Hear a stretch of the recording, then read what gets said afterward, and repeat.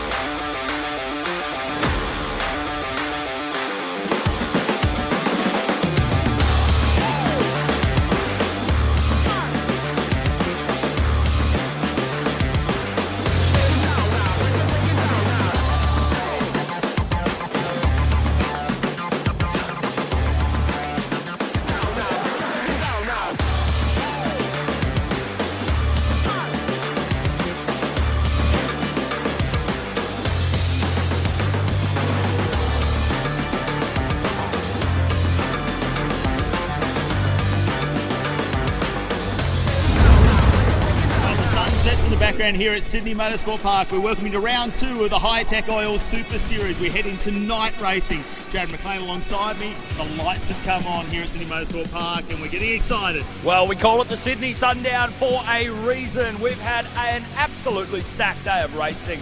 Over 4 kilometres of some of the most picturesque and technical course here on the East Coast. 9 categories are going to fight it out over this weekend. Just under 200 competitors amongst that too. It's a fantastic showing here for the Hi-Tec Oil Super Series. Of course, we've got the open wheelers, the Formula Fords, the Formula V, and of course the Australian Drivers' Championship and those HyperX ones. Yeah, I have to say the early showing of the Formula V, that was incredible. We saw more lead changes than I care to count and a few pickpockets. And some of the memories that it brings up, the replica tourers, of course, you see some of the Group C stuff, things like that. Of course, we've got the Australian production cars. We've got a big race on tonight as well. The innovation race cars, they sound absolutely phenomenal out there. Yeah, also those pint-sized pocket rockets, the Aussie Legend cars, they are definitely something to look forward to. The Australian Super Tin Tops here as well, and they've got a large field too, almost 30 cars in that one. But I tell you what, I love the sound of a big V8. And of course, the TFH Hire TA2 muscle cars, supported by Maritimo, are back. They've had qualifying. Tim Brook, who's fielding for Jared Hughes, who's leading the championship at the moment, well, he's put that car on pole. Yeah, it was by a fair, comfortable margin too, about 0.25 of a second. So, comfortable by any stretch of the imagination here for Brook. Look, I tell you what though, conditions are what we need to talk about. Today the sun was out, plenty of UV out on the track. We know it's been rubbered up because there's been racing on since 9 a.m. this morning, but now it's starting to drop in temperature. I know you're getting a little chilly there without your jacket on, but it's going to get down into single digits tonight. Yeah, we are expecting somewhere around 8 to 9 degrees. We saw a high of about 19 throughout the course of the day, but it is the traffic that has kept this course alive. We're looking forward to it running deep into the night. Of course, the first race you're going to see tonight is going to be those TA2 muscle cars. Ben Gomersall was very quick as well. He was pushing it. Josh Thomas from the TFH Hire crew, he got in 3rd position. So there's a number of names up and down that field. Great to see Lee Stibbs back, who's filling in for Robbie Farr this weekend, who just couldn't be here for this race. So there's a few names that we're going to throw in there. Yeah, Brad Gardner looking for redemption after last time he was here at Sydney Motorsport Park. Also, we mentioned Domain Ramsey. It's 12 months to the day that car rolled out as a brand new machine. He's looking forward to turning some laps. Well, there's so much action that's going to go underway tonight. We can't wait to bring it all to you at home or wherever you are watching around the world.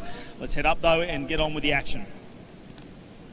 Thanks very much, gents. Very much looking forward to what we have in store this evening. As we can see, the sun has pretty much set. We are going on into the night. Very much looking forward to seeing what is in store for us. If the racing earlier on today is anything to go by, we are in for a treat. I'm Dan McCarthy, alongside me for TA2s, which will be the first race on our schedule here on the TV show, is Matt Nolte. Matt, great to have you here. Great to be here, Dano, and how good is it night racing? Oh, man, it was so nice walking to the commentary box a few moments ago. At least Musco lights have come to light. Look at that shot now, the drag strip in the background, the Sydney Speedway in the distance, around 40 kilometres to the west of Sydney CBD, and a track that opened back in 1990, back in November, with that beautiful Nissan 500. But since these lights have been added, it's just changed the dynamic of this event. And really, I thought it would have cooled down dramatically. It's actually quite stable out there at the moment. Little to no wind out there. But the second race later tonight, I think that's when we'll start seeing some tricky conditions. Yeah, from about 4 or 5 hours ago, it's dropped 5 degrees, but yeah, that will tumble in the next couple of hours. We're going well on into the night, past 10 o'clock this evening. It's going to be a feast for everybody. Friday night racing. What a great concept this is. TA2 muscle cars will be out in a very short time for the first of 2 races. And as the boys touched on at the top of the show, Tim Brook grabbing pole position in the 118 Chevy Camaro that Jared Hughes would normally drive. Incidentally, Jared scored pole in GT4 up in Queensland today, so he's in for a good weekend up there. And Tim Brook, he's called himself the seat warmer. He's a pretty handy steerer, former Toyota 86 Series champion, and has been on the radio to Jared Hughes in the recent past as well, filling in for this round only. Interesting to point out too that the points in our series get allocated to the cars. Now, Tim Brook will get points, but those points will also go to Jared Hughes' tally, which he needs leading the series coming into this round. He'll be rubbing his hands together up there in Queensland. He'll be absolutely delighted. So Brook from pole position. Alongside him will be Ben Gomersall, who's doing really well, isn't he, Gomersall, at the moment, not only in TA2, but also in other series of motorsport around the nation. Yeah, the track was very kind to him here in Super 2 back in March, and has been at the pointy end, our round winner at the previous round. Well, we've got a fleet of new drivers as part of the TFH Higher TA2 Muscle Car Series in 2025, and our Formula RX8 champion is making his debut this weekend.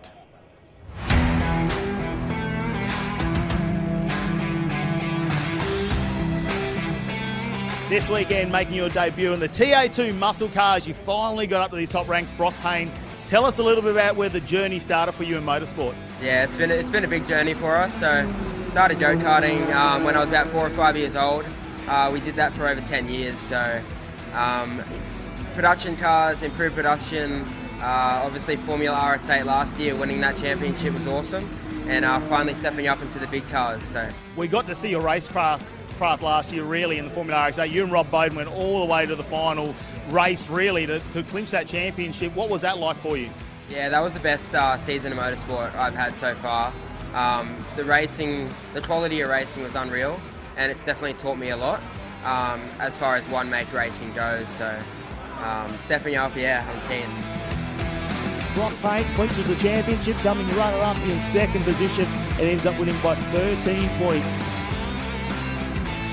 It's a big step up to the TA2 muscle car, your left-hand drive, you've got a dog box in there as well. Tell us a little bit about driving these cars, because you've done a few practice sessions. Yeah, I've done 2 practice days so far, so not a lot of seat time yet. I'm still getting my head around the thing, so it's going to be interesting racing, but I'm quite confident. We'll just see how we go. And tell us a little bit how you got to TA2, because it takes a lot of people in the background to make this happen for you. We wouldn't be on the grid without my sponsors, so DeTulio, Hutchison Builders, they've been backing me for a few years now. Brisbane Builders, Unita Plastering, BNT Carrying. Without those guys, we wouldn't have the car. All my other, sponsors. I got too many. But those guys know who they are, and we're so appreciative. We wouldn't be on the grid without it. We know your family's always here for the race weekend, so your dad's here as well, and he's always got a big smile on his face. What are you planning to do at Sydney? Is it just to get a feel for the car? Yeah, I mean, it's new to all of us, not just myself, so, we're just going to learn the car, learn how the events run. We got no expectations. I think I put a lot of pressure on myself as a driver, but I think if we're in the top 10 by the end of the weekend, we'll be really happy with that. Well, good luck this weekend, and we hope you do well. Thank you, mate. Appreciate it. Cheers.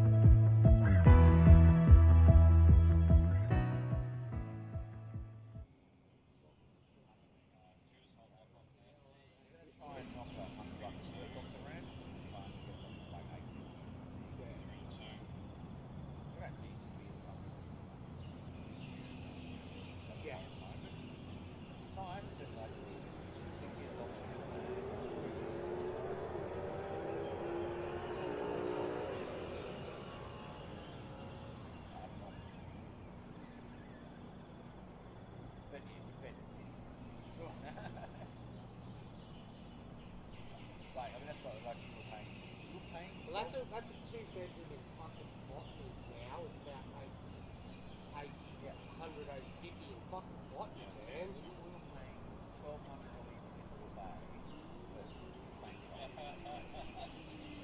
But That was pretty nice paying, over there. well, we were paying well below market. How many bedrooms is that? That was 3 bedrooms. Oh shit. Yeah, parking there? Yeah, parking was shit. Beautiful, basically penthouse stuff.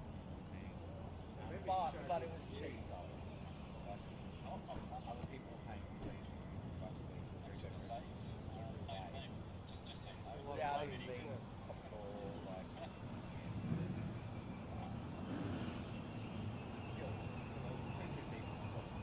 Yeah.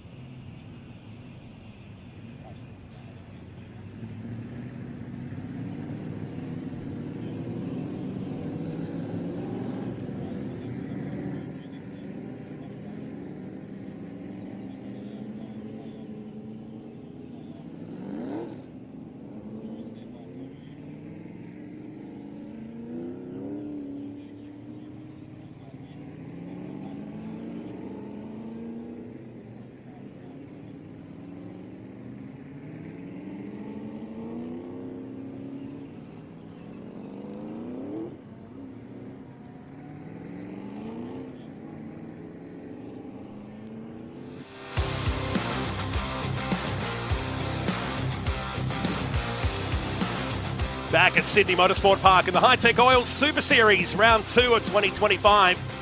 Some of the highlights from qualifying earlier today. Mark Crutcher on your screen there ended up having to change a gearbox aboard the Crutcher Developments number 4, a track that wasn't kind to him last year in the opening round. He's hoping now that all that bad luck is gone. Well, left back at the workshop, the team have replaced that gearbox. It was an input shaft on the car. He was avoiding the car during qualifying earlier today. Matt Cav, who's just rolled back into the commentary box for race 1 of 2 on your Friday night. How good we're going racing Friday night. And he's happy apart from that. He just wants to leave all that bad luck behind him now after a crash at Bathurst. He wants to have a clean weekend here at Sydney. Yeah, good to start on a clean slate, isn't it? Of course, great to have the parts truck out the back, and that's one of the great things about the TO2 racing, isn't it? That we do have the trucks there. They can literally go into the catalogue of parts and pull them out and get these cars prepped up, because 2 races tonight, there's going to be a lot of action happening, and what a way to kick off your weekend. Oh, look at that sunset in the distance. Just a beautiful day here out at Western Sydney at the Sydney Motorsport Park course. 3.9 kilometres and 11 turns. That very fast left-hander, it takes you up to the top of turn 2. You climb up through there, across the access tunnel, through turns 4, 5 and 6. Plenty of passing opportunities here. Turn 2, turn 6 and down the bottom there at turn 8. If you're cheeky, you can have a run there between turn 9 and 10, but very few have pulled that off over the years. An iconic track that was home to the 500cc Grand Prix. It's had A1 Grand Prix run here over the years. Some major concert acts have played. It even had drag racing go the opposite way up this strip until Sydney Dragway was built. In fact, you can just see the remnants of the strip there at the top of your shot there as we look at the Brabham Straight here. The sun disappears over the Blue Mountains. We've got a couple of in-cars for you here today. Lee Stibbs jumps in behind the wheel of the Hi-Tec Oil Chevy Camaro that Robbie Farr would normally drive.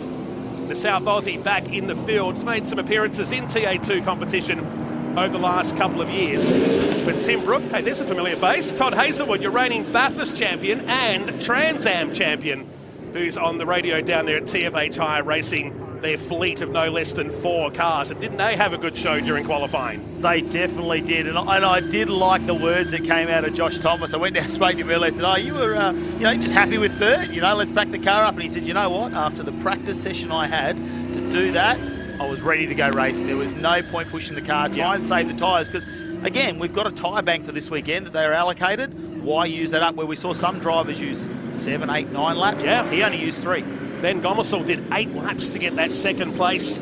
Front row start for him today in the unit racing car. That one also prepared by TFH Racing. You ride with Diesel Thomas, who raced here in GT4 a few weeks back in a Porsche, so he's had a few laps here. And the word I keep hearing with this youngster, smooth. Smooth, and he suits that style of category. But he's in the barroom brawl style with his TA2 muscle cars. And somebody take a picture of that background shot there as they weave their way around the Sydney Motorsport Park course here through turn 5 and up towards turn 6, which was reprofiled many, many years ago to open up a passing opportunity down here. It's a very sharp left-hander and lots of runoff to play with. One of 4 different configurations we have at this Western Sydney venue. Couldn't ask for better conditions. In fact, yesterday it was really gloomy, really overcast and bitterly cold, but today it has just been magnificent to be here. Yeah, we spoke about it just before at the start of the coverage. There's been a lot of UV go down on that bitumen this weekend, and now it's going to cool down and change conditions. Tim Brooker, he was our number 1 driver when it came to qualifying. See him up there in the IES Motorsport Chevy Camaro, followed by Ben Gomersall and Josh Thomas, and it was Josh Webster, Tom Davies, Hayden Jackson in 6th, and it's Cameron Laws, Diesel Thomas, Brad Gartner, and Graham Cheney rounded our top 10 on the grid. Brock Payne just missed out on that 10 he wanted to get into in 11 in the brand new outfit. And Domain Ramsey, Lee Stibbs back in 13th, Des Collier 14th, and Danny Reedy, Mark Crutcher, Michael Coulter, Kiara Zabatakis, Stephen Wilson, and Warren Wadley for our 20 cars to hit the grid here tonight for race number 1 of the TFH Hire TA2 Muscle Car Series, sponsored by Maritima. And we could put a nice little Maritima boat in that little lake they've got there, couldn't we, in the dam? Good night to do it. Brad Gartner is also back this weekend after missing the round at Mount Panorama. So 2 Hi-Tec Oils cars back in the field, prepared by the Waltec Motorsport team here in Sydney. And you can't help but get a little bit nervous when you look through the windscreen, because you know it's about to get real here at Sydney Motorsport Park as the safety car pulls into pit lane. We wait for the red lights to be extinguished. And a rolling start here for TA2 Muscle Cars, TFH Hire, and presented by Maritimo. It's Tim Brook on the right-hand side, Ben Gomersall in the unit racing car. Alongside him, Josh Thomas ready to pounce. Tightly bunched as they make their way towards the control line, waiting for that red to drop out. It's a late drop, and away we go. In race number 1, it's a missed gear perhaps for the 69 of Thomas. He's dropped 2 positions. Hayden Jackson makes the move. Already in the Dodge Challenger, Brad Gartner's busy through turn number 1. It's been a bump and grind through the middle with Josh Webster, but up the top with a big backfire from the Road Active Suspensions car. Tim Brook leads us up the hill for the first time. I wonder what happened to the 69. Did he not have the right gear in position, because he was right on the back of the front row but then faulted? Yeah, we'll just give him a moment. Brett Gardner, you can see that car sliding around. He comes from a little bit of speedway heritage, and he doesn't mind the car being set up a little bit loose. We've seen him at other tracks. Let's see if he can try and keep the 22 out of trouble. That's all he'll be trying to aim for in these opening moments of the first lap. Have a look at Webster, though. Right behind him, Tasmania's Gardner gets up on 3 wheels there for a moment. Not even 50 seconds into the race, and he's made a highlight already round the outside of Josh Webster. Beautiful red skies in the distance. You're in car with the South Aussie driver from Penola, the great Gartner family that field a lot of speedway names, a lot of off-road names. And now parks it down here at turn number 8. He's got Webster behind him. Cameron Laws goes wide. Already you can see the red brake disc glowing on the number 9 Castle Rails entry. So they make their way down this little short straightaway back towards turn 10 and 11 to finish lap number 1 of this timed race, which 18 and a half minutes remain here at Sydney Motorsport Park in race 1 of round 3 of this year's TFH Hire TA2 Muscle Car Series. Yeah, great to see Action Jackson up there in 3rd position at the moment. He's had some bad luck over the last season, really, and it's time for him to really show the level of experience and the quality of driver that he actually is. So hopefully he can hold on that 3rd position. We know Bathurst wasn't kind to him with the drive shaft. As you can see him file down one after each other into turn number 1. The tyres just trying to keep that grip, and he looks like he's got Davies right on the back of him, Jackson, and any moment anything could happen. Have a look at Domain Ramsey just having a little dive down into turn 2 as well. It might have been on Danny Reedy on the way up to turn 2. They seem to be always with each other in this TA2 Muscle Car Series. Tom Davies running back in 4th position. The best of the rookies so far. Diesel Thomas back in 9th position. Best of the Masters cars. Graham Cheney, who runs in 8th position with this class within the class in TA2 Muscle Cars. So the Dodge Challenger hanging tough inside. There's a lot of smoke down there at turn 6 and really shows you there is no wind here tonight. That is just hanging. Now we've got a pinch brake from Davies, so plenty of Goodyear tyre being locked up at turn number 6. Look at the way it's just hanging there in the distance. I'm not quite sure in the back end where that was a tyre, because there was a lot of smoke coming out of that car just in the background of that shot. We'll have to wait for a moment. As you can see, yeah, it's Law's dropping. No, I think we might be all right there, but have a look at this though. Josh Thomas, it wasn't the start he wanted. We saw him drop back a number of positions, now back in 5th, but it looks like he's got back into the groove. He settled the 69 car down, and with Davies making that little brake lock up, now is his opportunity to get in that fight. So Brook and Gomersall just ease away from Jackson. This is going to be at least 5 or 6 cars soon with Davies, Thomas, Gardner and Webster. Back to Cheney that you're watching on screen with Diesel Thomas. Lee Stibbs is in 10th position as Thomas attacks the curbs on the final corner of this Sydney Motorsport Park course, and that's more drama now. It's more than just smoke for Josh Webster, and he will be going down the escape road at a rapid rate. I can't tell you what it was. It's certainly something come out the rear of the car. It looked like rubber to me, like potentially a tyre, but I can't see that go down. We'll have to wait for a moment. Was there some contact It maybe? looked like an air pipe or something would go to the brakes maybe. Odd place for it to happen. Either way, he's parked down the bottom. Hopefully it's out of harm's way and we won't need a safety car this early in the race as we're back in board with Gardner. Tim Brook, the fastest car on the circuit, and you can still see that smoke lingering down there at turn number 6. Davies under maximum attack here from Josh Thomas in a 69 TFH hire car. And behind is Lee Stibbs, with Thomas covering him off here at turn 6 on lap number 3. Brock Payne, and that's a tyre that's gone down definitely on the Chevy Camaro. And he's to be careful here not to do any more internal damage. It's done enough by the look of it here.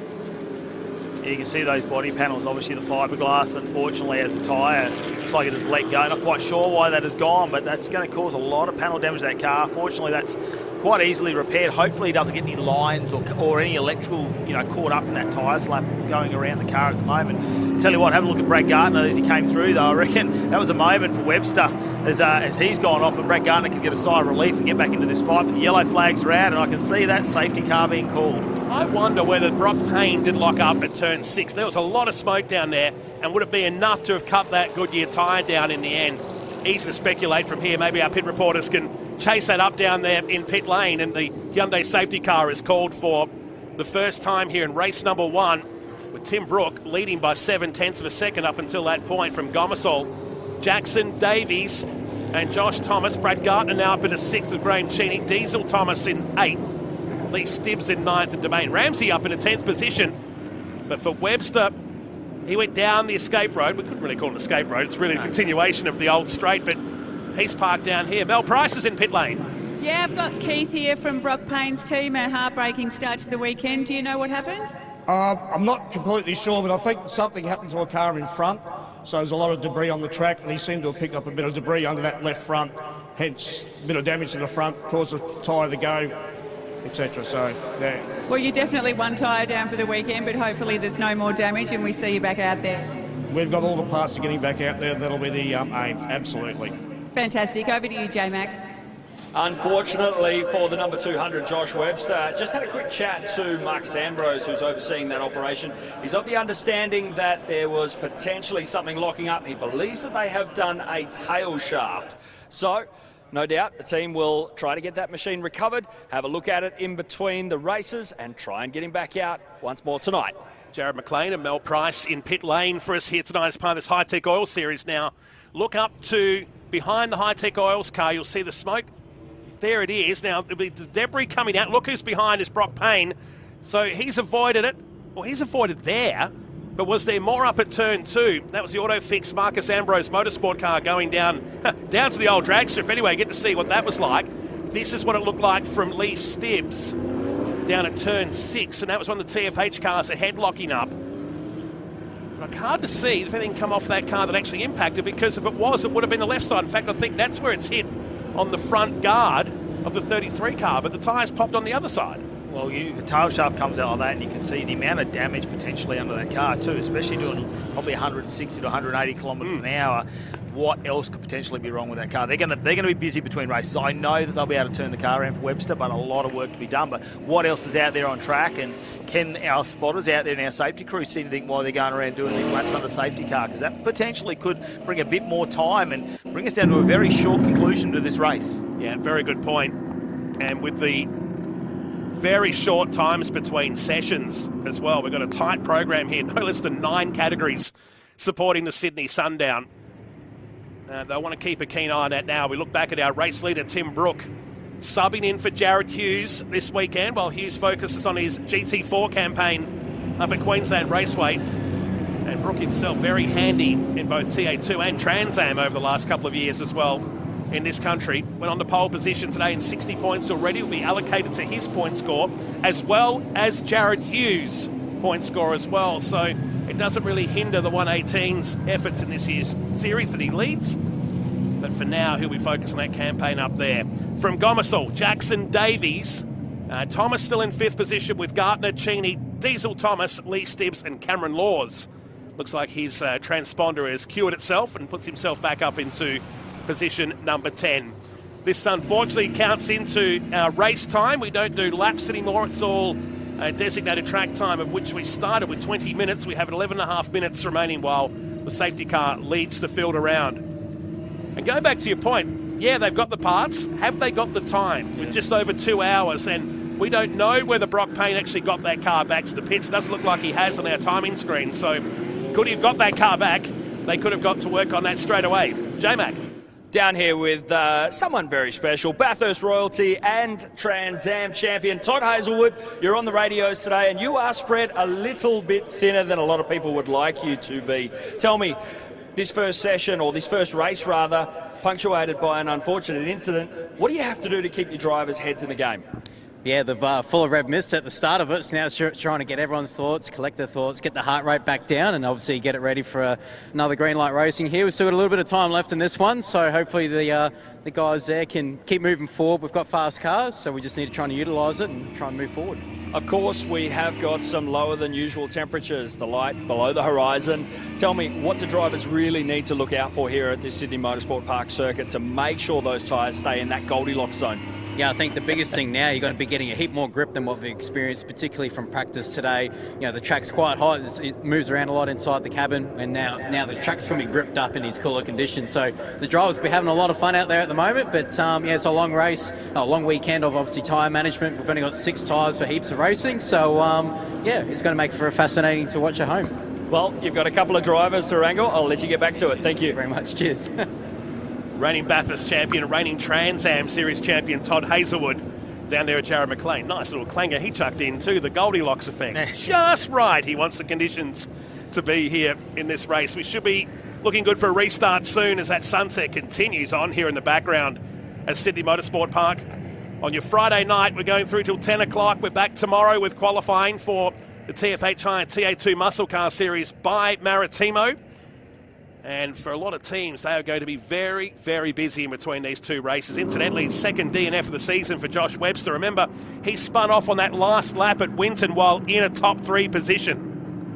Yeah, it was a big moment for him, and you know he turned it around a little bit at Bathurst, which really was difficult for a lot of drivers there, where we saw those incidents happen and cut a lot of laps down for him as well. So he managed to get out of that one not too badly and got away with some decent points out of that round there for Webster. But it's going to be a big night in the pits, and I mean, you know, it travels on into tomorrow as well, because the crew have got to stay up tonight fixing that car.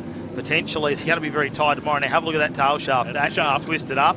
And there'll be a moment there where we try and get our officials over to try and collect that debris, because we know they can go 3 wide down the main straight, especially with a shortened race. We are going to see that red mist descend across them, and they are going to go at it, especially into turn number 1. Now, there's been a number of movers and shakers here. Just having a look at the times here. Like Todd Hazelwood just mentioned, he goes, as it cools down, it's going to get a lot grippier out there now. Qualifying, we're in the low 134s. We're already seeing 134s in race conditions, so very early on in the race as well. So potentially we might see those qualifying times in race. Yeah, I tend to agree. I think everyone was a bit conservative during that qualifying session, with good reason, not knowing what the tyre performance would do later on. A bit more debris now. Well, that's going to be the fiberglass, isn't it, for Brock Payne? There's going to be a lot of panel work out there, and it could be a small thing like that. And again, the Goodyears are new to the 2025 season. We really haven't seen the debris and the things like that. They haven't had to have those challenges thrown at them yet. They've seen a hot day that we saw at Winton around number 1. We've seen them do a number of laps in the tile. They've held up quite well as well, but we haven't seen punches. We haven't seen big ripple strips, all those sorts of things that are new to this tyre setup. So the field still weaving behind, trying to keep as much temperature as they can into these tyres. They're on the backside of the circuit now at turn 5. We'll take this opportunity to head back to pit lane. Mel Price. Chris Pither, Brad Gardner, started 9th. He's made up a few spots already and missed all the debris. What's he saying?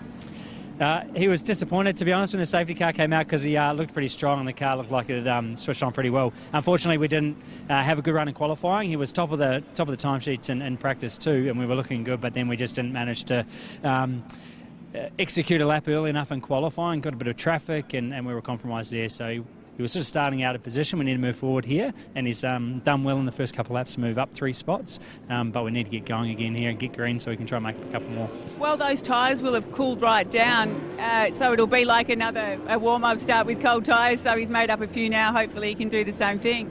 Correct. Obviously the field's condensed now. It's going to be an interesting couple of laps to the end, I think. You've got a big smile. You must be feeling confident.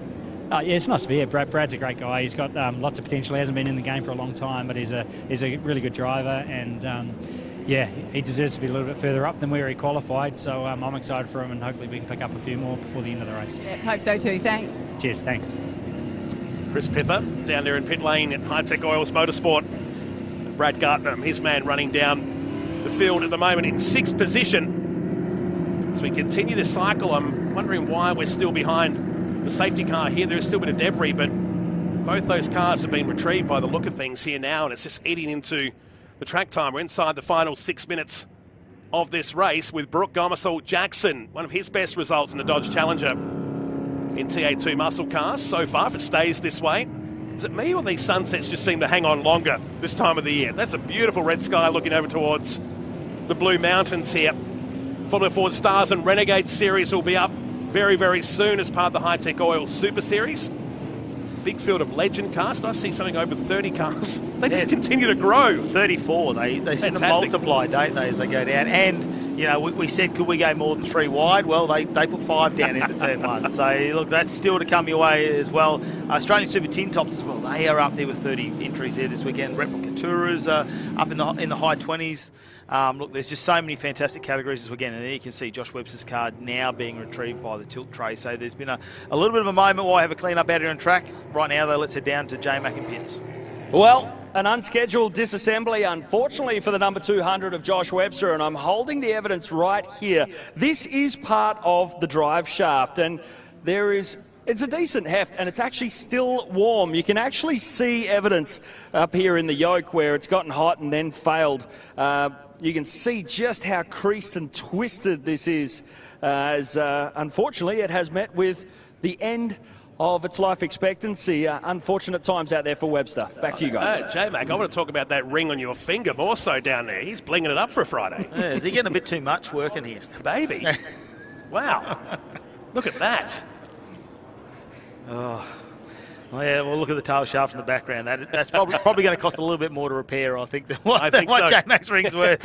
Oh, that's an unfortunate thing for the crew. Luckily, hopefully, between the fleet of cars we've got here this weekend, someone will have a tail shaft to replace that. It's funny to see that. Well, not funny as in ha-ha, but we haven't had that much mechanical drama in the last couple of years. And even seeing what went on with Crutcher today, that input shaft. Now, that was self-made up there at turn 2. But to see a failure like that, very, very unusual to see in a TA2 muscle car. So Marcus Ambrose Motorsport will diagnose that and hopefully get him out for the second one later tonight. You've got to look at things like what could have brought it unbalanced, potentially going over a ripple strip, potentially just giving it a little bit of a knock somewhere, something coming up. So potentially something like that's happened. And it could have happened in practice or qualifying, and it just hasn't sort of come to fruition until now. So we'll just wait and see how that plays out. Lights are out on the safety car. You know what that means. The Hyundai, you can get off the track. It is time for the end line to go and sit in its little corner, and hopefully it stays dormant for a long time now. Let's get back underway with this TFH Hire TA2 muscle car race number 1 by Maritimo. And have a look at this. Tim Brook, he's been fairly calculated, hasn't he, this weekend so far? We know how his mind plays. He keeps cool, calm and collected. And look at him get underway as Gomersall will try and chase him down into turn number 1. The charge to 1 is on. And just under 3 minutes of racing remains. So Brook read the play well. Waited till the very last moment to prevent any slipstreaming effect down here. Well, that was Jackson going wide. And another driver in the background, that's Domain Ramsey, surfs up and almost rolled the C&H trucking car. And off the track is Crutcher. Now, is there some oil down there, perhaps? Because we saw Jackson go sideways through the middle of the turn, and then Ramsey and Crutcher, that's over 200 k's an hour into turn number 1. I wasn't sure whether Davies maybe helped Jackson there at the moment on the inside, but potentially he could have slid out as well. Or is it the change conditions in the tyres? Because we haven't seen this, the cold racing on the Goodyear. We've just not gone through the warm-up cycle to keep the temperature into it. Good pickup. So 2 cars off at high speed. Hopefully they've got out of there, whereas Gartner makes the move this time on Jackson, gets it done at turn 6, and Crutcher is away. And he's got some damage to the back of that car there too, so may have been some contact, may have been some assistance through there. And turn 1 on the restart lap, 2 minutes plus a lap remaining, down into turn 6. Gartner under siege once again. Graham Cheney lines up behind the best of the Masters class drivers out there in car 51, the second of the IES Motorsport cars in the field tonight. It's up towards the final turn we go, and already Tim Brooks got a nice margin of a full second back to Gomersall, who has about 2 seconds back to this group of cars. Meantime, down at turn number 1, and that was just a lose for Domain Ramsey, albeit at high speed. But watch there, just tripped the car up, and may have been assistance there from one of the TFH cars. He was hooked on the back of them. They looked like they were side by side, didn't they? This one's going to be interesting, but yeah, high speed there and not a lot of traction on those tyres. Domain Ramsey, that'll be another big moment there as the heart will pound for a second, try and get the heart rate back down and get back into this race. I really like Diesel Thomas at the moment. He is very, very patient where he is at the moment. You haven't seen him make any silly moves, just trying to get the car, try and get back. He's in the top 10 now. He doesn't need to do anything in his rookie year when it comes to TAT muscle car racing. Exactly right. Just play patient, because there's a lot of drivers out there playing for keeps in race number 1 here tonight. So inside that final minute, should be a lap to go at the end of this. Through turn 5. Move on here perhaps. No, door closes from Tom Davies, who goes wide. And this will allow the Hi-Tec Oils car tucked in behind to buy into the argument. Sweeps across through what was known as Corporate Hill for many years here at Sydney Motorsport Park. Down to turn number 8, Davies covering off Thomas. At the same time, he's got Brad Gardner in the Hi-Tec Oil Chevy Camaro, who we ride in board with. Yeah, fighting it out for third position. Gardner just waiting for his moment. He's not going to have long as the time ticks down, and we have come to our time certain part of this race. And when will we finish? Might need to be another lap or two. They're right over the ripple strip. Gardner can't take advantage of it though. He tries to set himself up for a run down the main straight, but he's not close enough. They've still managed to keep that speed, and there's still a little bit of debris on the right-hand side there on the exit. Action Jackson just a little further back. Graham Cheney just behind him, and Davies still in front here as they go over the start line. Oh, Thomas has a look down the inside of 1. Oh, you just got to hold your breath at a moment after we've seen Domain Ramsey and Crutcher go off, especially into that turn 1. How good do the Flames look as they gear down? That motor just being put through its paces. They can't over-rev them, though. That's where the damage gets done. They've really got to be cautious going back to those gears. Final lap. Race number 1, Gardner attacking the 22 Chevy Camaro. They pull out for a move. The popping and banging of these exhaust systems, that unburnt fuel with nowhere to go, but certainly creates a spectacle under these Musco lights in Sydney. Meantime, the leaders, it's closed right up. It's less than a second. And the Road Active suspension car and Tim Brook in the hot seat this weekend for Jarrett Hughes. Through the left-hander he goes. These two cleared away from the field, but time is running out for Gomersall. It's been a good comeback for Tim Brook, considering he hasn't driven these cars since, the driver enduro race at the Bend last year. It would have been the Bend last year, and he was out there with Brad Gardner as well. It wasn't his weekend either, so he's a lot more confidence. He seems to be handling this new tyre package very well.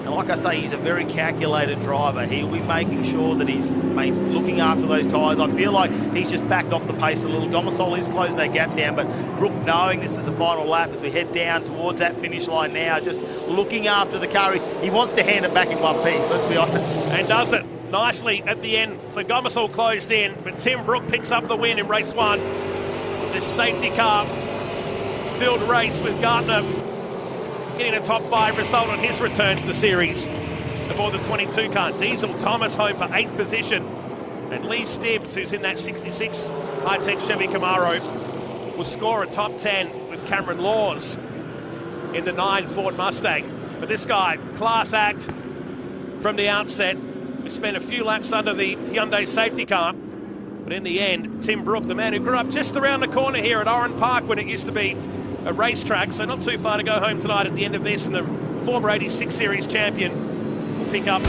first win on Friday night, with another one to come a little later in tonight's program. 0.4 of a second clear of Gomersall. Josh Thomas, who started third, finishes in third, with Davies, Gardner, Jackson. Graham Cheney will win the Masters class in car 51. Back to Thomas. Cameron Laws, Lee Stibbs featuring tonight's top 10. Des Collier was 11th, Michael Coulter. He'll be happy with that. 12th position tonight. Kiara Sabatakis, her best result in 13th. The Rockstar in 14th. Danny Reedy, Steve Wilson in 15th.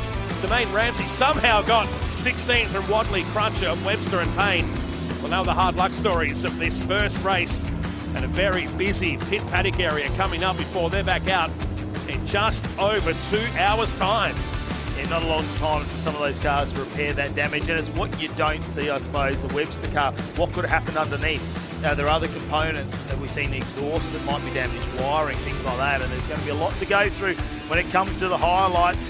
This was Diesel Thomas here in the number 18 car, just getting around. I think that was a very nice patient drive from him, because you know at a young age, you're full of testosterone, you can really overstep your mark, can't you, throughout the race? Yeah. And I think it was great for him just to play to his strengths. That was a super result. This result will set the grid for the second race of the night later today. We'll qualify again tomorrow, incidentally, but it is an overall round from the 4 races as we look at your highlights of race number 1, the pole sitter. But look at the car on the second row. Missed gear, made it 4 wide briefly on the way to turn number 1 as Tim Brook led us through. Jackson moved up to second briefly.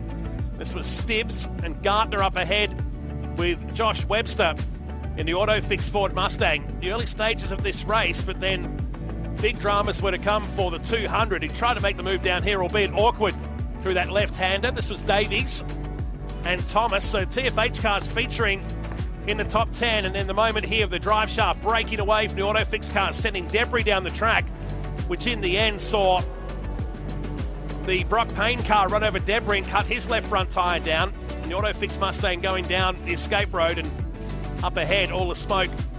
That was another incident, wasn't it, from one of the TFH cars that was locking up at turn 6. But for Brock Payne, he didn't get that car back to the pits, and that Goodyear tyre flapping away, and hope there's not too much internal damage with the 33 Chevy Camaro.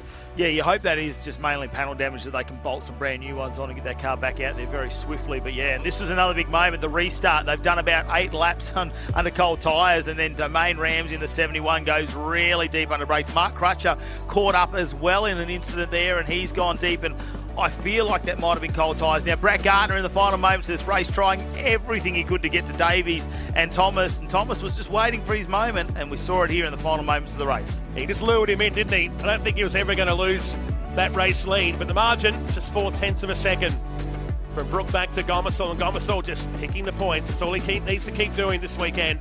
And Tim Brook picks up the win as we go down to Bling Bling J-Mac with our top 3.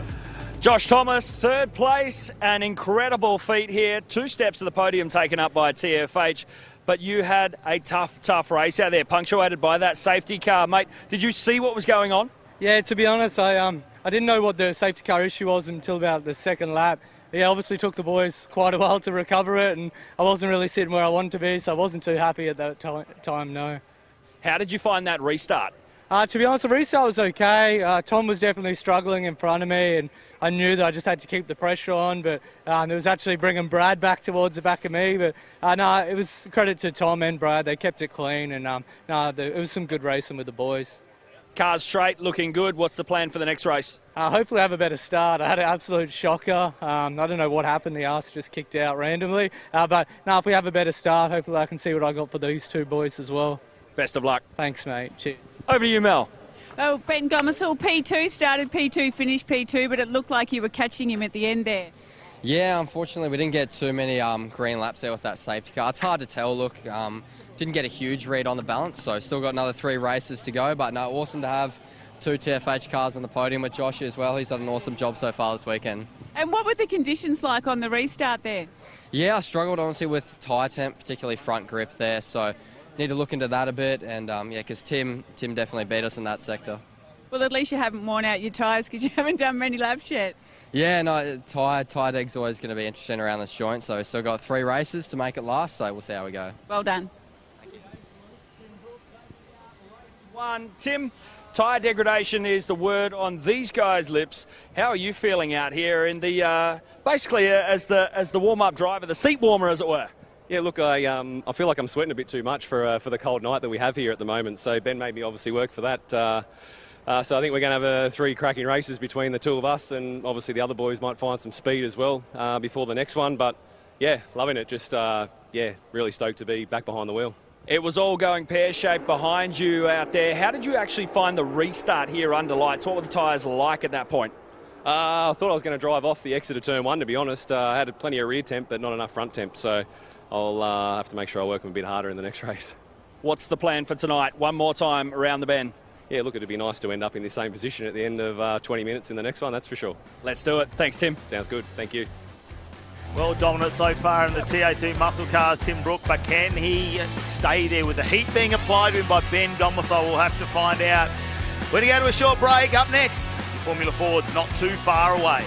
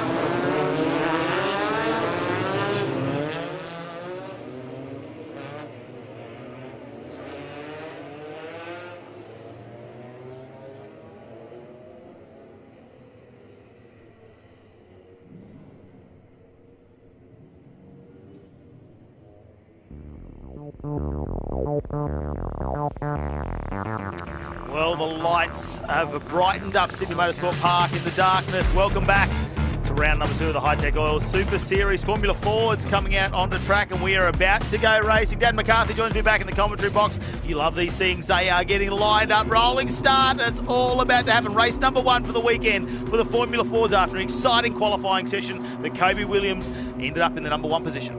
Yeah, Kobe Williams, the blue and white machine. Number 94 alongside him, Lachlan Evernet, the black and white machine. Car number 88, who's going to win the run towards turn number 1? We're about to find out. Rolling start in the Formula Ford Series here as part of the Hi-Tec All Super Series. We're looking at the lights in the on the left-hand side of the screen. When they go out, we will be underway here at Sydney Motorsport Park. Who's going to get the better jump? They are just seconds away. There they go. Evernet, I think, has made the slightly better launch, but he started a little bit, about half a car length behind. So who's going to get there first? It is going to be Williams on the inside. So Williams from Evernet. And behind that, it looks to me like Lowing's gone around the outside of Fawcett at this point anyway. And he has later on the brakes. He's in fact going to try and challenge Evernet around the outside at turn number 2. Can't do so. Oh, contact. That is between Salvatore, who's gone around. Hunter Salvatore, the number 16 machine, started inside the top 5, but contact there with Fawcett, and there's more contact down the hill as well. That's Johnson on the outside there, I believe it is, around turn number 4, and it is. He's fighting wheel to wheel with Jamie Rowe, so a fair bit of contact, which you do not want in these open wheelers. And that's the risk, isn't it? When you've got no guards, no protection around these tyres, you really have to be aware of your surroundings and how wide the car is, where the wheels are being placed. A moment like that could see a car shot off into the grass like we just saw before, and it's really unfortunate that time for Salvatore, who's dropped back in the field to 11th position now. Not as bad, though, as the person he made contact with. Joe Fawcett has stopped somewhere out there on the race circuit. He won the final race of the last round. He had all the momentum coming into this one, but it has come unstuck on the opening lap of this race. What a shame for him. A disaster. Second in the championship, but not the way you want to kick things off under lights here. No, we started off in the second row of the grid as well, so to see him out, hopefully that car can limp itself around. Potentially they get that back out onto the track. We'll have to wait and find out. And just hopefully wherever it is, it's not going to cause any issues either. Side by side down pit straight as Johnson tries to hold on to 4th, but to no avail. Boom, around the outside goes Rowe, and a spin for Ethan Fitzgerald. He's got it back on the racetrack. What a recovery. 10 out of 10, spin around 360, back on the gas, and away he goes. So I'm getting news in that it looks like Fawcett may be in the wall at turn 3 as well, so that might be why we haven't seen them come out. I assume so, no safety car there. It's not like, it hasn't been a big impact there, but it's shot off and it's made contact with the wall. So that will see him out of this race, which is very unfortunate, especially when we see this is an up-and-coming category. It's growing every time we see it out on track. Let's have a look at some of our replays here. That was Salvatore, and we're just trying to see where possibly we saw Fawcett go off the track, which will be in the same sort of area. Oh, there it is, the 23 machine. So it looks like it's in a position where the driver's been able to get out, and we haven't seen the safety car come, which is good for the race, and we get to continue on. Still 11 cars out on track, and like I said, this is a growing category. A lot of young drivers in here too that are trying to stamp their mark, I suppose, in motorsports history, build their way into other categories. It's a championship, though, where points make prizes. Overall, over the course of the season, in a category like this, you have to be consistent. You don't want to score DNF, so that is not the way to go about it. Out in front, Kobe Williams leads the way. He took the 3 wins last time out, or 3 of the 4 wins last time out at Winton Motor Raceway. Got his first pole position of the season earlier on today, and he is leading them out front. But Lachlan Evernet, he's been a rival to him for a couple of years in Formula Ford around the nation, and that appears to be continuing here today. Further back, Johnson is lost the place to Jamie Rowe, and now coming under pressure from Fraser High just behind. I can see yellow flags, still local yellows, down there at turn number 2, and it's not until they come out of here, turn 3, that they're allowed to overtake. So that is a big overtaking opportunity. Turn 2, a huge overtaking opportunity at this venue, currently out of action. Yeah, it's going to be interesting how the race goes there, because like you say, it comes down to how fast you want to go through one, how much of a you get down the straight, whether you can get a drafting down the straight, really speed the car up into 2. So it's a massive disadvantage to some of these drivers who are trying to fight this out, and especially when we had a 20-minute race as well. There's still just over 13 minutes remaining in this race. There's a lot to go and undertake and try and pick your overtaking positions as well. We know 8's another, turn number 8's another exceptional area where you can get them under brakes, but have a look. just wait and see where else in the track these Formula Fords might have a go at this. Tabitha Ambrose back in 9th position at the moment as well, who probably hasn't been the qualifying she was hoping for here at Sydney Motorsport Park. Her teammate we're looking at on the screen attacking Caleb Bellack, so attacking him left, right and centre. The Caravans machine though cannot find a way through at the moment. There it is, Carrick replacing on the side, but can't find a way through on the power. This is a big overtaking opportunity. The long run down pit straight. Can he make his way by there as part of the Marcus Ambrose Motorsport operation? Look into that fast sweeping turn number 1. Notorious, particularly in cars like this, not too much aerodynamics. The rear of the car always wanting to slide out sideways, and they've got through unscathed so far in this race. But yeah, it's a real talking point corner, one of the key corners of this motor racing circuit. Johnson with High all over the back, and have a look. High looking for a moment. Johnson has to cover him off too as they go over the crest. Hard on the brakes. They try and pull these cars around the corner. There's a moment here as they slot through the back half of this track and start to make their way up from turn 5 up into 6. Well, just in front, you can just see road. The car is right on the edge of the tyre, isn't it? Like it just wants to step out. It's almost about to do it. He is really pushing the limits of that little Formula Ford. The leaders up on track at the moment, Williams and Evernet. Now Evernet's getting that a little bit closer. It's down to just over 0.3 of a second. Purple in sector 1, PB in sector number 2. He is coming on this very lap. He's gained 1/4 of a second on this lap alone. The race lead fight is well and truly on as they go around the final corner to complete lap number 4 of the race. It's very, very tight out front. We saw this last round between Kobe Williams and Joe Fawcett, but this time it's Evernet taking the fight to him. Fastest lap of the race last time through for Evernet. A fastest final sector as well. So great racing between these two. But he's caught him. Now the question is, can he make his way by? Where can he find a way through? Lachlan Evernet last round, he was there or thereabouts, had a couple of really strong performances. He finished 3rd in race number 1 of the weekend. However, got involved in an incident with Fraser High, which saw him retire from the 3rd race of the weekend. As we have a look here, further back down the field, a replay down towards turn number 1. Fraser High, I was just mentioning him, up the inside of Johnson into turn 1. He makes that look easy. Well, he set that up from a long way back, didn't he? That wasn't just coming on in this lap. It's been building towards that and just waiting for that opportunistic moment where you feel your car is a little bit quicker coming to that corner. You're a bit more comfortable under brakes, potentially too, just waiting for that tyre temperature to come up and just being ready to take it on. You can see our leaders at the moment. Evernet, where is his opportunity going to be, Dan, as we follow him around the track? That's it. Where is his strong point? We're having a look at some of the sector times before. You know, he was really strong in sector number 1 last lap. It's almost like he's following around, trying to figure this out. He's got just over 10 minutes to know where it's going to happen, because with the match pace between these two, potentially Williams could get a draft if he gets in front. So does he wait till later on in the race? Or is it going to be this moment here coming into turn number 1? Has a little look. Oh, Williams, I don't think you need to cover that too much. And have a look at the car start to slide around. Gets up over that ripple strip, but there isn't much in these cars. That's going to rattle you when you go over the ripple strip. I love watching Kobe Williams drive as we see side by side again. It's a response from Johnson back up the inside of Fraser High 1 lap later. So they've exchanged positions now a couple of times at the opening round. This is technically round 3. Each day is a different round. You qualify, you have a sprint race and a feature race. Then the next day on the Sunday, or in this case Saturday, they'll come back tomorrow, do qualifying, a sprint race and a feature race. So this is round 3, race number 5 of the season. And Jack Johnson at round 1, the Saturday round at Winton Motor Raceway, he was having a few engine issues, just it wasn't quite working out his way. They got them fixed, and he was pretty fast on Sunday, but didn't really have the track position to show it. So it's good to see this time he's qualified at the front and he's fighting in the top 5. Yeah, look, qualifying is super important, isn't it? Because you don't want to get stuck in any sort of traffic. Good. Oh no, big moment there for the 61 of James.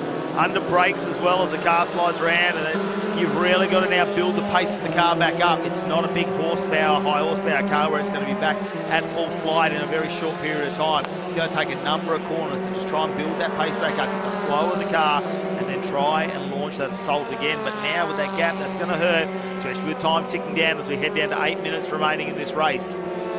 Brad James, real newcomer to Formula 4 competition. I thought he was going to have a go there, Evan, up the inside. He had a big look. That's the biggest look we've seen so far in this race. But yeah, what I was going to say about Brad James is the fact that he's a relative newcomer compared to a lot of these guys in Formula 4. So see him fighting inside the top 10 is a good accomplishment for him at this point in time. A lot of these guys have 2, even 3 years experience, these guys do, on the screen. So they've just got that more knowledge underneath their, in their brain, stored inside.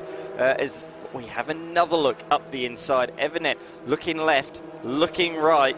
Where can he squeeze his Formula Ford through? Do you think you can see him in those tiny mirrors? You think he's looking at it, or you reckon Williams is just focused?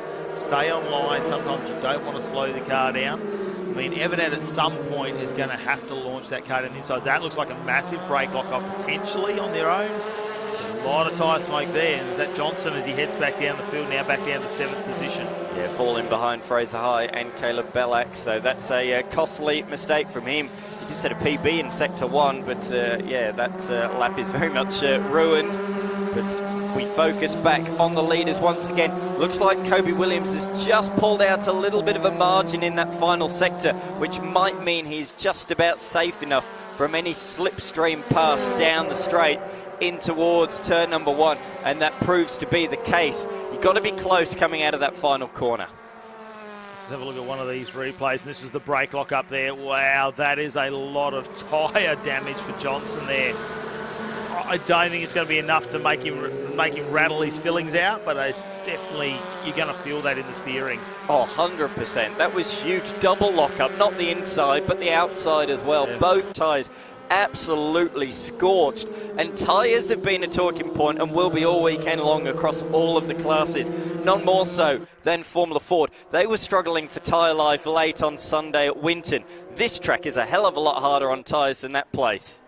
And especially with some of the speeds. Here we go. It's going to be a big move down the inside. Evanet, can he stick it? Goes up over the ripple strip a little bit, but Williams with a nice drive out of turn number 6 as they head over the crest. 7, high speed corner to the left. Have a look as they go into 8. Will Evanet have another dive down the inside? Williams stays mid-track. Make sure there's not a lot of room if he wants to take that. They get out of the hairpin. Head down to 9. There's a little bit of a gap. There's not much there. Evanet doing everything he can, but he knows the time is ticking down, and he's got to try and apply that pressure to Williams. See if Williams will buckle, make a small mistake, a slight brake lock-up, go a bit wide. Something has to go astray so Evanet can just get that little bit of an advantage at some point throughout a lap to try and take another overtake manoeuvre. Now, he's not close enough to do it down the straight. Now he's going to have to reset and have another go. It's the first lap in a little while there where Kobe Williams has been the faster of the two. Not by much, by a tenth, and under a tenth and a half, in fact. So still pretty equally matched, but Kobe Williams a little bit of breathing room there as he went across the line that time by. 5 minutes still left on the clock. 18 minutes the distance of this race, their feature race later on this evening, later on in the night, a couple of minutes longer, 20 minutes in duration. So the order for that race is set on the finishing order of this one. Well, that's going to change things up. Well, that's going to keep things, I suppose. We'll see where some of the competitors have not had fortune, like Fawcett. He's going to have to come from the back of the grid. Now we know he's a fast competitor. He's going to have to work his way through a number. Salvatore, though, who's coming back into 9th, who I expected to be a little bit further down, he's going to have to do some work as well. But it's all about where are they going to take that risk now. And when you're forced back that far back in the pack, you've got to take a risk at some point. As we see Williams really pushing on hard now because Evanet's applied the blowtorch, hasn't he? He's really made a statement saying, I'm not going to let you just walk home with this. You're going to have to drive fast the entire time and keep that car on the ragged edge. Otherwise, I'm going to take full advantage of it. Yeah, absolutely. And you can see him closing once again. Kobe Williams, you can see the sparks flying on the exit of Corporate Hill a couple of corners ago. And he's ragging it out sideways once again. Here, though, is the recovering green machine. That's the number 56 of Ethan Fitzgerald in the work zone safety and training machine. He has honed onto the tail of Tabitha Ambrose out there. This is the fight for 10th position, a top 10 spot on the line. And a mistake from Fitzgerald. Runs 4 wheels over the road, bottoms out over the curbing there on the backside of the curb. But he's able to get away with it, but lost an awful lot of ground. That margin now is over a second as they come across the line. But out in front, it's as close as it has ever been. Evernet looking to get his first victory in this, the Formula Ford Star Series. And he was, as I say, on the podium on one occasion at round number 1. But he wants to try and go a couple of spots better. Can he do it? Can he find a way through? Kobe Williams so far has been faultless. Evernet just chipping away. We're talking 5/100ths of a second there each time they complete a lap. Just trying to get that a little bit closer. Williams now just exploring those exits there, going a little bit wide each time. And we see the sparks coming up from under the car. They're very low to the ground. How much can the car take? How many hits can it keep taking? Because at some point that could potentially just damage something a little bit, bend something minor that will affect the performance of the vehicle. So really has to be careful of that one. And Evernet just chipping away again. You can see takes off another 5/100ths of a second in sector number 2. And as they come around to complete the lap, we'll see how much closer this is going to be. It's blown out to almost 1 second there with Evernet trying to get the overtake. And now it's down to just over half a second now behind. Caleb Bellac's fallen behind Tabitha Ambrose, so 1 lap ago at this very corner. Ambrose is coming under pressure from Fitzgerald. She's turned the fence into attack, so I'm not sure what's happened to Bellac around the racetrack, but he's dropped behind Tabitha. Oh, a huge slide there from Fitzgerald, getting it all sorts of sideways. Here is what happened down at the hairpin. Nice simple move from Tabitha Ambrose up the inside. Clinical stuff, makes the place up into position number 9. Good stuff from her. But yeah, Bellac is struggling for pace at this late stage. Yeah, potentially nursing something on the car there, wasn't he? To give up like that after we've seen the pace a bit earlier in the race for him. I mean, he was turning around some 136s, which is pretty much on par with probably from 3rd position down. Caleb Bellac, when we raced it Winton, he'd never raced on that circuit in the dry in a Formula Ford, so it's very much a learning experience for him. He's hoping to hit the ground running here at Sydney Motorsport Park this weekend. Home track, he knows it well, but this race is curtailed for him a little bit. He was up a lot higher than this earlier on in the race. We're on the final lap of the race. Can Evernet get close enough? The margin at the end of the last sector was 0.4 of a second. Williams really getting a nice late apex, a good drive onto the pit straight. He's trying to break the toe, look, swerving to the inside. He'll swerve back to the outside as well, but he's done enough. Kobe Williams takes his 4th victory of the season in the Formula Ford Star Series and extends his championship lead. Lachlan Evernet comes across the line in position number 2. And in 3rd position, William Lowing, who's 4th in the round last time. And he finishes inside the top 3. Who's going to win this, though? The drag race to the line. High and Johnson, they've been fighting all race long. High holds on. The margin, just a 1/10.5 at the end. Whoa, there was some really close battles. Here you go, Tabitha Ambrose can see hold out Bellac, who's just fighting at the end. I don't really know where he's lost his pace there at some point. Maybe made a bit of an error, which gave her an advantage to give him that overtaking opportunity. Salvatore back up into 8th position, though. So that's a nice little fight back for him after making that contact early on with Fawcett. Yeah, great recovery from the youngster. Really good performance from him, considering he was backwards at turn 2. Kobe Williams taking the victory by a smidge under half a second. Lachlan Evernet, P2 ahead of Lowing. Jamie Rowe, the quiet achiever in that one, in position number 4. High, Johnson, James and Salvatore pretty close together on the track. They beat home Tabitha Ambrose and Caleb Bellac. Beyond that, we had Ethan Fitzgerald after a spin at turn number 1 and a non-finisher. Came into that race 2nd in the championship. Joe Fawcett, not the way he'd have wanted to start his weekend here at Sydney. Well, let's have a look at some of the race highlights. It was on from the start, wasn't it? Williams and Evernet were going to go at it, but it was this contact here with Salvatore and Fawcett. Now, Salvatore spun off the track and managed to get it back online, but We know in the background the number 23 went off, and then there was a big moment here for the 56, wasn't there? As he spun off the track there. Bellac, I mean, that was a huge moment. Could have Fitzgerald. That could have been a lot worse than it was. Oh, that was a great move from Holly, wasn't it? Really backed it in there at turn number 1. Brad James did the same thing, but he was just in a bit too deep, backed it in, locked up and ran wide. He locked the rears. This man on the screen, Johnson, locked the fronts and got escorted wide. Look at the shuddering, though, as he pulled that down to number 14. He did a little bit of a fight back at the end there, managed to get himself in position. You see Bellac just run wide there at the moment. Now, here was a moment where we thought, potentially, as Evanet dove down the inside of Williams. He really took it to him, but he couldn't make the move stick. In the end, he couldn't get the pass done. Now, still out on the outside there, just giving us some sparks in the night. Fitzgerald there making a lot of outer moves over the Ripple Strip. In the late stages of the race, they tap at the handbrake, managed to get past the Pioneer DJ entry there of Bellac as well. So just slowing down. And this was as we crossed the finish line there, and a big celebration from Williams as he held out Evanet in an epic race number 1 here for the weekend for the Formula Ford. And I'm sure they'll be talking about that down in pit lane. Some really good race highlights to have a look at, and we'll have to recover this car off. As you can see, a little bit of disappointment there from our young racer.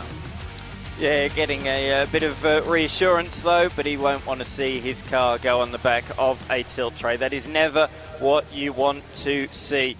Our victors are coming into the pits, and J-Max down there with them.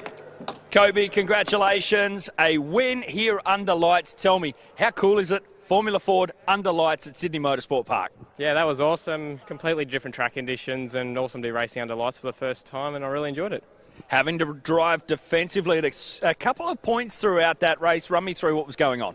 Yeah, Lachlan just had me on my toes all that race there, and I was able just to sneak away a little bit at the end there and able to take the win. Mate, what's the plan for the upcoming race? Do the same again. Let's go. Keep it simple. Yeah, that's it. Thank you. Well done. Thanks.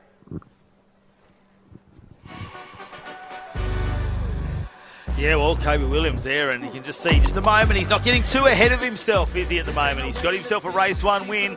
We've still got plenty more action coming your way tonight. Of course, the Australian Drivers' Championship is coming up after this short break. Don't go anywhere. Play with all of my life. You see my name in the lights. Better get right, champion. The game is in trouble. I've been in my depth for the piece of the puzzle. I got it for real. Still keep me going. I wake up and hustle. You won't see me buckle. I've been in the field. Man of the town. You've been in your fields. I'm adjusting this crown. Call me your majesty. Either that or your tragedy.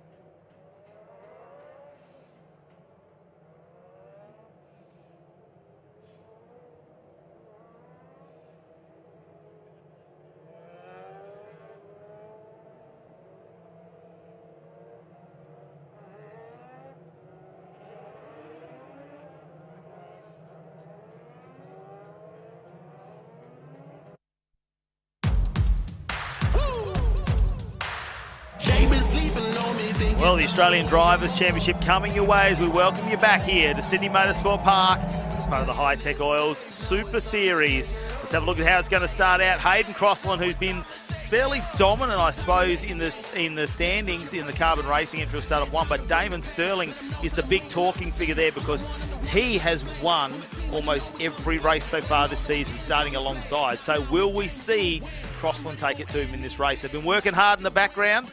And this is home track, New South Wales. Probably the only one to turn a lap here, actually, in one of these cars. So first time under lights as well. They've never done it. They were debating whether they're going to have the tinted visors on or not. Could be really thrilling. Yeah, this will be thrilling, I can guarantee that. Crossland on the right, the black machine. Sterling, the reigning champion, on the left, the black and red car. They are out, and Sterling's got the better launch. He might even have the jump towards turn number one, and he does. So he takes up the running there side by side behind.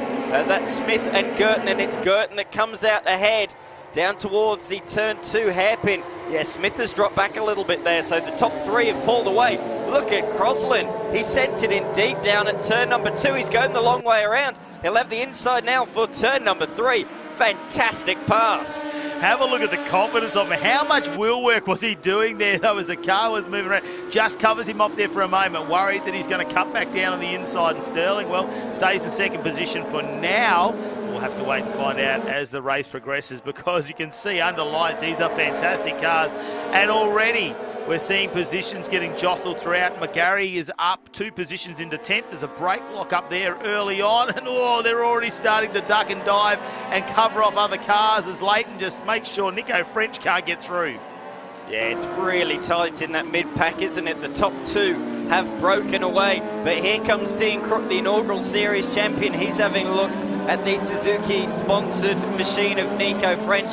Can he get a good exit? He certainly has, but he's on the wrong side for the next corner. No, he's got it. He has got his nose ahead just about through the kink. I thought if Nico could hold around, he'd have the inside for the next corner.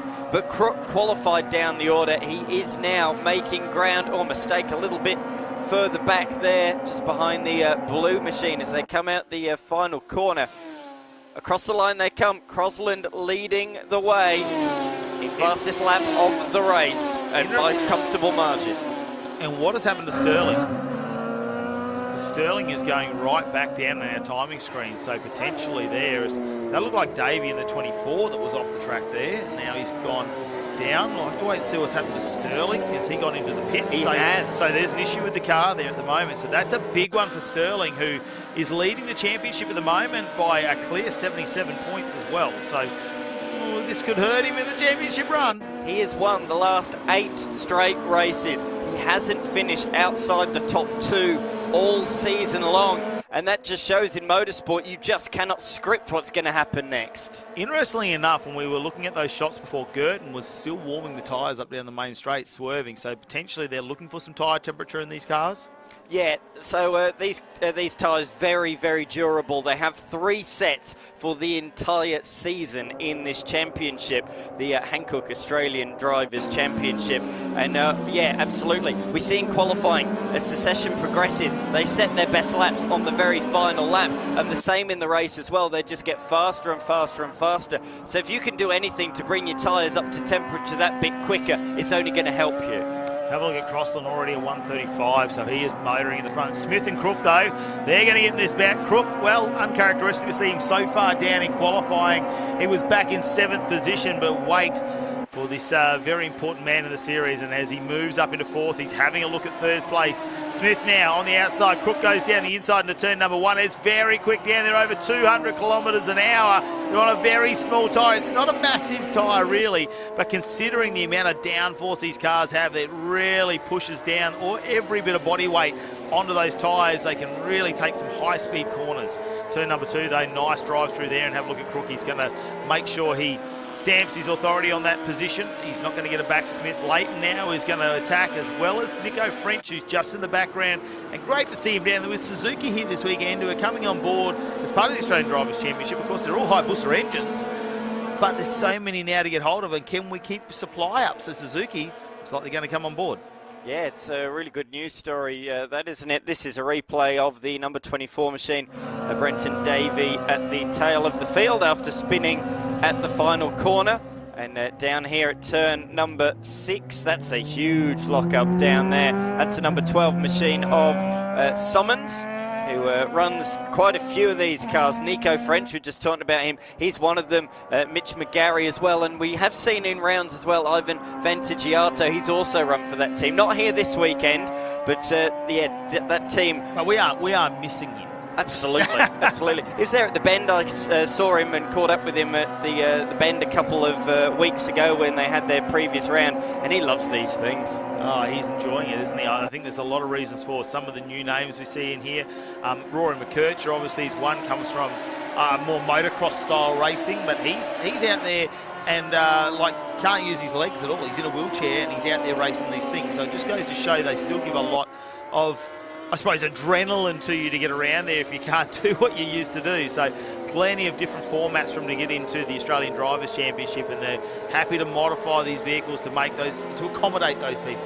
Top Masters competitor. There is a Masters class for the over 40s, and it's been dominated in recent times by that black and orange machine, driven very well by Hamish Leighton. I was surprised to see Hamish towards the tail of the top 10 in qualifying, but as we always see, he races well. He was a brilliant karter, raced for Australia worldwide in karting, and he's recently made a return to racing in this category, and it's like he's never been away. No, he looks like I don't want to say he looks like a veteran of the sport, because we know how much experience he has behind him, but you get him with that experience, and sometimes, you know, those skills get a little bit rusty, but drop straight back in. I suppose it's like riding a bike. He's got in there. Oh no, the number 12 there is going off. Summons is going to go into pit lane and take a little bit of a tour. Hopefully that's nothing too ominous. Maybe just a bit of a check there after that brake lock-up. Could be vibrating a bit. Like you say, not many tyres for the entire season. You really can't afford to pinch those brakes too often. No, absolutely, yeah, they're pretty durable, but if you don't treat them with respect, they're not going to treat you back kindly either. We got a bit of a slipstreaming effect going down here on pit straight. Firstly, Girton and Crook with the toe makes light work of Carl Girton up the inside in towards turn number 1. You can see the little red sticker in the rear wing of Girton, although he swings it back up the inside. I'll come on to that point in a few moments. Good move from Girton in just his 3rd round in the series, taking it to a former champion. Yeah, Crook, I think he looked pretty cool, calm and collected there, didn't he? He just goes, that's all right, he's going to have a go. I was leaving on the outside. I know I'm going to have the advantage here, because look, he's not changing his racing line, Crook. He is saying, no, I'm faster on the racing line. I'm going to stick to it, and it'll work itself out. Leighton has moved up as well into 4th position, as you can see him on the screen now, ahead of Bradley Smith, and he went purple in sector number 1 on this lap. I was talking about the rear wing, so if you see a red circle on the back of the rear wing, that means that they are a relative rookie to the series, only done 3 events or less, and if they've got a P plate, they are new to racing, full stop. So Girton, as I say, a relative newcomer to the series, 3rd round here this weekend. He's already got several top 3 finishes in his first 2 rounds, but he does have good pedigree. He raced back in Trans Am several years ago, so he knows how to pedal anything. Just have a look at Leighton there. He was had the back end moving around under brakes, which I don't see too often in these cars either. He actually just slid it out just a little bit, so that just goes to show how much he is trying to get this car to catch up to Girton in front now. And in the background there's Smith and French to round out your top 6. So French, I think, could be a potential mover here as the race goes on. I can't believe Crossland, who's opened up a 12-second gap now, with Sterling having some issues there for a moment, a 131.4. So that speed is not quite up to qualifying times, but it's not far off. You just looked across at the times, and there was very nearly a moment there. Girton had to slam on the brakes mid-corner. He had his nose up the inside of Leighton, and it was chopped off on the exit of the corner. So he had to slam on the brakes, which affected his run all the way into the next sequence of corners. So that is why he is now coming under pressure from Bradley Smith, who himself in the last few rounds has scored himself his first top 3 finish. He's been a really good qualifier in recent times, and he's been able to race in and around there as well, and he showed it again, putting it on the 2nd row. That man can qualify. We're on the edge of our seats, but let's head down to pit lane with Mel Price. Well, we're not actually in pit lane. We've had to come up to the rooftop to find anybody because they're all up here watching. Spectacular view from up here. I've got Hayden Crossland's dad, Mick, here. You look a bit worried, but he's got a 12-second lead. Yeah, don't let the grey hairs worry you. I'm not that concerned. Hayden's done a lot of laps here, and he was pretty keen coming into this round, and it was always going to be one that was going to be good for him being our home round, our only real home round. So, yeah, I don't get nervous anymore. I've watched enough of it to sort of just let him do his thing. But the grey hairs are definitely there for many of you watching, I guess. And the threat of an imminent TV interview as well. Yeah, apparently, yeah. No, that's all good. We're always happy to get our heads on TV, and thank you guys for providing a telecast. It's amazing. Well, so far so good. Thank you. Fingers crossed we keep going. Cheers. I thought we were going to go 3 wide in that corner for a moment. I was holding my breath while Mel was just catching up with Crossland's dad. Oh, wow. Have a look at this. Girton, Smith, Smith, Girton and French. They're all going to go. French, I think, just sitting background. Nico's got to be waiting for that moment, doesn't he? What I am surprised about is how much Leighton has caught up to Crook. Yeah, I was just about to say the same thing. Crossland might be 14 seconds in front, but it's on for position number 2. 2 cars that really started out of position and have made their way up inside the top 3. But at the moment, Smith is ahead of Girton and French. But look, Lucas Stasi is coming into contention now as well. He scored a top 3 finish in the opening round of the season when we were at Winton Motor Raceway. However, he's had a lot of bad luck since then, and sadly an engine issue in qualifying at the Bend meant his weekend ended there and then, so he did not start a single race as Nico French slides through on Carl Girton. Well, Stasi's got the fluoro yellow on, so I'm sure they will see that in the side mirrors as he's slowly approaching this little battle, and that's what it does when they group up in a little battle. Potentially why they're all sort of covering each other off, looking for their opportunities. Just allows someone in the back who's not quite close enough to catch up to that pack. And it's exciting for us, though, as viewers, because we get to see 3 or 4 cars now taking a stab at one of those positions. Have a look at this, though. Leighton goes a little bit wider, tries to carry a little bit more speed down into turn number 2. Has a look down the inside. Crook doesn't give him a lot of room either, right until the very end. Now he sets himself up for a run. Decides I'm going to go for the wide tour around that turn number 2, and that's what we see. There's about 3 different ways you can try and negotiate that corner. You can go in really tight midway or go out wide. Crook, he's not going to get it done. Have a look at the experience of Leighton. He's just held out, kept chipping away at it, and now he's got the move done. Let's talk about a point we haven't mentioned. Leighton has just taken 2nd position, but the great thing about this round, it's a real leveller. First time ever here at Sydney Motorsport Park. A lot of these competitors are Victorian, so very few have ever raced here.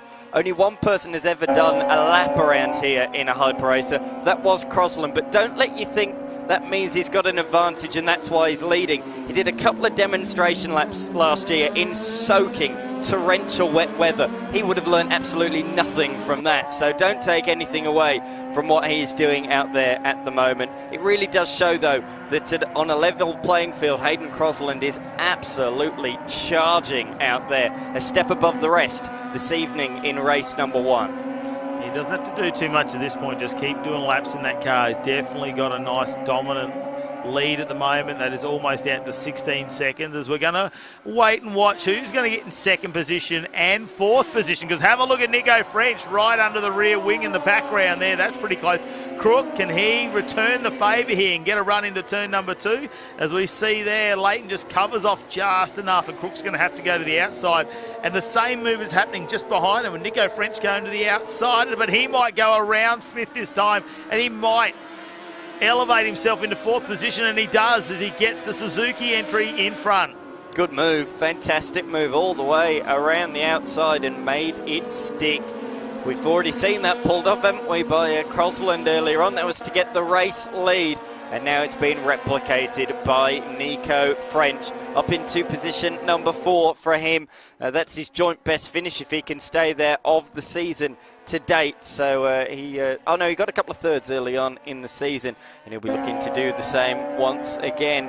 As we can see from the drone cam, all the cars scattered around this circuit, but there are battle packs all over the place. Mitchell McGarry, I notice, also brought his car into the lane. The South Australian debuted at the Bend in South Australia 3 weeks ago. He didn't have much luck then, and sadly Sydney's not started, or it has started in a similar way as well. For me, I want to know if Nico French can catch up to this little pack they've got going in front. Could it be a Leighton Crook French finish? 4 minutes remaining in this race. He's got a little bit of work to do, but I'm holding on hope. I really want to see that.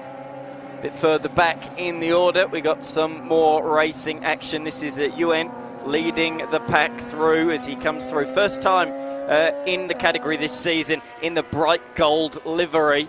And he is inside the top 10 as he has been for much of the season. He's come in and started delivering straight away. Oh, a little bit wide there from Nico French. He went defensive into turn 2, but he locked up, ran wide, and that opens the door for Bradley Smith in the 74 machine to come back past. Where is Starzy? Not quite close enough to take advantage of this one. So French and Smith are going to go at it again. Battle on for 4th position at the moment. I thought Nico French might have had a little bit of advantage. Maybe there was a slight little error. It could have been the drafting down the main straight, to be honest. Smith got under the rear wing. As we can see, Leighton still holding Crook out, making him work for it. He's not going to let Crook through any time soon. As you can see, the lap times there for Nico French with a 1:31.29, fastest lap of the race so far. I just noticed Damon Sterling moving ahead of Davey, so he came in the pits early on, but he is back out there on the circuit, and he's moved up a place into 14th. However, with 2.5 minutes to go, he's 23 seconds behind McKercher ahead. So I think that's probably the best he's going to get. But nevertheless, every point matters come the end of the season. Yeah, McKercher's a fierce competitor. He said, I've not lost any of my fight to win. Especially from a motocross days. Doesn't matter what position I've been put in. He's very adamant that he is not going out there just to fill places or make laps. He wants to improve on the car every time and go faster and faster and be up the front as soon as possible. We know last year obviously had some issues with the car. Unfortunately, really didn't get any racing in. So it's really this season where he's had to refocus and get out there. Yeah, absolutely, and he's in 13th position, only 1 second behind Chris Peters at the moment. They're locked in their own duel for positions 12 and 13. But look at this. Behind them, Smith is now catching. You said, will French be able to catch them? Well, Smith is setting PB sectors left, right and centre at the moment, and he is now the biggest threat to these two. Oh, he's pushing hard, look. 4 wheels over the outside of the circuit. Got to be careful of track limits there. Where are the track limits when it comes to the Australian Drivers' Championship? Because I feel like he almost visited the drag strip there. He almost went over and had a look next door. Drags are on today. You might hear them at times, but yeah, you don't want to be out there. You want to be enjoying the circuit racing action. And boy, oh boy, have we got plenty of it here tonight at Sydney Motorsport Park as part of the Hi-Tec Oils Super Series. You're watching the Hankook Australian Drivers' Championship in what is a fascinating battle for position number 2 on the racetrack. Hamish Leighton leads fellow veteran of the series, Dean Crook, and Bradley Smith is really coming home strong late in this race, isn't he? Yeah, the tyres might be coming to him. I think potentially they've managed to set the tyre pressures right for him. A 1:30.91 now for him. That is well and truly in his qualifying time. So whatever it is with the car, we did mention at the start of this race, it seems to be as the tyres progress through the qualifying session, they got faster and faster and faster. The same is happening in the race. Now Leighton, does he have the confidence to hold out Crook? It looks like he's got to worry about Smith. Potentially that might have slowed him down just a little bit. Had a look in the mirror, seen the blue machine coming and said, ooh, I don't know. Needs to keep pushing on. Leighton, can he bring him into the mix? Going to be a 3-way battle. The clock is ticking down. This potentially will be the final moments of the race. There's a head out of 5. It's a blind left-hander through 7. Or out of 6 into 7. We'll head down to 8. That'll be a moment for him as well as we go a little bit further back. Just saw front wing damage on Damon Sterling, so that answers that question. As they come out of the final corner, Hayden Crosland is going to take victory here at Sydney Motorsport Park. A great performance from him. He drives it to the line, and there he goes, taking his 3rd race victory of the season. Behind that, though, is Leighton going to hold on? Crook's got a good toe on him. Is he going to just about hold on? He should do. Very, very tight between all three as they come across the line. The three of them separated by 3/4 of a second. Leighton getting his best finish of the season ahead of Crook, and Bradley Smith returns to form with a 4th place position. Don't know what's happened to Nico French late on. He's dropped behind Stasi and Girton, and he is running really slowly to the line. So Nico French with some problems, but he does crawl across the line in 7th. Ewan's going to pinch a place. He punches the air with delight. He moves through on Catlin on the final metres of the racetrack here under lights in Sydney. What a finish. Yeah, here's your official results. Hayden Crossland will take the win by a dominant, well, just under 14 seconds, but that was out to 16. So he's taking his foot off the gas. Great battle between Hamish Leighton, Dean Crook, Bradley Smith and Lucas Star. Well, Lucas Stasi got there in the end, did he? Well, Nicholas French was actually in that pack, but see Stasi back to 5th, and it's Girton, French, Gardner, Ewan and Catlin across the line to finish out your top 10. Then back to Lewis, McKercher, Peters, Damon Sterling, who started off in the front row, ends up in 14th, and it's Davey, McGarry and Summons, who we've seen both take tours of the Pitsos final 2. So there's a few things to unfold throughout that race here for the Australian Drivers' Championship. Well, thanks to Hancock. Obviously, as part of our Hi-Tec Oil Super Series. Let's have a look at some of the highlights. We said off the start between Crossland and Sterling it was going to be interesting. Sterling got to an early lead, though, didn't he? And Crossland had to really fight. And have a look on the outside. It was a 2. He managed to keep going. Now, this was the moment. The 64 went off. Had a big moment there off in the dirt. Then we saw brake lock up there from Summons as well. So there's plenty of little moments there, I suppose, on these tyres. Yes, certainly was. Plenty of talking points throughout the race, no matter where you looked through the pack.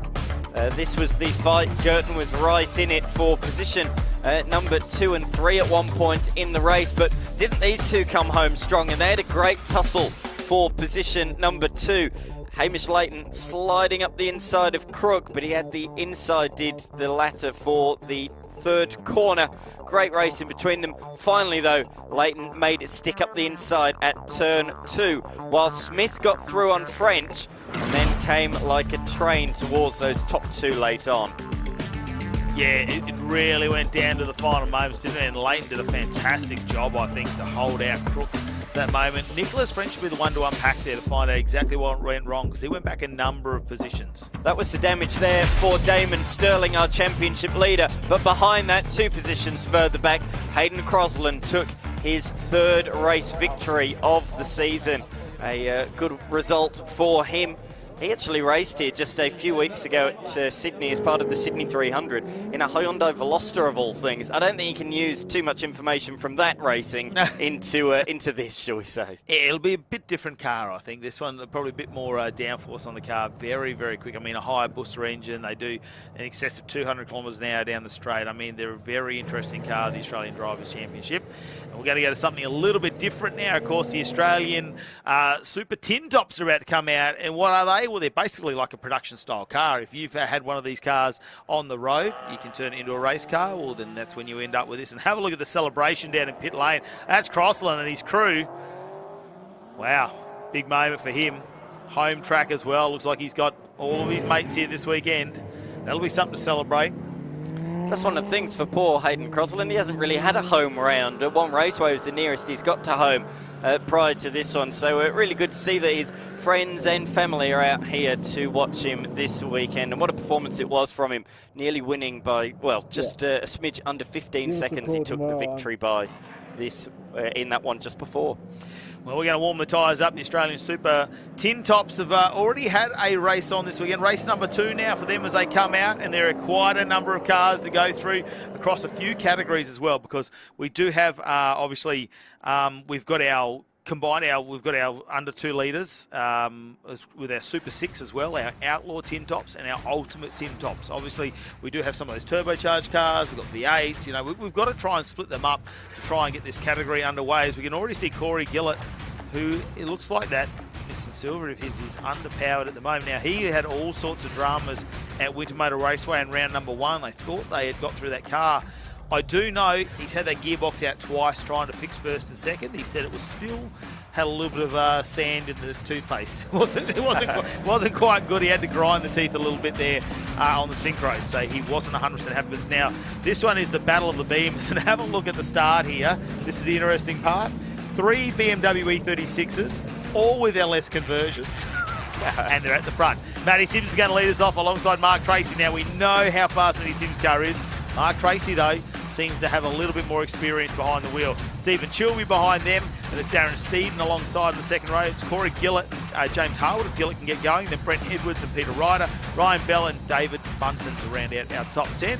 We go back to Matthew Gattini, Daniel Natali, which we've seen at the Bathurst 6 hour in that Audi, so that could be interesting. Jai Pigden, Michael Ricketts, Jack Webster, Nathan Findanis, Graham Draper, Simon Cox will be there as well. And then you go back to Petit, Ball, Maris, Bailey, Arnold and Saint, and Tran and Saguna, as that's Corey Gillett, and he is out of the car. The number 27, he will not be impressed by that. I hope that is not a gearbox issue for him.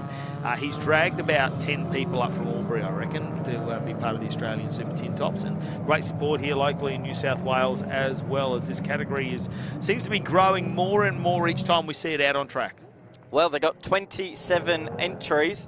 I don't think we're going to go green this time because Gillett is over there and the recovery team are down there. So we're going to have another formation lap, I think. They'll come to the grid, but I imagine they'll either be delayed start or they'll do another formation lap anyway. But yeah, we've gone from a grid of just over a dozen at round one. It's grown out to 27 for this round. 13 brand new competitors to the Australian Super TT Championship. It looks like it's going to be a pretty quick recovery, which is good news. So Gillett is being towed away down there between turns 5 and 6 in the second sector of the lap, and there is his vacant grid position number 5. There are a few talking points from race number 1, a few surprise DNFs and issues. Saint was one of them, Benny Tran and Mark Saguna as well. All 3 of those were inside or just around the top 10. So look out for them from the back as we go green here for the Super Tin Tops. A poor start there for our race winner Sims. He's going to be mugged left and right, and he's going to go down to position number 4 already. We talked about the BMWs, but it's the Escort of Steeden that leads them around turn number 1. What a start, but does he have the horsepower as we see the 2 Beamers go side by side, Bailey and Sims, and Bailey's going to take advantage of this one. Tracy, and Sims. Tracy manages to get past there. He'll have his son there who's doing a little bit of Trans Am this year. He'll be on the radio giving him a few little pointers, I'm sure, making sure Dad knows exactly what he's doing. Natoli up into the top 5 as well in that little Audi. Great start from him. He's taking advantage of the demise of one of the category managers of the series, who we saw, of course, being pulled away at the start of the race. But look at this further back. There's side-by-side Ricketts there on the outside in the Pulsar. Oh, huge lock-up. Big slide for Tracy. He's not saving that one. Around he goes. He led that one there for a few corners, but he threw it all the way by himself down at turn 6. And that could be the changing conditions. We've gone from the high UV this afternoon as we check out the replay to a much cooler night. And look at that. Very light in the rear as he goes around. Even Sims for a moment there locked the brakes up as well and potentially could have followed him in there. That Escort's super fast, isn't it? Certainly is. There we have a look at that. That's Chilby.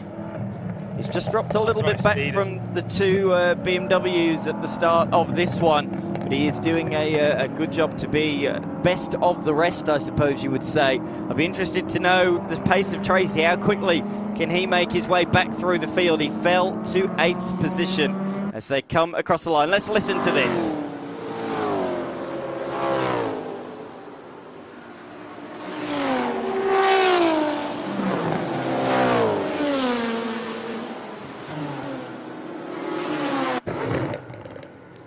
Such a variety of different noises, pops, bangs, splatters. It really is a great category, Super Tin Tops, Australian Super Tin Tops in season 2025. Well, it's going to be a fight out the front for our BMWs. It's down to 2 instead of 3. That's all it is. Daniel Natali, who had a class win up there, with Bathurst 6 hour, I do believe they were right up there in the 3rd, in their class. This the most recent Bathurst 6 hour. Have a look at the Honda Integra. They goes down the inside of the V8 powered silver there, Ryder. That's Benny Tran. He was inside the top 5, as I say, earlier on today. I said look out for him. Well, he is already up to 7th position. Shows how strong that car is. There's a lot of smoke over the brow of the hill. Not sure if somebody else has made a mistake down there. Tracy actually made up a place that time on Harwood, I believe. So he's recovering quickly through the field, now lining up Natoli in a little TT down at the turn number 8 hairpin. But wow, there's been a lot of talking points, and we're only a lap and a half in. There's a lot to try and digest, isn't it, with the Australian Super TTs, especially when we've got the different makes of cars, the different power ranges out here. These two BMWs at the front, though. Stephen Chilby's got a lot to do on Matty Sims. I mean, no stranger to taking out races. Obviously, won 20 straight consecutive wins in Oz trucks. He's running legend cars, stock cars, off-road pro buggies, everything. So a lot of racing experience there. Matty Sims, we've seen him be super fast in this car last season and at round number 1. But he's got to maintain his composure and try and get that car home. Natoli, no match for those two machines in a straight line. The Skyline and the Integra blast past like he's standing still in a straight line. That would be, there's nothing you can do about that. It must be awful inside a racing car just to have cars blast past you in a straight line. Brent Edwards, a veteran of Super TT, and another one of the category organisers. He'll be pleased to see so many cars out there. He's just made his way past Peter Ryder. And speaking of moving past cars, Benny Tran continues to charge through the field. So he's now inside the top 5. It's taken him just 2 laps and 5 corners to go from 23rd to 5th. Yeah, it's a bit of an honourable mention, isn't it? The K24, they've had transplanted into that Honda, turbocharged, of course. That's supercharged. So, you know, that's got a little bit of horsepower on it. Take nothing away. He just overtook a Skyline like it was standing still.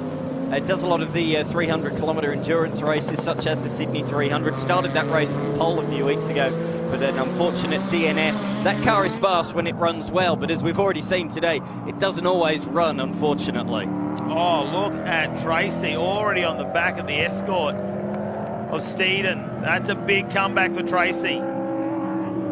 Wants to get back to those BMWs up the front. He's lost his friends. He needs to find them. Steeden, can he hold the pace down here in the little Escort? Has it got the legs to hold him out? Across the line they come. Up the inside goes Tracy. Nothing the Escort can do about that. No way was he holding on to that position, unfortunately for him. So up to P3 once again is Tracy. He won all 4 races at round number 1, wiped the floor with them. But in Sydney, it's been a bit more of a challenging day. Had to settle for 2nd in the race earlier on today to Sims. And now he's fighting through the field once again. Here comes Benny Tran. He's going to make another place over the brow of the hill. Up the inside, slings through and takes 4th. Looks effortless, doesn't it, for Tran? And he's really honing in on the back of Tracy as well, who we know has a very fast car. Stuck in the sandwich of V8s that's shoehorned into that Escort as well. And another V8 engine transplant in a couple of these small cars. Slight little lock up there for Benny Tran. He's pushing hard. You can see Tracy just a little bit down the road. This is a good little battle further back. We've got Ryder, we've got Bell, and we've got Giantini as well. 3 quite different machines, the way they achieve their speed. All different configurations of power as they go through Corporate Hill and into turn number 6. Around the outside goes the 370Z, the Avondale Bodyworks race pace motorsport machine. But that's going to leave him vulnerable now to Giantini, but Giantini just didn't have the legs. Yeah, it's more like he was looking for a bit of a slingshot, wasn't he, to go down there, Bell? Just slowly chipping away on that 370. It's still got the original power plant in it. We haven't seen him do any of the engine swaps yet. He said, you know, I keep threatening it with an LS conversion. I've got it there. It's ready to go. But he goes, the car keeps performing lap after lap. And we've decided to go racing rather than do the engine change. Because it just keeps going well. Why change something that works? The Skyline looks like it's a move done on the Escort now. That's Harwood moving up into the top 5. So Steeden in the Escort just doesn't quite have the outright pace of some of these other cars at the moment that are charging through the field. It's a BMW 1-2-3 at the moment, but for how much longer? Benny Tran has caught up to Tracy. Purple in sector number 1. He's absolutely flying. Oh, huge lock up again. This time not the rears, it's the fronts, but it's put Tracy wide, and through comes Tran. Unfortunately there, Tracy made that easy for him. And in the same corner as well, going up to turn number 6. It's identical place where he's locked the tyres up, and that's got to start hurting the car. Have a look at the flames come out though under lights here at Sydney Motorsport Park. Tracy putting on a show. A couple of little errors though. He's taking him out of the running to be on a podium position at the moment. I don't think with Tran's ability there, we've seen how quick this car is. Tracy right up on the rear though. It's really ignited his passion to get this position back. Have a look at it. In the race earlier on today, we have to talk about this. Because of the vast engine performance and power output of these different cars, they will come up to lap traffic before the end of this race, and they're not too far away already. There's still 7 minutes to go. We're only halfway through this race. Here are some of those cars. Maris having a look up the inside. Helena Maris in just her second national motor racing event. Having a look up the inside there of the Mini. Unable to make it stick, but the more these guys fight, the quicker the leaders will come up onto the tail of them. They are not too far away. We'll see them come over the brow one of these hills very shortly, and we'll be moving through to lap them. So Maris trying to get through on the Mini of Draper. Graham Draper in the little BMW Mini. Do we call him the Mini Man? He's got 4 outright third place finishes in the Mini Series as well. He's had a bit of a hiatus, 32-year hiatus from racing as well. So great to see him back out there. But can't take him away from Minis. He loves them. Yeah, oh, absolutely. And you find that though, don't you? There's certain drivers, you know, they fall in love with the rotary Mazdas, and that's all they'll drive for the rest of their career. It's quite interesting. Certain cars you connect with. He's clearly connected with the Minis over the years. As we see the BMW onto the pit straight, Bailey will not have the legs of the number 17 in a straight line. Of that there is no doubt. Further back, or further forward, sorry, I should say. Further back around the lap, though, is this battle. Riders skipped ahead a little bit now, and Bell and Giantini are left to scrap it out for position number 11 out there on the road by themselves. Well, what's that debris out on track? What are they running over? Is that a sign or something? I think so, a polystyrene sign. Yeah, didn't look too hard. I mean, I'm surprised to see the Falcon there just move out of the way for the BMW, the 39. That's, they've sort of been going out. I would have thought the Falcon at that point may have had a little bit of legs. Have a look at the skyline there, though, the number 44 car moving down the main straight. Yeah, it's Arnold. In position number 7. Like another DNF you expected to see up there. Another New South Welshman. Your local track. Rider, Natali. Natoli's made the trip all the way from Queensland. So they got a few locals and a couple of Queenslanders. Natoli being one of them. Tony Saint being another. And Saint's also moving up the field after an early race DNF, or earlier on today anyway. So lots of talking points, lots of plot lines. It's like a novel, isn't it? So you could write a whole book about these first 2 races here in the Australian Super Tin Tops. The Plasma Man Super Tin Tops this weekend. Oh, huge slide for the 370Z. That was a big moment there for Bell, but he gathered it up. Give the man some points. That was definitely an initiation and a slide out there. We could judge that really if we were in drift comps. Plenty of angle. And good to see him doing that in the 370. So the tyres now obviously starting to hurt just a little bit for him as we continue on with this race. And, well, he's going to have to watch himself. Let's have a look at the replay. This one's going to be exciting. Comes out a little bit wide. Have a look at it. Grabs it early too. He knew what was happening. Obviously been in the Hi-Tec Super Series and in the Super TT since the 2023 season. We kicked off the Hi-Tec Oil Super Series. So it's great to have Ryan there doing a lot of travel up and down the East Coast. Seen a couple of purple sectors at the moment. Benny Tran is one of them. He's now up to second. And Tracy as well, setting a purple sector. So there's some fast laps coming in further forwards as they approach the lap traffic. But this battle is really cool. Big variety of machines from the car at the front of Peter Ryder, car number 98, the Nissan S13 Silvia, through to the Nissan 370 and the little Audi TT as well. It's like the meat and the sandwich, isn't it, the Audi? At the moment, you've got a couple of Nissans either side. Certainly doesn't have poke in a straight line compared to those around it, but as a standard production car, you wouldn't expect that. Here we go, further forward. I said about the lap traffic, they are very much navigating their way through now. That's Chilby going through in the 226 BMW, the New South Welshman in his E36 sliding on by up the inside. But what's great about this category is, you know, you can take your car, your road car, and you can improve. You can drive it standard like Natoli is in his Audi TT, or you can slap a big engine in it, do whatever you want with it. It's a real open rule book. Yeah, and you know, there's different categories within, like we said. There's the under 2 litre. Now they've broken that up in the new ones there. I think there's a 3.5 litre and things like that. So it's actually broken up a few more times. So not only are you racing for an overall position, but within your category you also can be racing. So if you're extremely fast in your category, you might not be extremely fast overall, which means that you've still got plenty of battling going on so you can enjoy your time out there. Yeah, absolutely. I think there's 5 categories. There's Supreme TT, 2 litres, 2.2 litres and under. Super 6, that's for your like saloon cars and those sort of cars. Outlaw tin tops, which are the ones leading the way at the moment, those BMW E36s, and then Ultimate tin tops as well. Through the race leader goes through the lapped traffic. He's out in front on this final lap of the race. Yeah, hearing our final lap. So Matty Sims held it together. We know how much power that car has. Tran, though, have a look at the gap. It's closed down to 1.8 seconds and diminishing at a great pace. There's a little bit of lap traffic just getting in the way at the moment, but Tran, eyes focused forward. There's only a couple of corners. That's a big gap to try and close down in such a short period of time.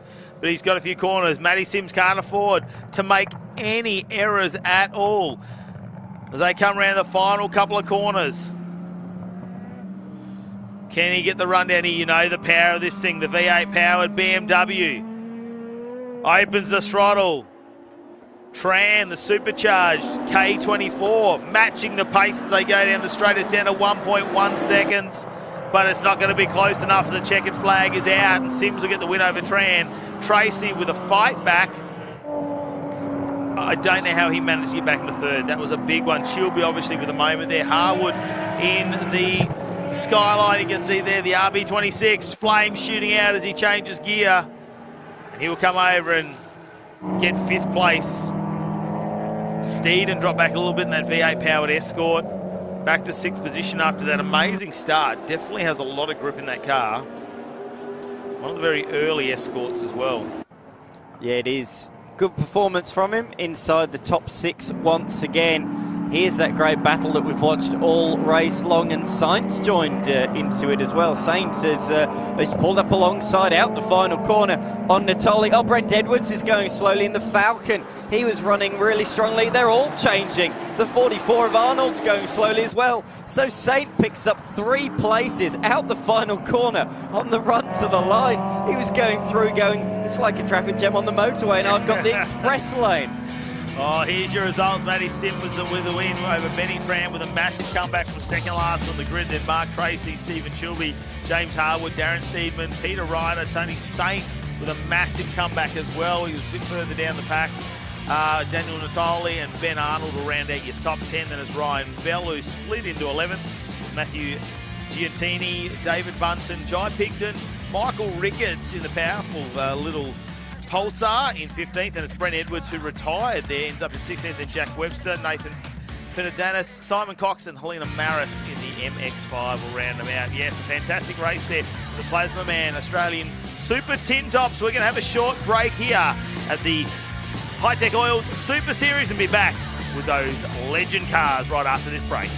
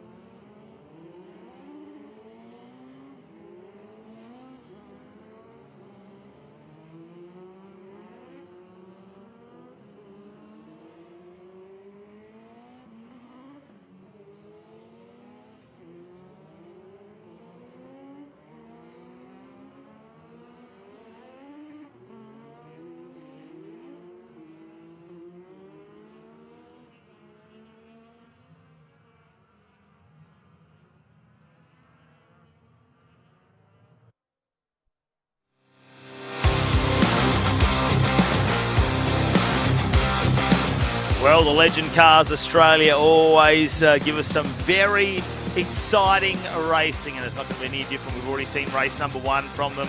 This is the second race of the evening. It's well and truly under lights here at Sydney Motorsport Park. Welcome back to the Hi-Tec Oils Super Series. Cars are on track. We are not going to muck around. We get this one underway. These are, what a majority of them, I suppose, are little 3-cylinders now. They used to be a little 4-cylinder, but most run the 390cc fuel-injected engines, and Asker Sendel with his first win that he's got in 2025 from the last race there in his little 34 Ford, followed by Aidan Williams, who will start alongside of him in this race. And it's Riley Skinner and Joshua Craig on the second row, followed by Timothy Reid and Ryan Pring, Brendan Hourigan and Benny Goodrich, Nathan Preto and Dylan Thomas will be on the 5th row. And it's Maverick, Kamenawari, Chris Spicer, Blake Simpson, Shane Tate, Robert Hogan, Scotty Thompson, Jack De Boynton, Luke Walden, Scott Morgan and Blake Hayne will be out to your 10th row. Robert Coulthard, Seth Morgan, Drew Gibson, James Brett, Darren Snowden, Bond, McCluskey, Chapman, Martin and Melville all the way back to the 15th row. And Bernard, Tippett, Holder and Charles. Now watch for a few of them to start coming their way through the field, because Bernard,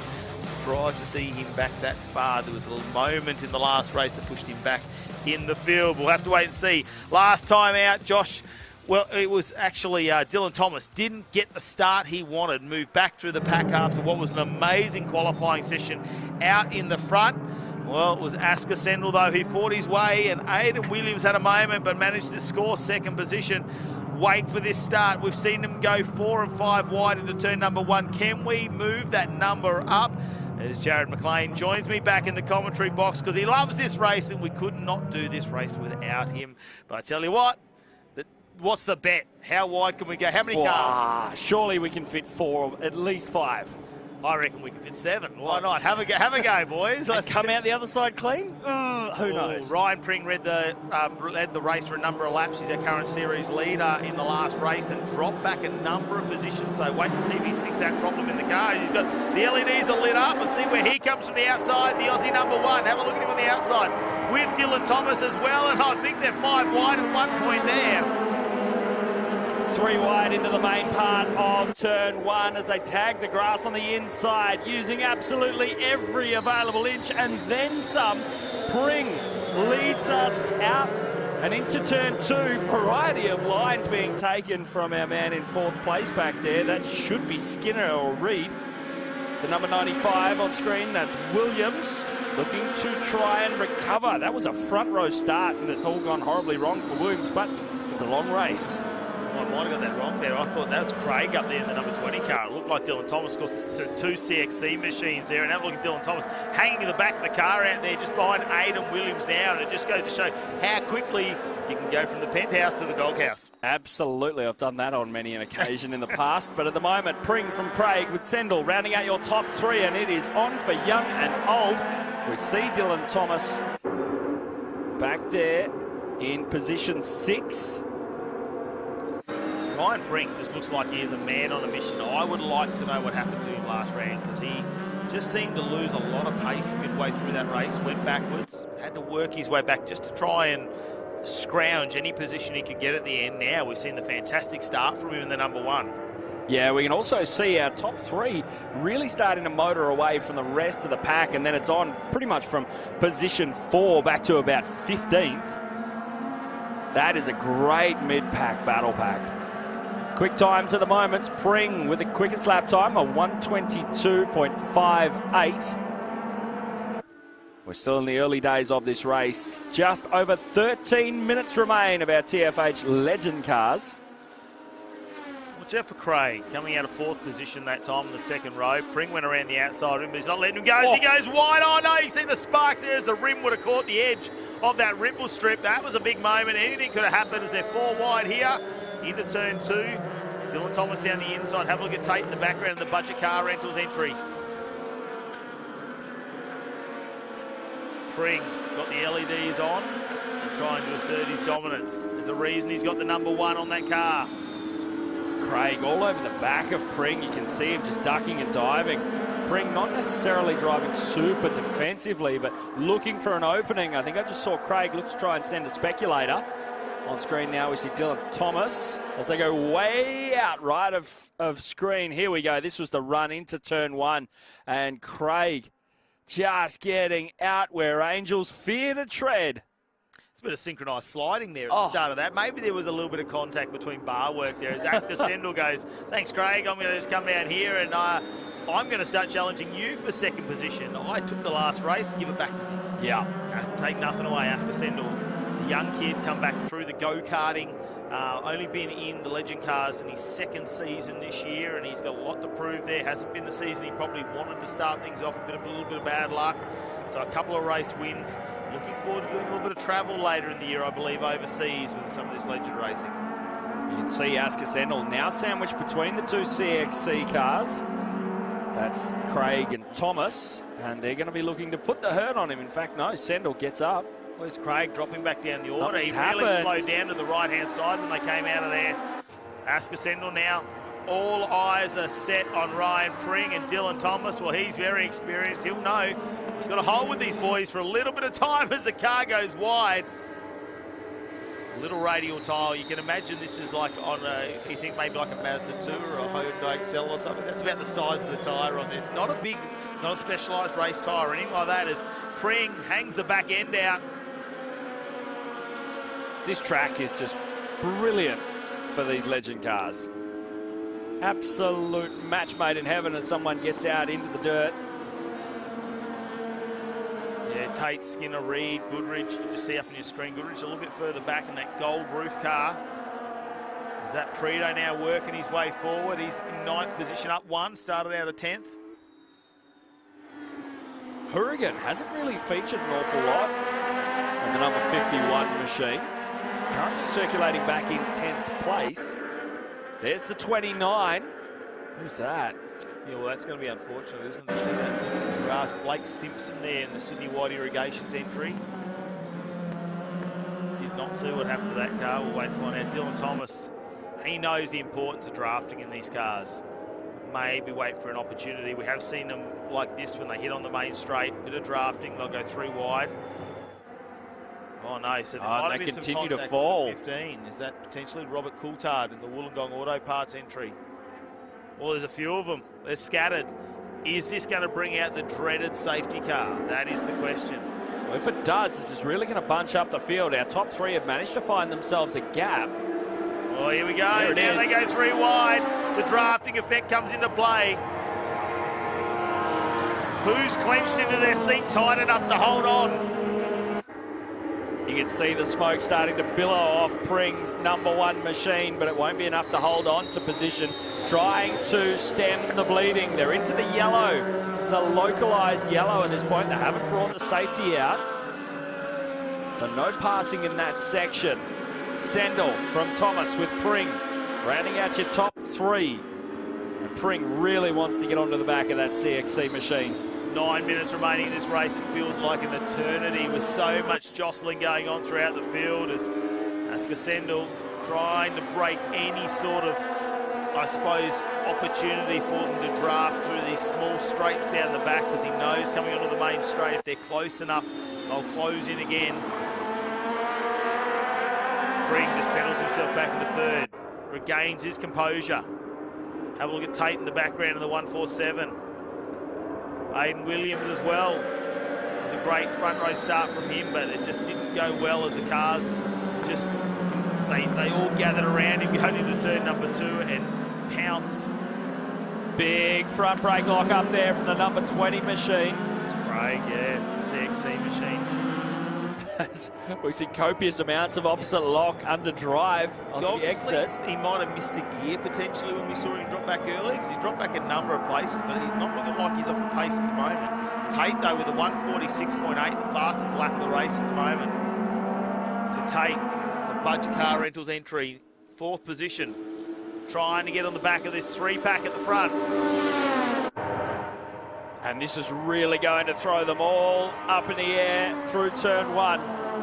Thomas surges to the front. You just see, it almost looks like a bit of bodywork rubbing on the rubber. Potentially. Speed's just over 200 kilometres an hour.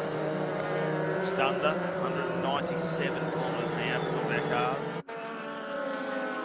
So Pring in behind Stendal, looking to try and maintain proximity, ready for a jump. tucks right in that number 1 machine. The green LEDs aglow. Having that localised yellow at turn number 2 really takes away an overtaking opportunity. As Tate was really sideways in the background there. Aidan Williams didn't make contact. Just held his line. But now look at him all over the rear bar. Dylan Thomas says, I'm going to lead this race for a little bit, boys. He's our number 1 qualifier here this afternoon. Couldn't convert that in race 1. Had a shocking start. Very uncharacteristic from him. Maybe just didn't select the gear he wanted. You can see him closing in. This is about to become a 5-way battle. I just love the way they pitch these little legend cars into that right-hander. It's just such a fantastic way to drive these things. Looks like Morgan in the 16 machine is leading out. Scotty, of course. The senior Morgan that's out there at the moment. Seth Morgan, his son, also joining the legend car ranks a little bit further down the pack at the moment. Great to see father-son combination out there as Scotty just slides the car a little bit. It gets caught up in that outside lip. Oh, well and truly out off the edge, trying to hug the wall. Is Asker Sendel into turn 1, being harassed by Thomas. Thomas wants that position back, cuts to the inside, looks to try and grab track position for turn 2, but Sendel stamps his authority. Thomas right there with Pring right behind him. Now those cars look like they might have moved in the background there, so we might not have a yellow in that area. It'll be a good advantage there. You see Ryan Pring was just waiting for it all to unfold, wasn't he? You don't want to be too close that you get involved in any sort of contact, but you need to be close enough to take full advantage of it if it does happen. We come over again, look at these 3 cars. Bumper to bumper, Pring down, has a look. He's almost on the back bar of Dylan. Just use a little bit more out of track to try and get some drive. Come up over 7. Here's a good overtaking area. How defensive are they all going to be? Thomas knows he has to go a little bit shallow there. Pring will set himself up for the drive out of this one. Yeah, Pring wasn't really able to keep the line tight to try and get the crisscross on the way out of, what is that? That'd be turn 10. They're coming into turn 10 now. But yeah, we have seen a couple of guys start out super wide, bring that corner back across and really maximise the run out through 9 and 10. Here onto the home straight they come now. And Pring sitting, languishing, dare I say, in 3rd place. Yeah, watch out, Skinner and Reed are there as well. We've got that 3-pack at the front as Thomas goes to the lead. Now Asker Sendel alongside, Pring around the outside, 3 wide. Oh, here we go, the number 1. Can he hold on? Those tyres will protest the entire way. Asker Sendel trying to thread the needle down the inside, not going to happen. Oh, here the brakes. Very, very late on the brakes, aren't they? Yeah, you can see Thomas just going wide there. Pring had no choice but to go with him. It's always the game. Who can break the latest, isn't it? Looking for the slightest advantage. And look at, they've actually opened up a tiny gap on Sendel. Now, that won't last too long, I don't think. Sendel will just get back into the groove there. Tate and Williams with a great little battle on that behind there for 4th position. And Skinner and Reed battling it out for 6th just behind them. So really our top 7 at the moment separated by just over 2.5 seconds. Unreal racing here in the TFH Legend Cars division. We have just over 3 minutes remaining. And Pring, your championship leader. Oh, problems there for the number 3. Yeah, that's John Holder. Last time round 2, a bit further down the pack. We'll just have a look at a replay. Doesn't look like anyone close enough to cause any issues. Yeah. Was a little bit further up the pack there. Low Bond that went through with him as well, so they're just a little bit further back, battling out down in the 20s. And what's that car there? There's a slow mover out there. Yeah. Was that one that's got themselves going? Oh, we got a yellow out there as well. Looks like there's a localised yellow somewhere, flashing around this corner onto the main straight. Well, in any case, 2.5 minutes left on the clock, and it's Thomas from Pring with Sendel and Tate leading ahead of Williams for 5th. Looks like that's Blake Simpson who's going a little bit slow, which was one of those cars on turn number 2 that had spun out. So got the car ready. Oh, here we go. Pring with an absolute handful there from second position. Gap currently out over 0.6 of a second between your race leader and Ryan Pring. Shows how much he's pushing this car at the moment. Really having to use a lot of steering on this one. Here we go. Another little challenge down here. Tippett getting the job done on the 42 of Martin. The run down into turn 1 is a favourite killing zone.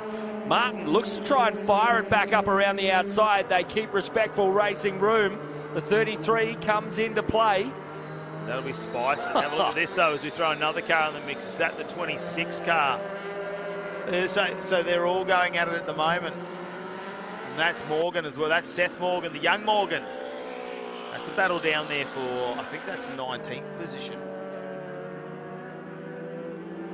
Here they come.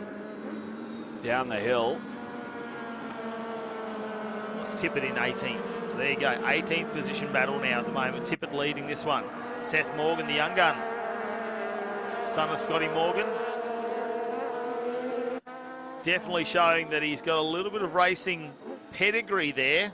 Wasn't afraid to throw it down between two cars at all. Martin, Spicer, and the 42 and 33 as we head back to our top 7. And how's this? Thomas has just run away with it. 1.67 seconds the gap. As Sendel looks to mount an outside line charge on Pring. Trying to secure second place. Pring, those tyres are holding on for him. He's on the inside line into 2. How adventurous does he want to be under brakes as the car starts to wiggle a little? You can see the attitude coming out as it's hard under brakes. And Tate closes up on the back of Asker Sendel. Budget car rentals entry in the 147. Skinner has got past Williams now. So Williams drops back a position too into 6th. Reed, can he take advantage of this one? Is there something wrong with the Williams car, or has he just had a moment out there? Williams still lapping in the high 46s. Currently 2/10 behind Skinner. What I want to know is how has Dylan Thomas opened up almost 2 seconds in a very short period of time? He's broken that slipstream, that opportunity for him down the main straight to really use that advantage to close the gap. Now it looks like they might be coming up with some lap traffic as well, so hopefully this is a clear run through. This is the last lap. Race number 2 here for the TFH Legend Cars Australia, supported by Tarache. Great to have Simpson Tarache back on board for another year with the Legend Cars. Down in the pits here this weekend as well, supporting him with a lot of gear. Look at the run it is. So that's going to be a lap car in the background for Dylan Thomas on this final lap. Waiting to see the checkered flag come out, and the CXC machine will get himself a race win. A little bit of a celebration. Better watch out for that lap car, Dylan. Checkered flag out. Pringle come in second over Sendel. Then it's Tate, Skinner, Williams, Reed to round out your top 7. And have a look at this battle as they go down. Who's going to be in 8th? It's going to be Hogan, Preto, Goodrich, Bernard, and Craig, with Hourigan just behind. Morgan will just get past McCanaway too to secure 14th position. That went right down to the line. Having a look at some of these gaps between them too. You have a look going back between Hogan and Preto. That's down to 0.02 of a second. 0.02 of a second over the finish line. That's extremely close. As they're still going at it, crossing the finish line. Plenty more happening further down the pack. Our screen keeps rotating over with 34 entries. How's this? Just having a look at the trap speeds here. Benno got up to 201, and this was the result for your TFH Hire Legend Cars Australia Race 2. Dylan Thomas taking it home over Ryan Pring in the number 1 machine. Asker Sendel rounds out your top 3 with Shane Tate and Riley Skinner 4th and 5th. All the way back through that fast mover, Josh Benno, there for 11th place with Craig, Hourigan, Morgan, Kameneberry, Du Moines, Thompson, Tippett, Morgan through your top 20. Yeah, what an exciting race it was. You just never know who's going to take the win, do you, when it comes to Legend Cars Australia. You see them coming from 6th and 7th position, especially off the starts if they get a good one. As our Legend Cars make their way off and they'll go back to their form-up grid. As their final race for tonight. We'll see them back out tomorrow, of course, as part of the Hi-Tec All Super Series. But let's have a look at some of the highlights of this race. Asker Sendel started off the front row, but Brian Pring come from 6th position out of this race to go around the outside. The Aussie number 1, Chris Spicer, got involved in something very early. Have a look at the cars sliding here. This was Craig going by in one of the CXC machines, went out over the ripple strip. That may have caused something in the car, because a couple of laps later we saw him really lose a bit of pace and get out of this 7-car battle that it ended up being. Then we got down to these three, and for a number of laps, that's what it was. It was Pring taking on Dylan Thomas, taking on obviously Asker Sendel, and this is how it kept going. There was this moment over there where we had a couple of cars and a yellow on turn number 2, which always takes out an overtaking opportunity. We saw Craig with a big lock up there. Before we get back to these top 3 again, and Asker Sendel wasn't afraid to run the wall to try and get an advantage here at this point. He got back in the lead for just a slim moment, and this one was all on his own. The number 3 of John Holder just spun out, no contact made, which was great. And have a look how close this was then. Nathan Prieto was in the mix there, just trying everything he can to try and improve from that 9th position where he did start. Dylan Thomas, this is the final moments of the race, overtaking Holder, who was a lapped car, and across the finish line to get himself his first race win of the weekend, with Ryan Pring in 2nd and Asker Sendel coming across in 3rd. Let's head down to pit lane. Well, a very, very excited Dylan Thomas, and rightly so. What a race. Yeah, that was really rewarding. We've been the fastest car all weekend. We've been smashing out. Actually, a little bit of thanks goes to Cody Brzezinski. 2 weeks ago, he came, jumped in our 2nd car and set that up. I stole the setup out of that car, put it in this car, and this car's been a jet all weekend. Wheels, the first race, we dropped some wheels off coming onto the straight, and it pulled the kill switch out, and I thought I ripped the battery out. So, but, we came back to first. Yeah, can't be more excited. Can't thank the boys, CXC Racing, Central Coast Kitchens and Wardrobes, and Plum. Well, you've got some pretty good competition out there too, haven't you? Like 3 wide, it was all happening the whole time as usual. Oh, mate, Legend Cars is unreal. The racing's good. I've been in pretty much most categories, and these cars are great to drive. All the boys do a good job. Awesome to see Asker win in the last race. Pringy's always fast. He's got the 1 on the door, so always nice to beat someone with a number 1 on the door. But, just stoked to get a win under the belt. Oh, good to see you back on top. Yeah, thank you. Plenty of smiles here at the Hi-Tec All Super Series. Of course, the Legend Cars Australia finished their race number 2 for the night. For the first time, though, coming up after this short break, we're going to have the Australian production cars under lights here at Sydney Motorsport Park.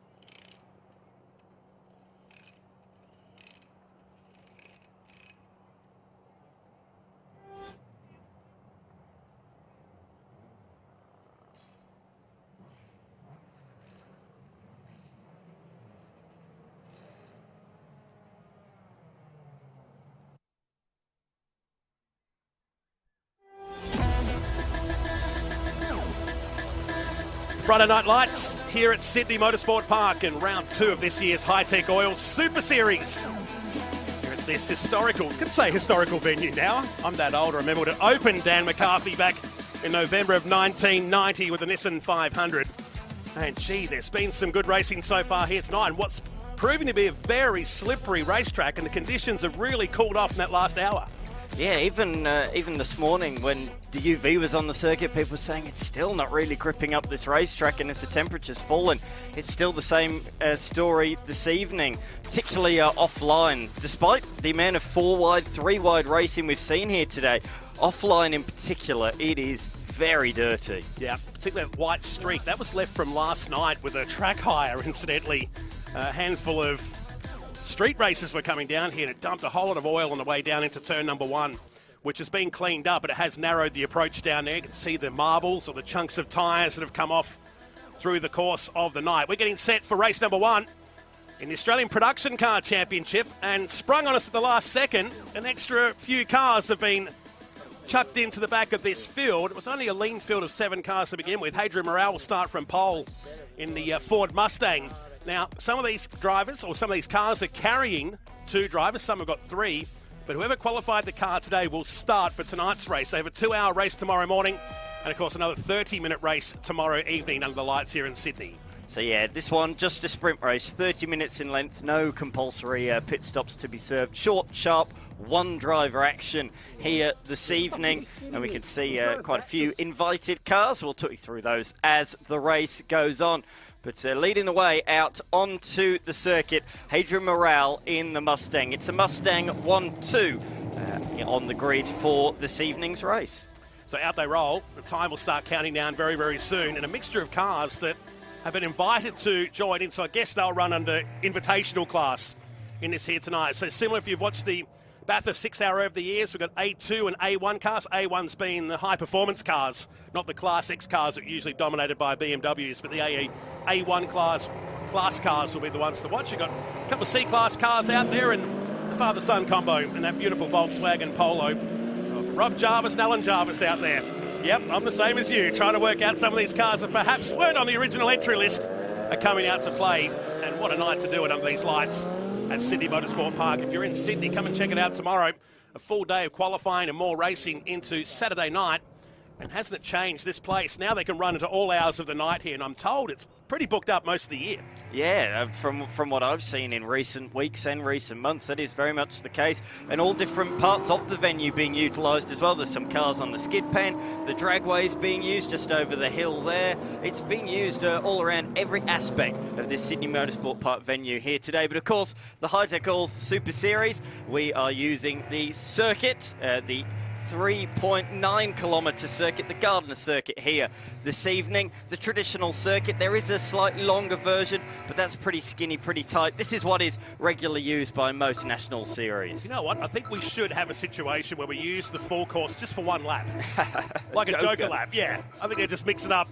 It is very twisty and tight on the right-hand side as these field make their way around for this first race of the 2025 series of Morale and White.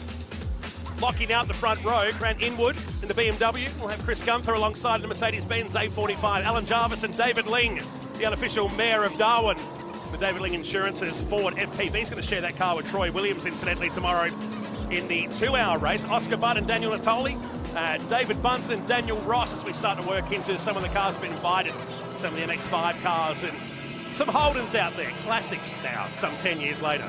Yes, yeah, quite remarkable that we can say that. But there's quite a few, 20 cars in total. We've got a good mixture, Mustangs, Commodores, Skylines, the little Mini as well. There's plenty of different machines making up the tail of this field in the invited class. But out in front in the A2 class, it's 2 Mustangs. They're pretty tight together in qualifying. If White didn't have a puncture, it could have been a very different story. So in qualifying earlier on today, Morale set the early benchmark. White was getting stronger and stronger, but picked up a puncture in qualifying. He was getting right up close to Morale. That puncture had to be obviously changed by then. The the qualifying time ran out, and that was it then. So that pretty much sealed it, but I feel this could be part 2 of that battle. We've seen a lot of punctures here tonight. I wonder if it's just we haven't had much track gaps in between sessions, really, to get the track crews out there to clean up. I've noticed offline, there's still a lot of debris out there. So what would normally be a wide racetrack, you don't want to be going offline here tonight.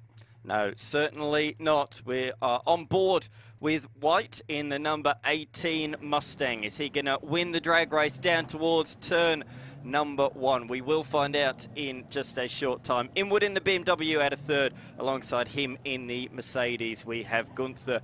A good little pocket rocket is that Mercedes. Always punches above its weight. Let's see what it can do. Can it take it to the Mustangs, or will it be locked in combat with Inwood? So you can see from the drone camera, we've spaced out the grid, so the production car championship will have a space before the next row of cars. And something a bit spicy for Friday night. It's going to be interesting on the run to turn 2. As the lights go out for the first time, the Ford Mustangs lead away, and straight away the Merc makes its way down the inside to move up into second position. Looks like everyone's motored away nicely here as they make their way through the fastest corner on Sydney Motorsport Park and charge up towards turn number 2. And just a battlefield of polystyrene on the driver's right-hand side. Up to the top, and the Ford bowls a massive wide and allows the little Merc to move into the lead. I said, can it take the fight to the Mustangs? To be honest, I didn't see it taking the lead before turn number 2, but there we go. Good start from the Mercedes. The little Polo, the Class D machine, the Polo GTI, being attacked by some of the Invitational class cars, left, right and centre. Here comes the RX-8 up the inside. Good pass there from Ross, who's driving that one particularly nicely. That's doing double duties. All of these other cars in Invitational doing double duty, either in the Tin Tops, the Australian Tin Top Series, or in Replica Tourers. And up the inside comes Buntin now in the little Lotus Elise. That always runs up the front in Super Tin Tops. So with already 11 seconds back to the 18th place car, and dare say we're going to see lap traffic fairly quickly in this 30-minute flat-out race. There's no pit stops tonight. There's no driver changes. It's whoever starts the car, finishes the car. Finish the race, I should say. Down here to turn number 8 we go. And more passing as Ling is dropping back a couple of positions there. And I don't think that was an error from the Big Falcon. No, definitely not. Let's see on this in the straight. No, it's being overtaken further. That should be blasting past some of these smaller lightweight cars in a straight line. So clearly some sort of issue there for that particular car. That's David Ling behind the wheel. Troy Williams will be taking the helm of that car tomorrow in the FPV GT. That's not what you want to see. Hopefully a little control or delete or something behind the wheel will get that thing going. You see that, don't you, in modern day production cars, particularly events like the 6 Hour. They pull to one side, control alt delete, and away they go again, as if nothing happened. Like race car stage fright. Yes. In front of a whole TV audience. So Morale leads at the end of lap number 1. Both he and Gunther have pulled away to 3 seconds on Trent White and the Ford Mustang, the ultimate diesel tuning entry. So keeping an eye on David Ling. He's dropping down the field. He's to 11th position in this race. So we'll keep an eye on that. Maybe our pit reporters will find out what's going on with the Big Falcon. He lives and breathes this sport, has done for decades. The man was behind the Aussie NASCAR Tours venture in the top end and really helped out in 2020 during COVID, where we couldn't get fields to race up there in the territory. Managed to get a lot of cars out of garages and out onto the racetrack. He's done this gig for a long time and loves production car racing, does David Ling. Helena Maris there in the Mazda MX-5, just her second national motor racing event. She really hasn't done too much motor racing in her time, so this is a good opportunity for her to race some cars that she wouldn't previously have done and to get some more track time. At that age, as young as she is, any track time is good track time, and she's making full advantage of this race inside the top 10 as you jump on board with White, who's now up to position number 3 after that challenging start. He's coming under threat at the moment from Inwood in the A-class, the A1 class BMW. So A1 and A2. A1 is for the sort of supercharged, turbocharged class cars, whereas A2 for the naturally aspirated machines. Well said. Their time back in the pack. Some of our invited cars duking it out here in the mid-pack of this race. So 1:43.3, the quickest lap of the race so far. Our 18th place car of Bailey, 2 minutes 11, and we're 28 seconds. The margin first to last. And I say that because while they've been invited out there, they'll need to be mindful of the production cars running for points here tonight too. Yeah, absolutely. They can't find themselves locked in combat and potentially having an accident with one of those cars when it's not their race to be had effectively. So they do have to tread carefully, and I'm sure they do. All the names out there, relatively experienced drivers, they've certainly know their place, and yeah, they'll be very careful out there in this one. Bunting up to 5th position. Best of the invitational cars, doing very nicely, catching up to both of these two in front at the moment. Oh, mistake from White. He locked up late in the corner, a front lock up, and sailed wide as a result. It might lose another position here because Bunting, you see the size difference between the two cars through Corporate Hill. Probably won't see him in the mirrors, maybe just the top wing of the Golf livery car on the way down into turn number 8. So a mistake from our man who started from the front row has put him back into 4th position. Big rear wing on the tail of that Lotus Elise. It certainly produces a fair bit of downforce, that is for sure, and that's why he's so fast in the middle sector of the lap. But of course, if you put a fair bit of performance enhancements on the car for the middle sector, you are going to compromise yourself in a straight line. That's just drag. That's going to slow you down on this really long straight towards turn number 1. Out in front, Morale continues to put the foot down. He's got a margin now out to 3.5 seconds from Gunther. Morale looking to take his 2nd victory of the day. He competed earlier on today as well in the Replica Tourist Series, so he's looking to make it 2 from 2. 3 wide. Look at the speed differential heading down the straight. The BMW wound up on the way to turn 1 of Stewart. 2 places on the way into turn number 1. And you can see there was 45 k's an hour speed difference between those 3 at the control line. That's bonkers. That's absolutely... That's one way of describing it, yeah. That's a potentially frightening speeds down at turn 1. If you're caught out by a car in front, you've got to really jink out there. So good heads-up driving from everybody. They saw each other, they left each other room and really made apparent the move that they were going to make in the straight, which is very, very important to do in a situation just like that one. As we see such a huge variety here, the Toyota 86 coming under pressure from Helena, who's going to swing it around the outside. Maris, nice work using all the track and a bit more, to be honest. Probably a strike there for track limits, but nevertheless, she's trying to make the move on the 86. Where can she go? Left, right. She's looking in the middle sector, but she's looking in front, and she's leaving herself vulnerable to Natoli behind in the Audi TT. And they're down outside the top 10 and 11th, 12th and 13th position as they make their way down to turn number 8. Jared McLean is down at pit lane with one of the legends of Aussie motorsport. Down to you, mate. Marcus Ambrose watching over 2 garages here, getting ready. I tell you what, things look nice and calm, relaxed over in the Formula Ford side, but Webster, there's still a lot going on. Give us a rundown. Where's your finger out on the pulse? Yeah, we're going, it's been a disappointing night for Josh Webster in the 200 Mustang in the TA2 series. Looks like we've actually sheared a drive shaft. So it wasn't the yokes, it actually has twisted like a pretzel through the middle.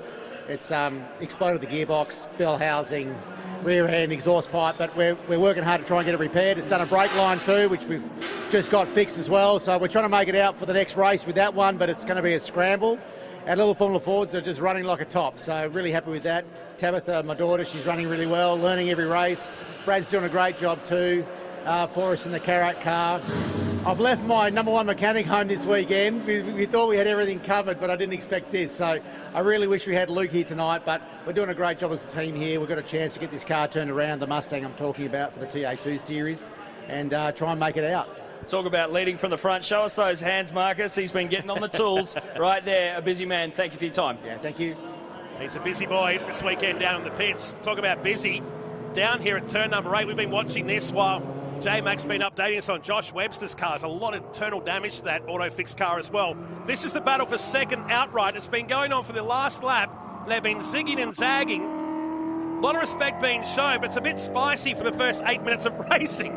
Certainly is. The Mercedes in a bit deep there, and that's so tight around the final corner. There's a hair's breadth between them, I think, coming out of the final corner. You could not have been any closer. Now it's a drag race. Who's going to get the side draft? It looks to me like Inwood's got the side draft. Now he's going to try and pull to the inside with the momentum. No, not able to do so. Good top-end speed there for the Mercedes hatchback. Oh, that's tight. It was a German feast on the way to turn number 1. It could have ended in tears. It's still going here at turn 2. This has let Morale off the hook. He's gone. He's nearly 10 seconds up the road. But just imagine these two camps at the moment talking to their drivers saying, calm it down. It's too early in the race with these kind of shenanigans. And now the Mercedes surfs up over the top of the access tunnel, but bombs it down the inside. It's not just that early in this race, it's race 1 of the season. 10 minutes into the season. Well, they've gone absolutely mental. Maybe they missed dinner. They must have missed dinner. They must be hungry this evening. Have you been hungry before? It's not a fun experience. No. Exactly right. Further back, the 370Z sliding out sideways. That's Bell. He's just made his way past Natoli in the Audi TT, so a change of position there. That is for the 9th position. Oh no, Inwood has gone around, so the two that were fighting hard have maybe come together. Is that a bit of right rear damage, I think, there on the tail of the Inwood car? It certainly was slow re-entering the circuit. Comes down at turn number 6. Just watching for Gunther and Inwood. Have dropped down on our timing screens a couple of positions. So a lot going on. It's calmed down for a moment. A gap 15 seconds between Morale and Bunton, who's invited into race this, is running second outright. As well, the Mustang has dropped down because that was running second for quite a portion of this race, so that's dropped down, was down as far as 5th with that off-track excursion for both of the two ahead, Gunther and Inwood. He's inherited third position, effectively second with the invited car, but look at that machine grabbing. That is bad left rear damage on that car. I think there may have been a collision. Tend to agree. So left rear damage, it was bound to happen at some point. And the A1 towing Bathurst BMW is limping back towards the pits. While Gunther has already made it back into the pits. That might back up your claim. Wow, there's a lot going on. It couldn't go on forever. No. Oh, there it is, the right front damage. So right front to left rear, it appears to me. Don't have to be a genius to work that one out. But look, it's got panel damage on the left. It's got bumper damage on the back. These two cars, they're like bangers. Banger racing coming back into the lane. They are two second-hand machines. Pretty upset crews as well, thinking that they've got a 2-hour race tomorrow morning to contest with as well. They don't need to be repairing the car up overnight. They'll feature tomorrow night in their 3rd race of the weekend, the first round of the Australian Production Car Championship. Most of these production cars ran at the 6-hour just a few weeks ago, so we are a bit light on in numbers. A lot of the teams do put their budget into that one weekend a year. We're thankful for a handful of cars at least making it down here to Sydney for this weekend's event, but look at the damage to the Merc as the BMW makes its way back into pit lane. There's 3 cars in the pits, and we're only 12 minutes into the race. To elaborate on your point from talking in the paddock with various different people, it does sound to me like we're going to have a bigger grid for the second round, so it's only going to build and get stronger as the year progresses. But they are really getting their hands dirty down there in the lane trying to fix that. That is one very unhappy looking racing driver who's hopped out of the car, and he might even go and have some words. It's a bit awkward that they're parked nose to tail in the lane as well. In the same garage, in fact, and he's not thrilled. I think that's a polite way of putting it there, Matt. There's other words I could say, but it's not 9:30 yet, I don't think. Wow. I don't think I'd like to be Jared McLean or Mel Price down in that garage right now, going up to angry race car drivers after an incident. And you're right, being pitted next to each other is just salt on the wound, really, when you think about it.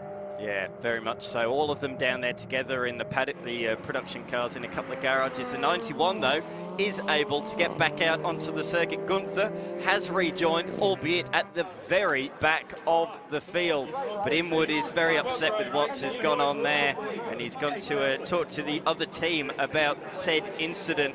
It looks like his race is very much done and dusted this evening. Fortunately, they do have overnight to do it, but it's going to be a late night for them to get that repaired ahead of an early morning race, a 2-hour race tomorrow morning, very much taking place early hours. I think it's about 10 o'clock local time here, so late night and early morning. I think Inwood was just explaining to the team, going, we don't need to be racing like this. It's only race number 1 with an endurance race to come up tomorrow morning. Meantime, Bell under attack here from Natoli, and our race leader carving his way through the field. Notably, though, look who's behind him on timing. It's White again. Bunting in the Lotus has gone missing, so he's in the lane in position number 14. This is a race of attrition.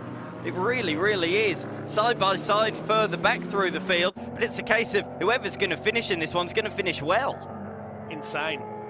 And it's one of our invited cars that's gone back in, so the charge from outside the top 10 has ended up back in the lane to join Inwood and Stewart, who have parked up for the race. Hopefully Inwood can get back out there, but judging by the body language, I don't think it's going to happen somehow. No, I don't think so. I'm interested for this. The 370Z's been faster in a straight line. How much quicker? Natoli's got a little bit of a margin coming onto the pit straight this time by, and I think he might be all right.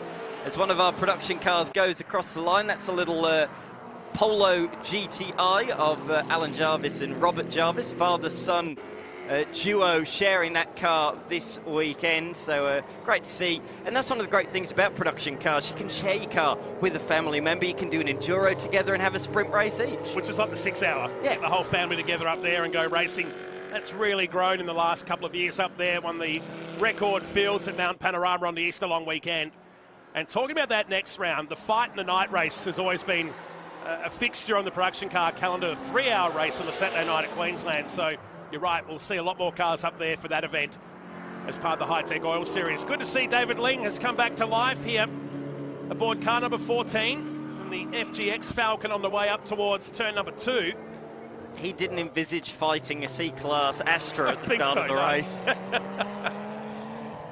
Oh, there's cones everywhere down there. Oh, dearie me. There's clearly been some sort of off-track excursion of rejoining the circuit there. There's cones everywhere. There's a fair bit of grass. This is a dirty racetrack out there this evening as the 86 dives up the inside.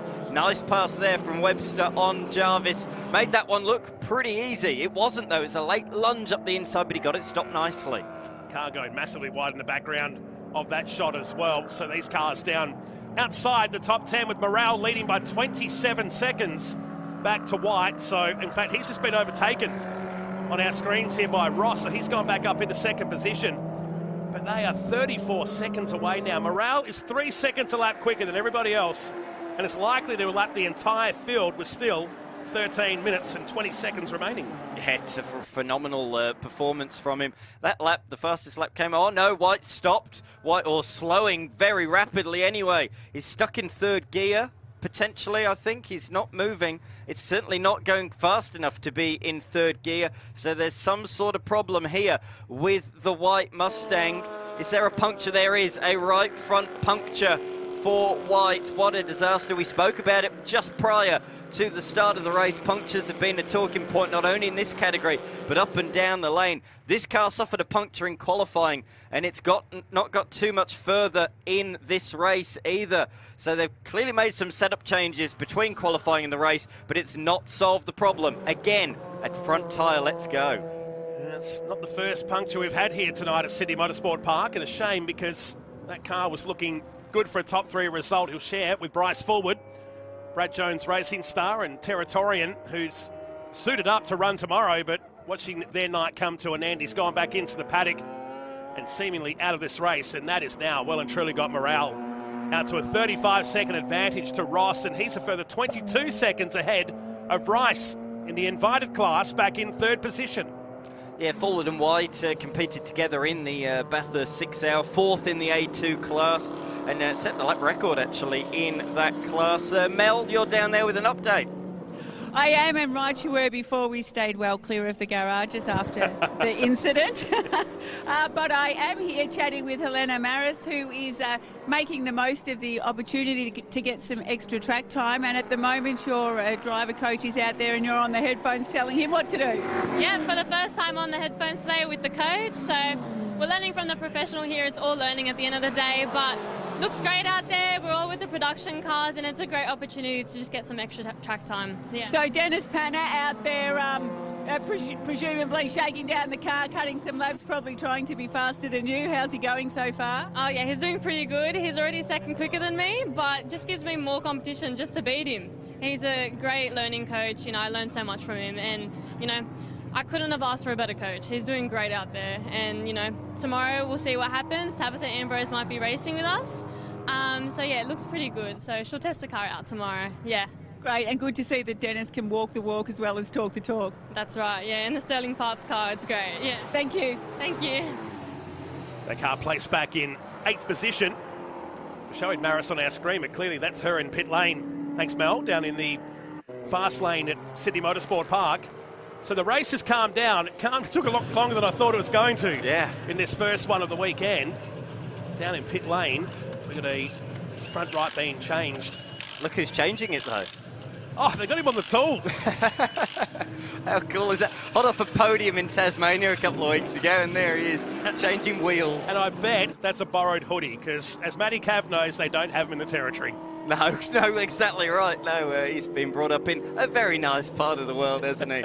Certainly not used to these weather conditions. Bryce Forward, Supercars driver there, getting his hands dirty on the tyre change.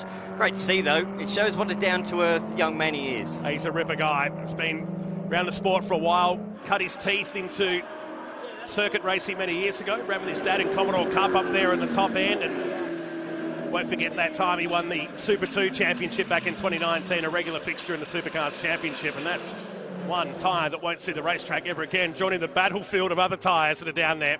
Car 34 on screen on the way up of Bryce, and he was running in third, Dan, and now he's slowing on the way up there, so it doesn't pay to be in the top 3 tonight. This is unbelievable, this race, isn't it? We've invited the invited cars, and none of them seem to want to finish. That's coming to a very slow stop. He's going to have to pull that off the race circuit. Bell's come in now as well. Ryan Bell coming to a stop. The Super Tin Top cars, oh, that was tight. That's not what you want to see.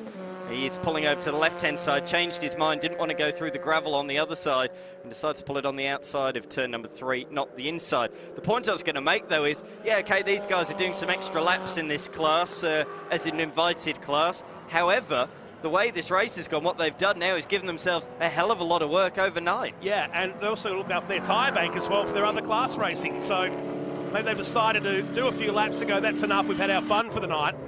In fact, some will be racing later tonight, with still at least 4 or 5 races to go, part of our coverage here at Sydney Motorsport Park tonight. So it's David Ling picked up here.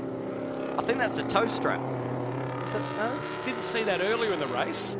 Could be anything out there now. There's a waved yellow or a flashing LED board in that section, and that's for our, what was, 3rd place car. That's now come to a stop of Rice. Ling goes up into 8th, making that move now, but looks like he's just cruising around now too. This race has been bizarre. I think that's the word I'd use to describe it. There's been chaos, carnage, collisions, you name it. It has happened in this motor race. Morale, completely oblivious to everything that's happened behind, has just been chipping away, doing his own thing. Now leads the way by 37 seconds from Ross, who I'm not even sure we've seen on the screens, apart from right here, right now, the number 18 Mazda RX-8. He's doing really nicely as well in the other classes that he's competing in this weekend, the other categories, replica tourers, but he's out there in this one getting some extra tack time, and he'll be out in just a couple of races time. 8:35, the final replica tourers race of the day. And Australian Formula Ford Series 2 pop up after this, the TFH Hire TA2 muscle cars. There's a lot of work going on down there to get those cars turned around for the second race of the night. Of course, we'll wrap up later tonight with the Innovation Race Cars and their first endurance race of the weekend. The Hi-Tec Oil Super Series Round 2 of the 2025 calendar that will see us head to Queensland Raceway for back-to-back events. We're heading to South Australia in September to Malala, which we're all looking forward to heading down there, and we'll finish up at Winton Motor Raceway. We started the series there, we'll finish the series there later on this year. This Hi-Tec Oil Series. Morale leads by 37 seconds, and just 6 cars now on the lead lap, with a 1 minute 21 second advantage back to car number 16 that runs back in 6th position. There's going to be a lot of overnight repairs, that is for sure, ahead of the 2-hour race tomorrow. Looking forward to that one. It's going to be quite interesting to see two drivers, as we say, and then as well, the driver that is not racing in the race today will be doing the sprint race tomorrow. So they'll be qualifying the car and starting their sprint race from where they qualify. Mel, down to you again with an update. Yeah, down in the pits here, just in front of the number 200 TA2 car, which had some quite significant damage in the last race. Andrew, Josh Webster's father's here. What happened and where are you at, and are we going to see you in the next one? We've got our fingers crossed you'll see us in the next one. We're just finishing it off now. It did a fair bit of damage, like obviously the tail shaft broke, which broke the gearbox, but it cut the steel fuel line, the brake line. So that was a mission to get that replaced. The fella had to come from the other side of Sydney, which he's just done. So bleeding the brakes now, bolting the wheels on. Fingers crossed. Well, it's been all hands on deck, hasn't it? There's people, there's tools, there's fluid, there's stuff going on everywhere. So best of luck. We all hope to see you out there. Thank you. Maybe, just maybe, they'll get that car out there. Looks a lot calmer down there what there was just a few moments ago when we caught up with Marcus Ambrose. So hopefully Josh will make it out there for that second race. The good news is they get to qualify again tomorrow morning for 2 more races. An overall round for the TA2 Muscle Car Series. While we're winding down, 3 minutes remain in race 1 of the Australian Production Car Championship with a spattering of cars, the word to use. Well, help me out here. Spattering's the word I go with. 21 cars were set to start this race. 18 made it to the start line, and we've lost 6 since then. So of the original 21 that were meant to start, we're down to just 12, which shows how attritional this race has been. We've lost nearly half of the field in this half-an-hour race, whether they are replica tourers, super tin tops, or the Australian production cars. But morale continues to lead. 143.3, his best, set right at the start of the race. Lap number 2, his first flying lap. The A2 class Mustang out in front by quite a margin. He's going to simply bring it home from here. His nearest production class competitor is Ling in the Falcon that we saw. Oh no, Jarvis as well, sorry, missed Jarvis on timing. So that's the Volkswagen Polo, very much punching above its weight. Those two will be absolutely delighted to see to finish this race potentially in second position outright. Bet they weren't expecting that when the lights went out some 26 minutes ago. Stalwarts of the series have been around for a long time, and there it is on the screen at the moment. Just quietly gone about its business while others fell by the wayside, collided with each other, just stayed out of trouble, chipped away, and that sort of proves what sort of a race this has been. 5th outright and 2nd in the Australian Production Car Series. Just cruising now back there in 5th position on track with Morale crossing the line and backed off the pace. Some 10 seconds a lap now. And just conserving this race with a minute to go, so it'll be 1 to go at the end of this for Morale, who's led from lights out, hasn't been challenged by anybody. No. From the moment he left the control line here some 27 minutes ago, he slapped everybody up into 6th position and doesn't need to do that. Just needs to preserve this car, make sure it's in good condition for tomorrow's 2-hour race in the morning. And they'll wrap up with another sprint race. Maybe some of the teams misunderstood what sprint race meant tonight. Yeah, I really don't know what they thought it meant, to be perfectly honest. Whether they thought they meant sprint cars and that's why they've been off the track so much, I'm not entirely sure. One thing I do know is it's been entertaining, to say the very least. This half an hour has absolutely flown by. Morale leads the way, 26 seconds, the margin at the end of the last lap. Natoli, we're looking at on the screen, 3rd position outright, one of the invited runners, the Australian Super Tin Top runner, best of its division, because the one in 2nd position is a replica tourer. So we've got 3 class cars in the top 3. Good to see. I'm going to say it can't be first day back at school nerves, because they had 6 hours to get that out of the system back in April. Absolutely. As Morale comes around the final corner. So, just like that, 30 minutes went by. There's been drama, there's been carnage, there's been drivers left licking their wounds. But not this guy. Hadrian Morale is going to win by a massive margin and wins race 1 of the Australian Production Car Championship.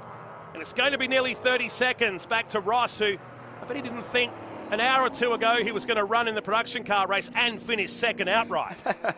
Brilliant performance from him as we look at the 86 down a lap in position number 7. Drag race to the line here, and there's a change in the Australian production cars. The Mustang right at the death has made his way by White. Steals third position outright at the line.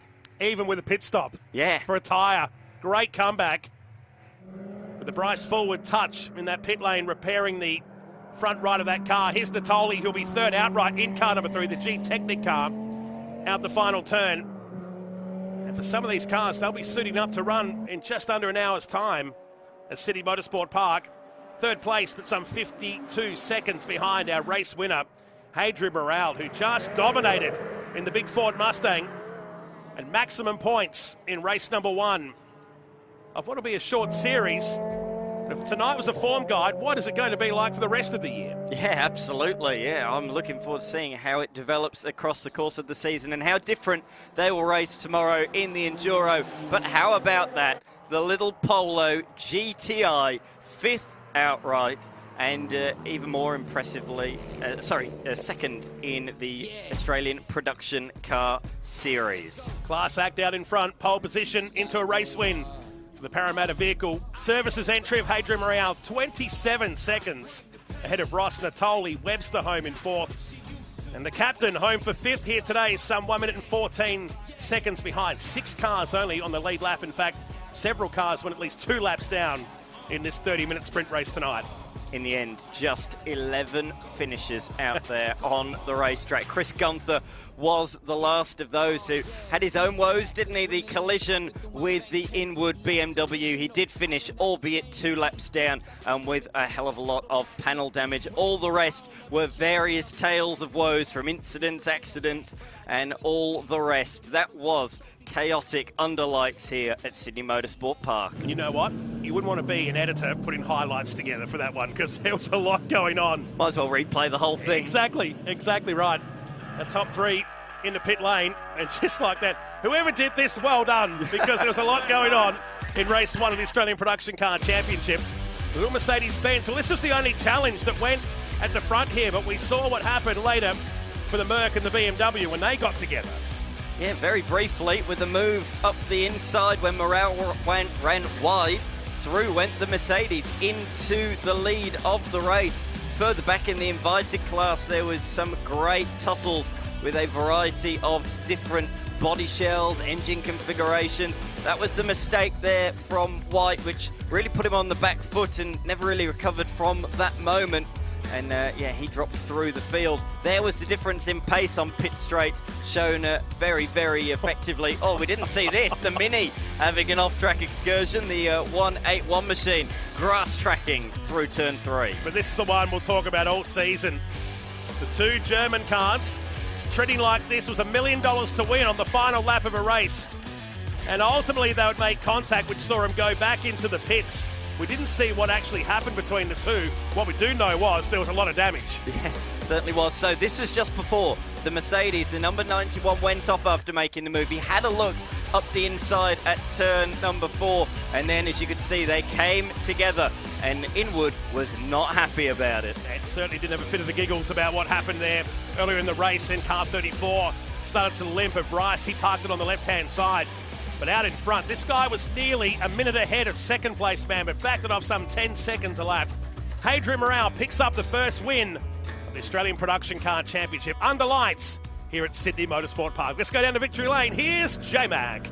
And in another surprise twist, Tyler Macklin, you were our runner in the Mustang. Congratulations. Mate, how was that thing out there? Look, pretty good. We're having a few dramas right at the end. We had some power steering coming on and off, but honestly, it was pretty good. A little bit cold tyres at the start, and the Merc got me into turn 1 there. He did a good job, but the mighty Mustang came through.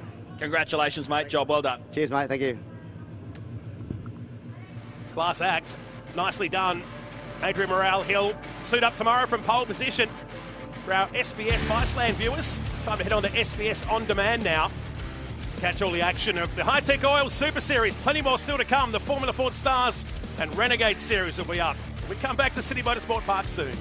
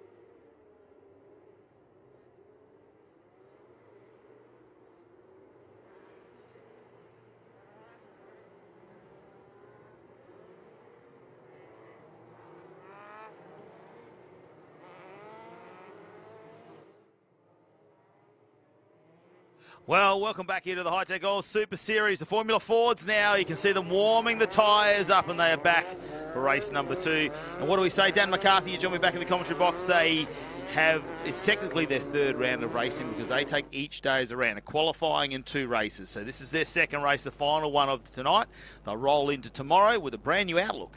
Certainly will. They'll go qualifying tomorrow, and that'll set the grid for the sprint race. But we've got the feature race of round 2 ahead of us, and Joe Fawcett will be starting from the very tail of the field, and I saw him lock up straight out of the pit, so he'll be notably noticing just how much colder it is. It's going to be a lot harder. You can see, look at the wheel work going in and the understeer that is happening out there on the racing circuit. So yeah, conditions have clearly cooled since these guys were last out on the circuit. Yeah, it's going to be the talking point, isn't it? From rear of field, DNF out of the last race saw him go right to the back of the pack. This one's going to be super interesting to see if he can work his way through, knowing what Kobe Williams and Lachlan Everett was able to do as well. So can he have the pace to make it through that field and maybe potentially have a crack at that one? Or can Everett really apply pressure to Williams this time, because he only really had one moment there in the last race. He was behind him the whole way. We saw him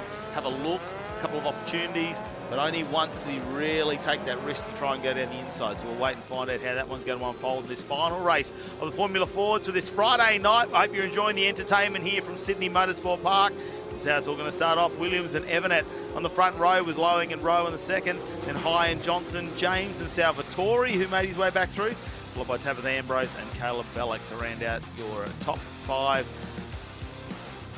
Absolutely, and then running out the field, Ethan Fitzgerald had a huge spin, 360, gassed it back up and got out the other side spin at turn number 1. And our non-finisher entered the weekend, entered the last race second in the series, but lost crucial points in the race earlier on today after tangling with Hunter Salvatore on the opening lap of the race.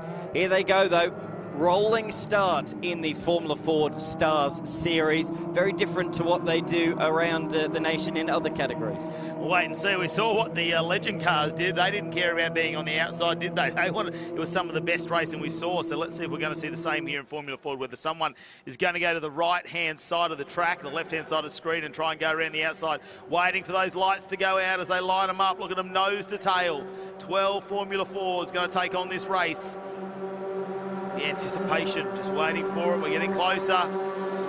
There we go, the noise comes on. Everett, will he try and go around the outside? Williams has that clear line down the inside. They're not going to be at full pace this time around, but very cold tyres and much cooler conditions right now. Great start from Lowing. He's already taken second and he wants to try and go with it, but his path is blocked. He's not going to be able to make it through there. And on the outside with nobody in front, Everett breaks later. Tried to swing it around the outside, but to no avail. Change of position then. Lowing up to second. Everett down to third position, just ahead of Jamie Rowe as they go over the brow of the hill. Look at Fawcett. How many positions has he got already? I think it's 5. I think he's inside the top 6 already. A barnstorming start for him. Great stuff. Yeah, he's already got 5 machines. That's what he needed. That's exactly what he wanted. Now he's in the fight, and now he's up the inside of Jack Johnson as well. Oh, Jack Johnson closed the door on him there. He was not allowing him through that easily, and Fawcett's going to have to find another way through. Yeah, definitely. You're not going to give away positions at all, this fiercely competitive Formula Ford series. Like you say, it's all about accumulating points every time. He knows exactly what risk he's at Fawcett if he doesn't get back up into that top 3 here in this race. I know he gets to reset tomorrow, but he needs to get some points in this final race to keep his championship alive. There's a few races to get through. You see a little bit of movement there from Williams as the car moving around. It'll be interesting to know how many laps before we start to see the times go down as these tyres take a little bit of time just to activate out there on the track. Of course, 20-minute race for our Formula Fords out there, so they've got a little bit of time to maybe negotiate this one. You never know what's going to happen as Fawcett. Can he try and get another position here as I get the slipstream down the straight? Evanet had a bit of a look there at turn number 1. Oh, Jamie Rowe really wide. He's managed, though, to make it around the corner. I thought he was in trouble there. Here comes Evanet. Slides it up the inside at the turn 2 hairpin and takes the place. Nice move from him. And now he has just Kobe Williams ahead of him. But that was crucial for his race. He could see already Kobe Williams pulling out a bit of a margin. It's very nearly a second already. He had to do it quickly. He had to get past Will Lowick, and he did it with great authority. And Fawcett's got himself another position as well past Johnson there. So he's starting to move on as well. Can't let this get too far away as they go very, very wide over there. You can see how rough it is on the concrete. Sparks coming off from underneath these very low position cars. They sit on the ground as low as they possibly can. In the meantime, Williams just gets himself a little bit of an opening, almost extended that out to 1 second. Then it'll just have to settle into this one, knowing that Lowick and Rowe is right behind. Look at High Fawcett just in the background now. The 23 machine has a lot of work to do in this race. Great to see Fraser High inside the top 5. It was a really challenging weekend for him at Winton, off the back of a really challenging end to the 2024 season. Clearly he's stopped walking under ladders. Things are finally turning his way here under the lights at Sydney Motorsport Park, although a better touch would not jinx him. He's performing ceremonies, is he, in the off-season? trying to get the bad juju away? Yeah, must be. So he's in the top 5, but Fawcett is right on his tail. As we look at the fight a little bit further up for 3rd position. We saw how good Will Lowick was at the start of the race. He finished 3rd earlier on, and he is trying to hold on to position number 3 in this one. Through goes Fawcett. He's now inside the top 5. Up the inside, the traditional pass here at Sydney Motorsport Park at turn number 2. So now he has his sights on the top 4. The quartet have got a bit of a margin, 1.4 seconds on him at the moment, but with the pace he's shown at the start of this race, that shouldn't take too long for him to ring them in, pull in the rope and catch them up just down the road. Rowe in the round at Winton Motor Raceway, the first round, the Saturday round, he performed really strongly in the long distance feature race. He really nursed his tyres well in the early laps and came home really strong late on. So I'm looking for Rowe to potentially do the same. Maybe not in this race, but come 24 hours time when the tyres are at their absolute worst. I wouldn't rule out Jamie Rowe. He seems pretty kind on his tyres. Williams and Evanet, they're trading out fast sectors now. Evanet, sector number 1, got the purple up there. Williams is sector number 2. So they are going to keep that going. It's bumped out to 1.2 seconds for William to lead over Evanet at the moment. But before, you could see that just hovering around that 1 second mark. It wasn't going any further than that. Maybe we just see Williams has broken away enough that we're not going to see any slipstreaming happening there. As we have a look back, Johnson, James and Salvatore. Now Salvatore's starting to have a look down the inside. James says, you know what, it's my turn to have a go. Yeah, Salvatore's looking at the inside of James, and just as he jinked out, James jinked out on Johnson, and he's doing so again at turn 2. He's in a bit deep, that's all locked up in the rears, and he sails wide at a vast rate of knots. Brilliant heads-up driving there from Jack Johnson. He saw the 61 flying up the inside. He opened up the steering, and thank goodness he did. That would have been quite a big accident had he not noticed the 61 up the inside. Takes a bit of risk away from Salvatore too, who just managed to get that move done then. And now you have a look, James will just have to slot in behind and wait for another opportunity. A lot of sparks there as they go wide, and the track limit's definitely being challenged at the moment, I suppose, out there for these Formula. Oh no, another brake lock up there from James. It's all going a little bit wrong, isn't it, at the moment? A little bit of pressure applied and just seems to be making a few little errors. Yeah, it's a shame he's suffered with a couple of rear locks so far today. That was a significant front lock.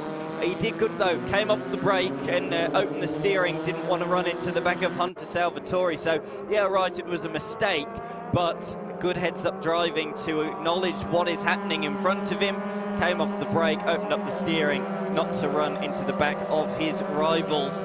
Salvatore is on the back of Johnson as they come on to the straight. Those three, very new to Formula Ford competition. A lot of these front runners have done it for several years, but Salvatore, James, and as well Johnson, very new to Formula Ford competition, as Jamie Rowe comes up the inside of Lowing around the fast, notorious turn number 1. Can't make it stick there, and Lowing goes defensive, hard on the inside at 2. Have a look at Fawcett though.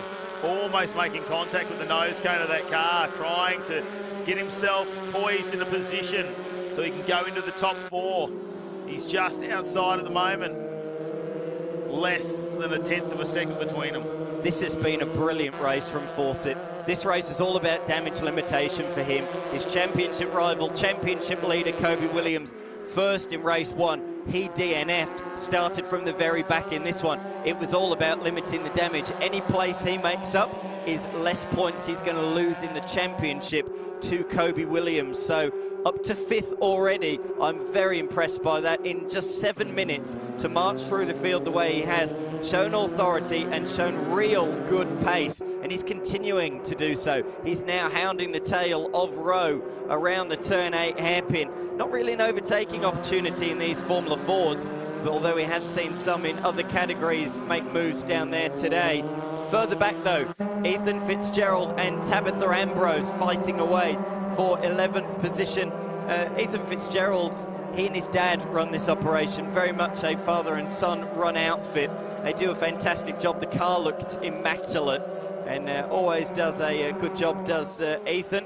One of the older competitors in the series, I think he's only 20. He's not exactly old, but compared to some of these youngsters out there he's sharing the track with, that's quite a bit of age difference. Forcer down the inside into 2. Can he get it done on... Oh, I think he might have done this. Does he stick it on the exit? That is the biggest question here. I think he might move himself up into 4th position now, so that means Fawcett just goes past at the moment. 1 more down. He's just ticking away. You just got to take it really slowly, don't you? It's not about trying to make big moves all at once. Just get one driver at a time. And he's got past Rowe, Lowing in his sights. Out in front, Evernet's gone fastest in sector number 1, and he's slashed the lead margin down, halved it. It's down to just 0.5 of a second out in front. So, yeah, it's on all of a sudden out in front. We thought Williams was sort of holding station, just sort of cruising out in front, but that is not the case. We can see it from the magnificent drone shots around Corporate Hill. The top 2 are nose to tail, but this trio is also line astern out of the turn 8 hairpin towards the tricky section, turns 9, 10 and 11. You do sort of have to compromise. If you compromise turn 11, you want to get a better run. Sorry, you want to compromise 10 to potentially get a better run out of the final corner, turn 11, down the pit straight. But you do see sometimes somebody will really attack around turn 10 to dive up the inside at turn number 11. There's many different lines you can take around there. You feel like Fawcett, it's just a matter of time. And here we go, has a look down the inside. Is he going to get the run? It looks like he might get this done. Fawcett down the inside into 3rd, and they go back into their qualifying positions, don't they? It's Williams, Evernet and Fawcett, your top 3. Fawcett forced it up the inside and made it stick. It was a very nice move. One of the few we've seen in this race at turn number 1. A lot of them have been taking place at the turn 2 hairpin, so caught Rowe a little bit by surprise there, slung it up there and made it stick.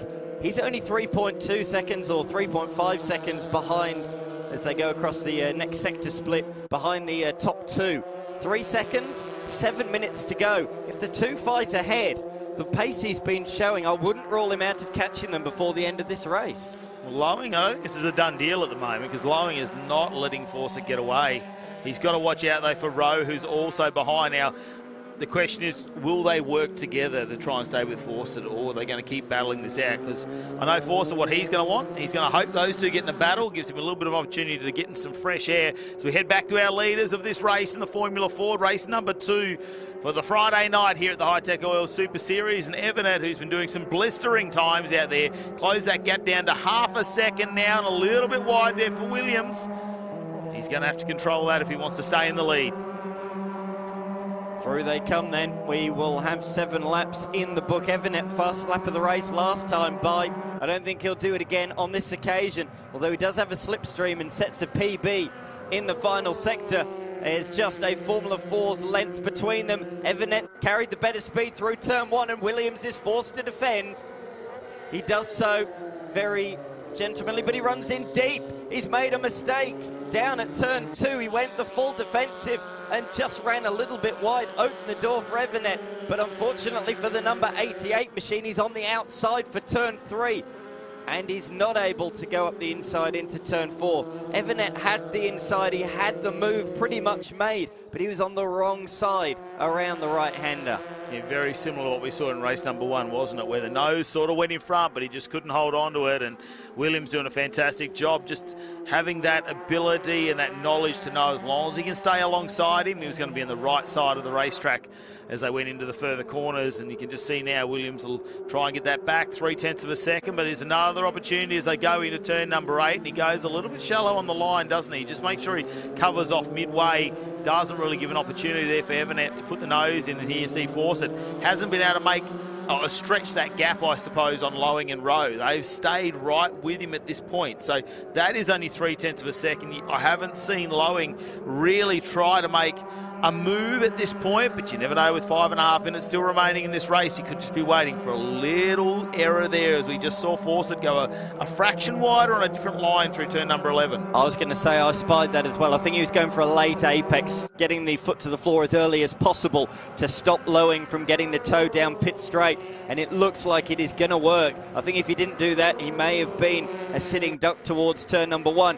Here we go again. This time Williams sort of goes down the middle, didn't go the full defensive, went halfway down the middle of the road, and it meant Evernet couldn't decide inside, outside, and in the end, by the time he made a decision, they were too far into the braking zone, and he elected not to make a move either way. Really showing his racing intelligence there, isn't he? Not to really close it off. Last time he learnt from his mistake, went in low, gave Evernet a big advantage on the drive out. This time mid-track, just enough to put that doubt in Evernet's mind. Couldn't make that move stick, and you see they're not quite going as wide there because the sparks aren't quite as shattering as they were before coming out from the cars. That was a nice clean run out of there. They're still, really exploring those outer limits at the track, but just not as far as they previously have been.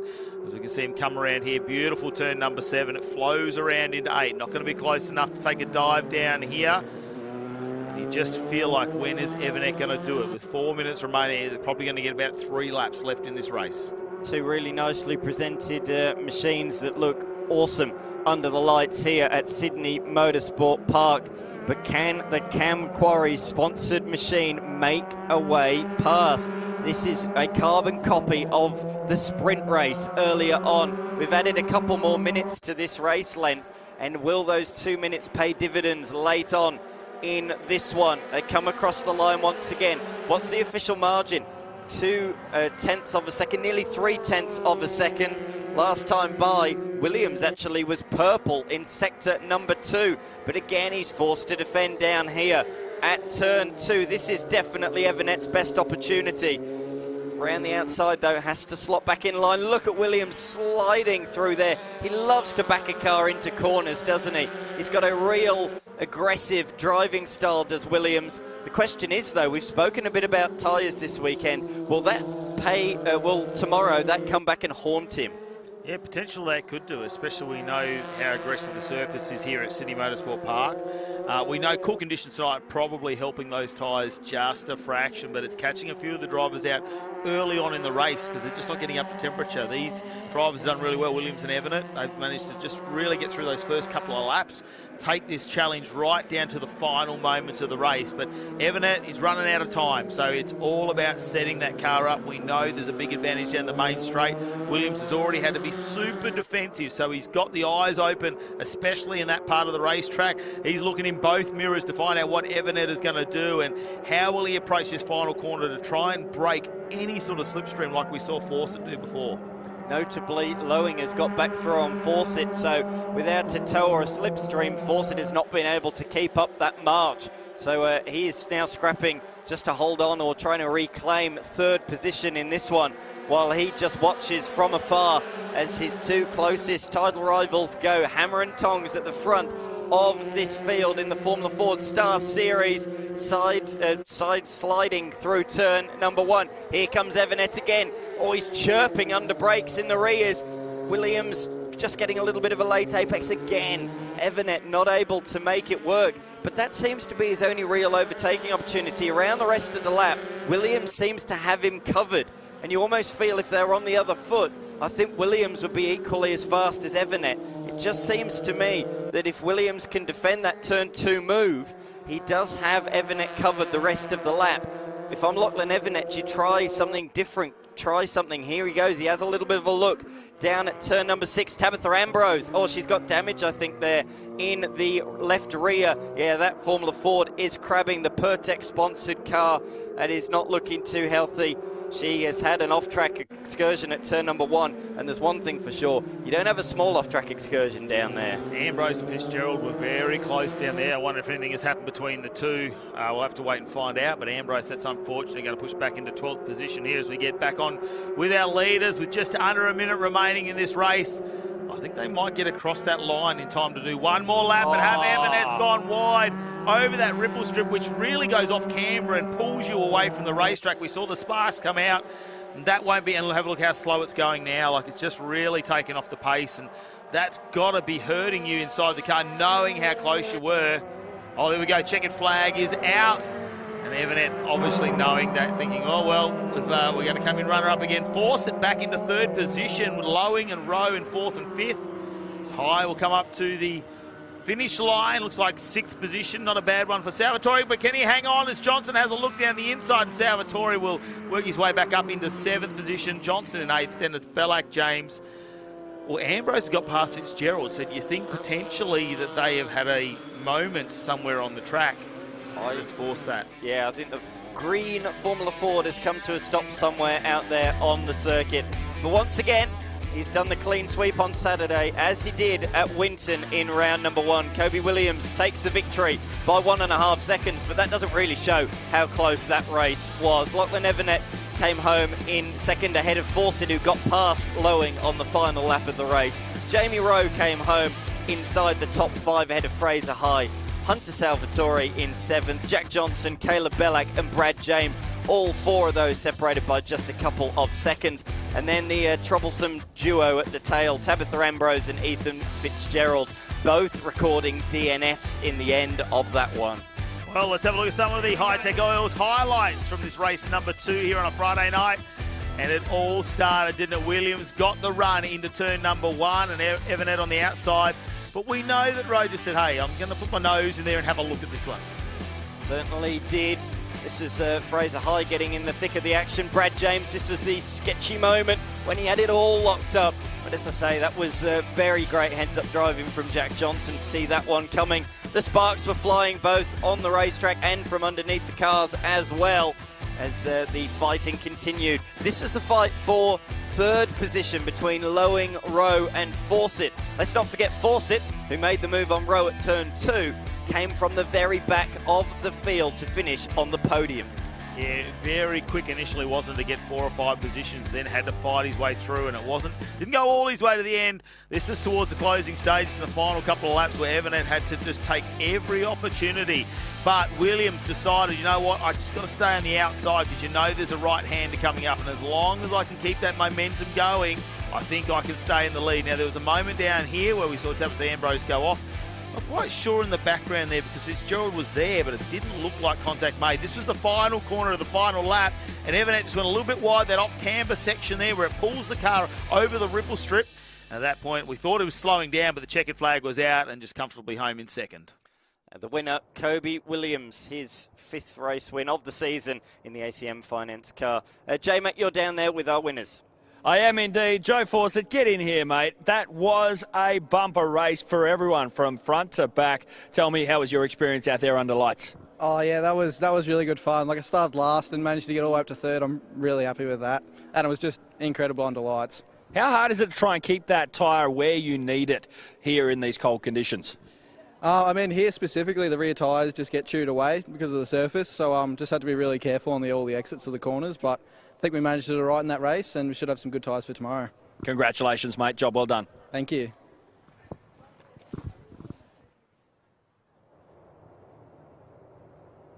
Yeah, I just said to him just then, I think it's the widest spectrum I've ever seen, unfortunately. I couldn't quite get him, but at that last corner, I went over the curb and the left front decided it didn't want to run anymore. Luckily, last lap, so I could get home, but I'm really happy with that finish. P2, after the Winton weekend, I'm glad to make some points back up after a few DNFs. So. Yeah, great drive, and you threw everything at it on the last corner, came in with the wishbone dragging on the ground. You can't try much harder than that, can you? No, it was a good race. I'm really happy. Well done. No, thank you very much. A fantastic effort here, Kobe. Job well done. You have clean swept the day. Job well done, mate. How does it feel? Yeah, thank you. Lachlan certainly made me work for it today. We had awesome racing, really close, and really enjoyable. Happy to come out with the win today. Let's talk about tyres. Everyone else has. How do you feel going into day 2? Yeah, I don't think they're too bad. The tyre dig's certainly not as bad as what we thought, but we'll look at it tonight and see how we go. Any changes for the setup planned? We'll have a look at the data tonight and see what improvements we can try and make to be a little bit faster to try not. Great stuff. We're looking forward to it, mate. Thank you. Yeah, thank you. Well, Kobe Williams dominant in the first 2 races and qualifying here on the Friday of the Hi-Tec Oil Super Series round number 2. A little bit coy there, I think, with these answers, just not wanting to give too much away. Very quietly spoken is Kobe Williams, but he is a real talent. I just love watching him drive a race car. It's always on the ragged edge, sliding out sideways, which is what you see, what we've seen over the years, the likes of Craig Lowndes do, the likes of Mark Winterbottom, Jamie Whincup, all who've come through Formula Ford racing in the past. Of course, Marcus Ambrose as well. There's been so many legends that have come through the series, but that's how you got to drive these, on the ragged edge, sideways. It looks spectacular, and in these cars, it's fast as well. Well, speaking about Formula 4 drivers, someone who worked their way from towards the back of the pack, J-Mac caught up with Hunter Salvatore earlier this weekend.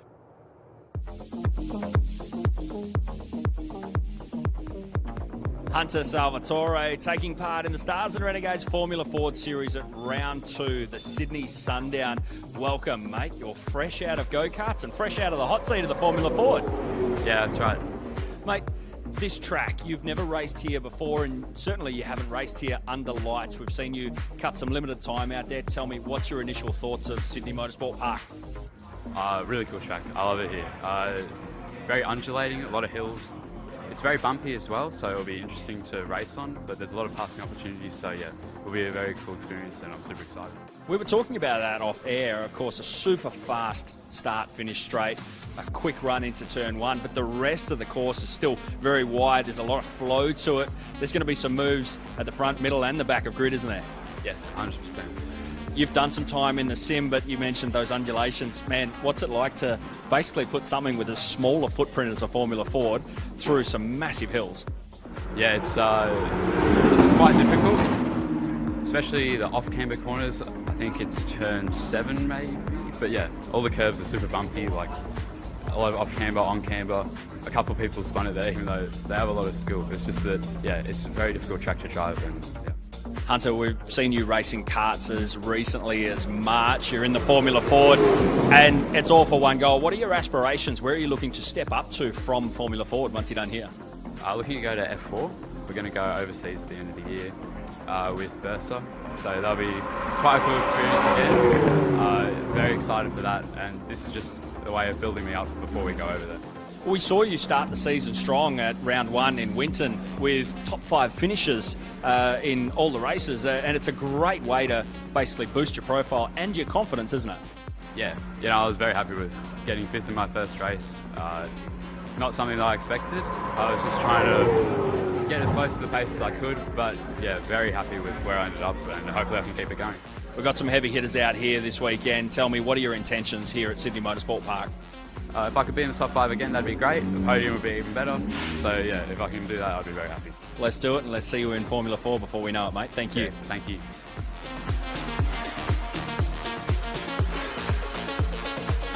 Yeah, plenty of stars coming through the Formula Ford category, and it's going to be fantastic to watch them evolve over the years. Well, we're going to double the cylinders now. We just got out of the Formula Fords. Now it's time to unleash 6 litres, or 6.2 litres of V8 muscle as the TFH High TA2 muscle cars by Maritimo are unleashed on this track for race number 2 tonight. Matt Nolte, you're back in the hot seat, and look, it was a pretty interesting first race, but a lot of laps taken out of it. Gee, I'm glad you tidied up the double the cylinders and said cars at the end and not me after Dan McCarthy was in here. Yeah. If we were race cars, he's a Formula Ford and I'm a TA2 car when you look at the size differences.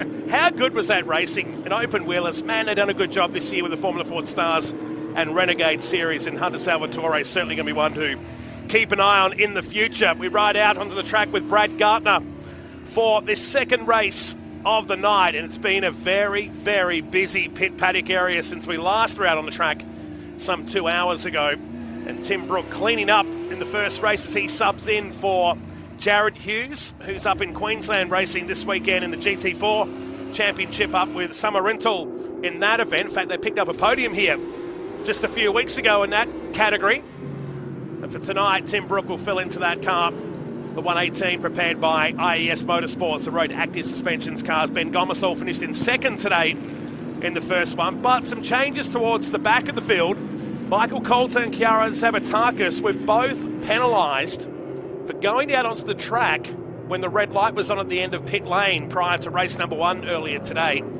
They both argued their case with Stephen White, the White Dog, who's our DSA for the weekend, and in the end they've been put back to 19th and 20th positions respectively. And for Michael Coulter, he was on target for his best result in a long time in the Turks Tippers entry. Zabatakis also got a 13th place finish in that race earlier today. Josh Webster is featured on our grid here, but as we heard from our pit lane reporters Jared McLean and Mel Price earlier tonight, a lot of work going on with the Autofix car, and Marcus Ambrose, who's just finished watching the Formula Ford side, is now keeping an eye on the young Tasmanian who'll start from 17th position. Brock Payne had his first race come to a deflating end when they cut a tyre down. That was from debris picked up on Josh Webster's car. We can't work out what it was because there is so much damage on the inside of that Autofix Mustang, Matty, that it'll be a massive effort if they can get that repaired properly, not just for tonight, but for the rest of the weekend. Well, the amount of metal that's spinning around when a tail shaft goes like that at 170, 180 kilometres an hour, it just takes out so much more around. I mean, you were down and witnessed it. It's the tunnel around it, it's brake lines, everything's like that as well. It's crazy, the amount of damage that's done internally. They'll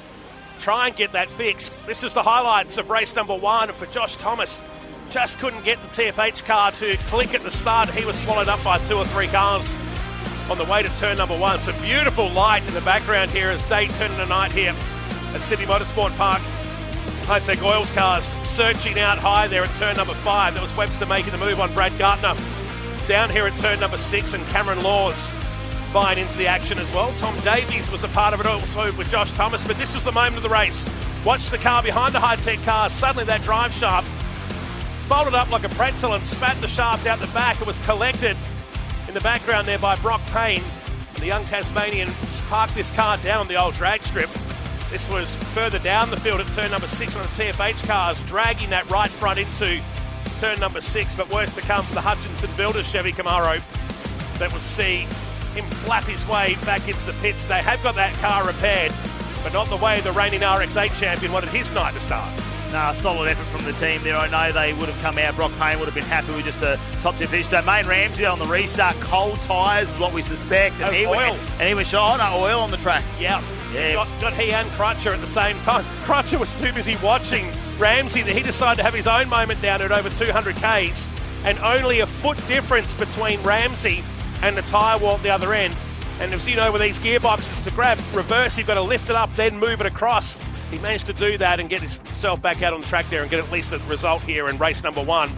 In the end, though, Tim Brook collecting maximum points in that 118 Chevy Camaro, and he will start from the front as the field make their way around to accept the green in this rolling start. The final race of the night. They'll qualify again tomorrow for another 2 races, and you'll catch that here as part of the Hi-Tec Oil Super Series as they make their way down this Sydney Motorsport Park course, waiting for the lights to be turned out.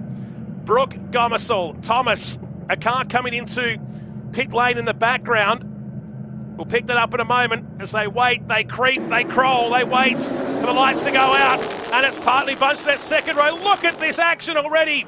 It's 4 wide, like we saw in race number 1. Into turn number 1 for the first time. You ride with Lee Stibbs in the Hi-Tec Oil Chevy Camaro. As up to turn 2 we go. How do we not have an incident with that many cars overlapping on the way to turn 1? Brad Gardner was up against the wall. He just rode the wall. I had visions of NASCAR where he just said, put it in the wall and drive it. But no, up to second position. What a start. A spin in the background there. And I'm just trying to see, it looks like one of the TFH cars as well. There's still plenty going on now. That was Josh Webster going into pit lane as well very early. So obviously not comfortable in that car. Not surprised with the night they've had here. So they'll at least try and get a result out of it. Jackson unloaded now by Cameron Laws. And the Dodge Challenger is dispatched down at Brock's 05. That's turn 5, the Sydney Motorsport Park course. And that great result, Zabatakis returning from a spin here by the look of it, coming out of turn 2. So all that work for Jackson has put him well outside the top 15.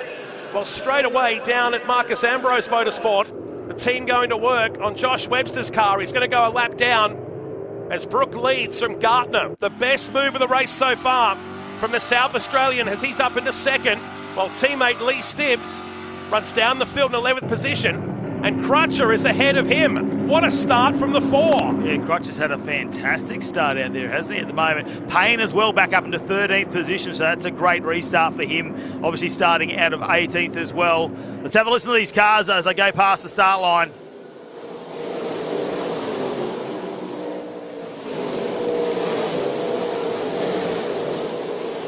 Noise echoes here, doesn't it? It gives you chills down your spine. Yeah. Oh, a nice straight here at Sydney Motorsport Park.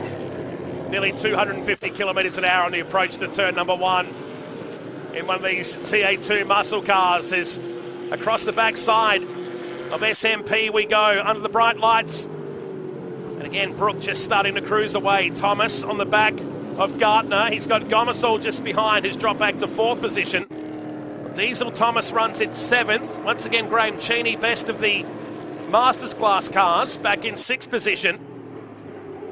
Down the inside comes Gomersall, but he's coming in hot and makes contact with Gardner. Big moment here with the South Australian trying to grab a gear and grab the steering wheel. It sent the field scattering, and that'll send the blood pressure up down at Hi-Tec Oils Racing. Oh, it's a flashback at turn 11, isn't it, from the final race last year where the similar thing happened, got unloaded. Brad Gardner will not be happy about that. Is that damage carrying on that car now too? There's a little bit of smoke coming out of the back, maybe a bit of panel work rubbing on one of those Goodyears. Well, it's not a good race. Let's have a look at how it all unfolded. This is earlier on. This is Hayden Jackson. Laws just unloading him in the back corner as well. So the bad luck continues for Axton Jackson. That's unfortunate for him. This is Zabatakis just taking a little bit of an excursion on her own by the looks of it. Didn't see any other cars involved in this. Gomersall with a Hail Mary down the inside. It was never really going to pull it up, and as Brad Gardner turns in, makes contact with the 22 now. How does the rest of the field go? Because we've seen them scrambling to go around him. Wow, it's big, that's for sure. I'd hate to be the receiving end of that one, as Gardner now finds himself in 7th position. Here comes Davies up the inside in the appliance white Chevy Camaro.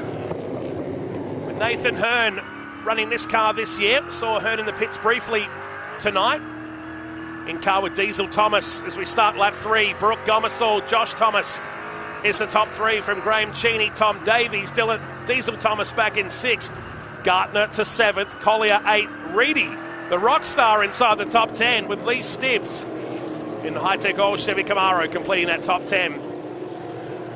Yeah, we'll wait and see how Gardner tries to compose himself. Chris Pither down in his pits will be a little bit of talk, I reckon, on that radio at the moment. He won't be happy about what's happened to him. Diesel Thomas, though, really outstanding for me, just to show his maturity in the racing. Hasn't taken too many risks at this point, just making his way through the back. He's under attack from Gardner, who's going to have a look around the outside of turn 8. It's probably not the move you're expecting, but if you're looking for a run down the inside, unfortunately the 22 Hi-Tec Oils Camaro slides out and the car won't get the acceleration it needs. It heads up into turn number 9 as we stay on board.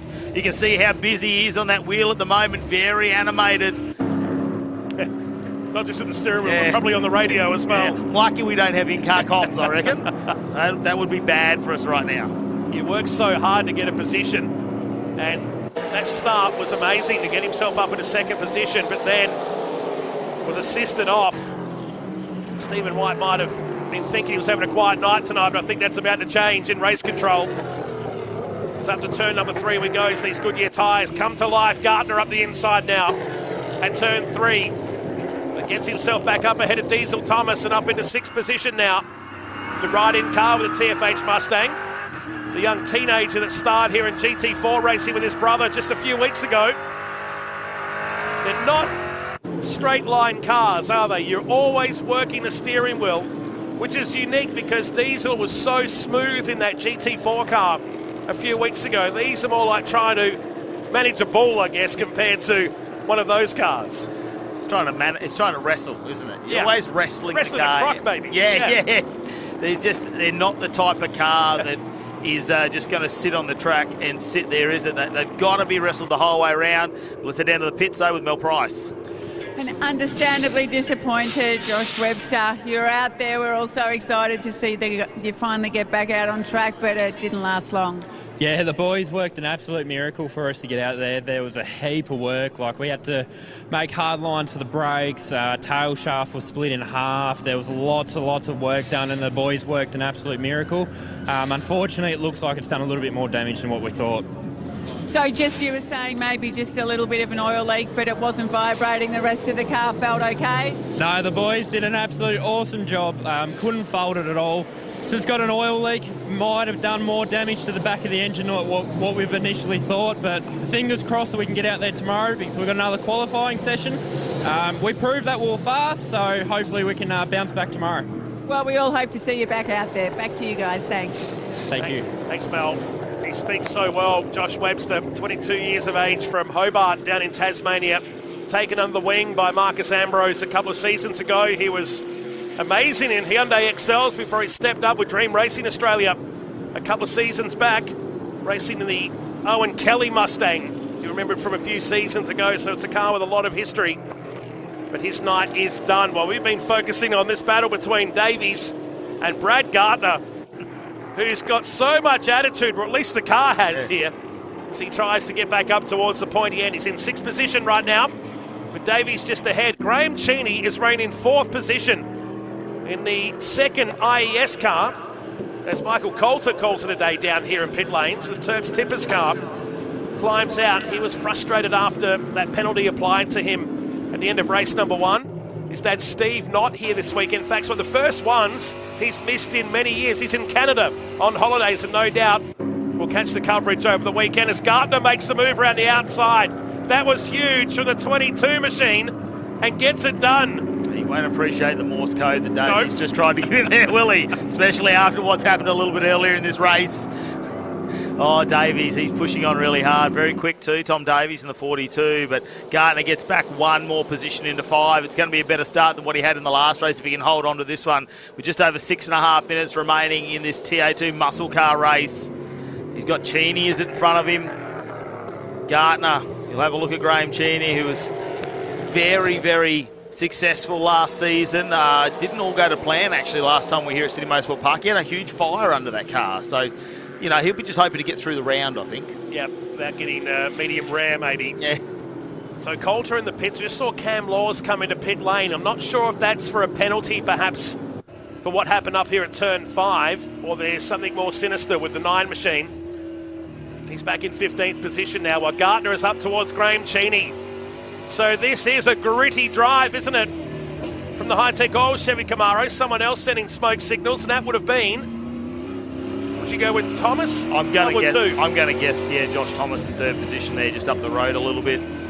Gomesol's closing that gap down to Brook, though, 1.3 seconds. Tim will be on the radios. Cheney just has the car slide out on him, and there's a moment there. Brad Gardner now under brakes, has a moment, and Tom Davies has to try and avoid contact. Have a look at the smoke, though. That's Domain Ramsey in the 71, the C&H haulage car. So where has something gone wrong for him?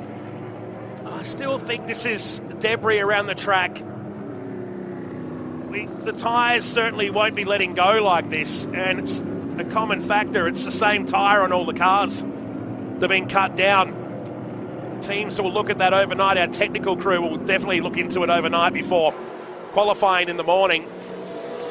Who they come to complete another lap, so it is something more sinister with the Laws car. He's been in the pits for nearly 90 seconds now. Domain Ramsey, as we just saw, with a cut down tyre. Gardner, my goodness, don't tell me this kid's not from a Speedway family.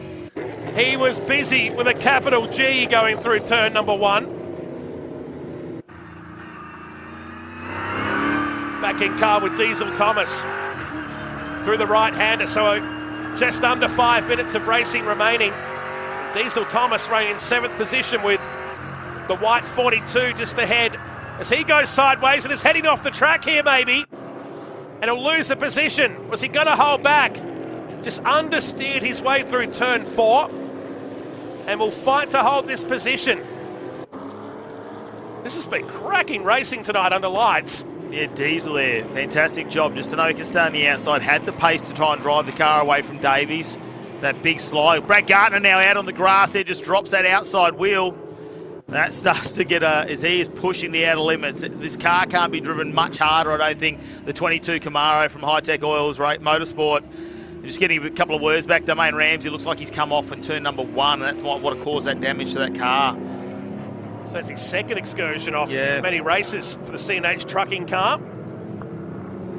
Down at turn number 10, 11, the final complex of the Sydney Motorsport Park track, and suddenly Davies is there, and the door's left open too on Gardner. So Thomas has gone through. Diesel Thomas has gone over on Gardner. Something has happened in the meantime. We've seen how much the Gardner car's sliding around as he overcooked the tyres. As it looks like part of the car coming off is out of guard for Davies.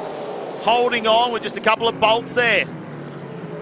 And will that guard hold on for the rest of the race? He'll be hoping it'll peel away.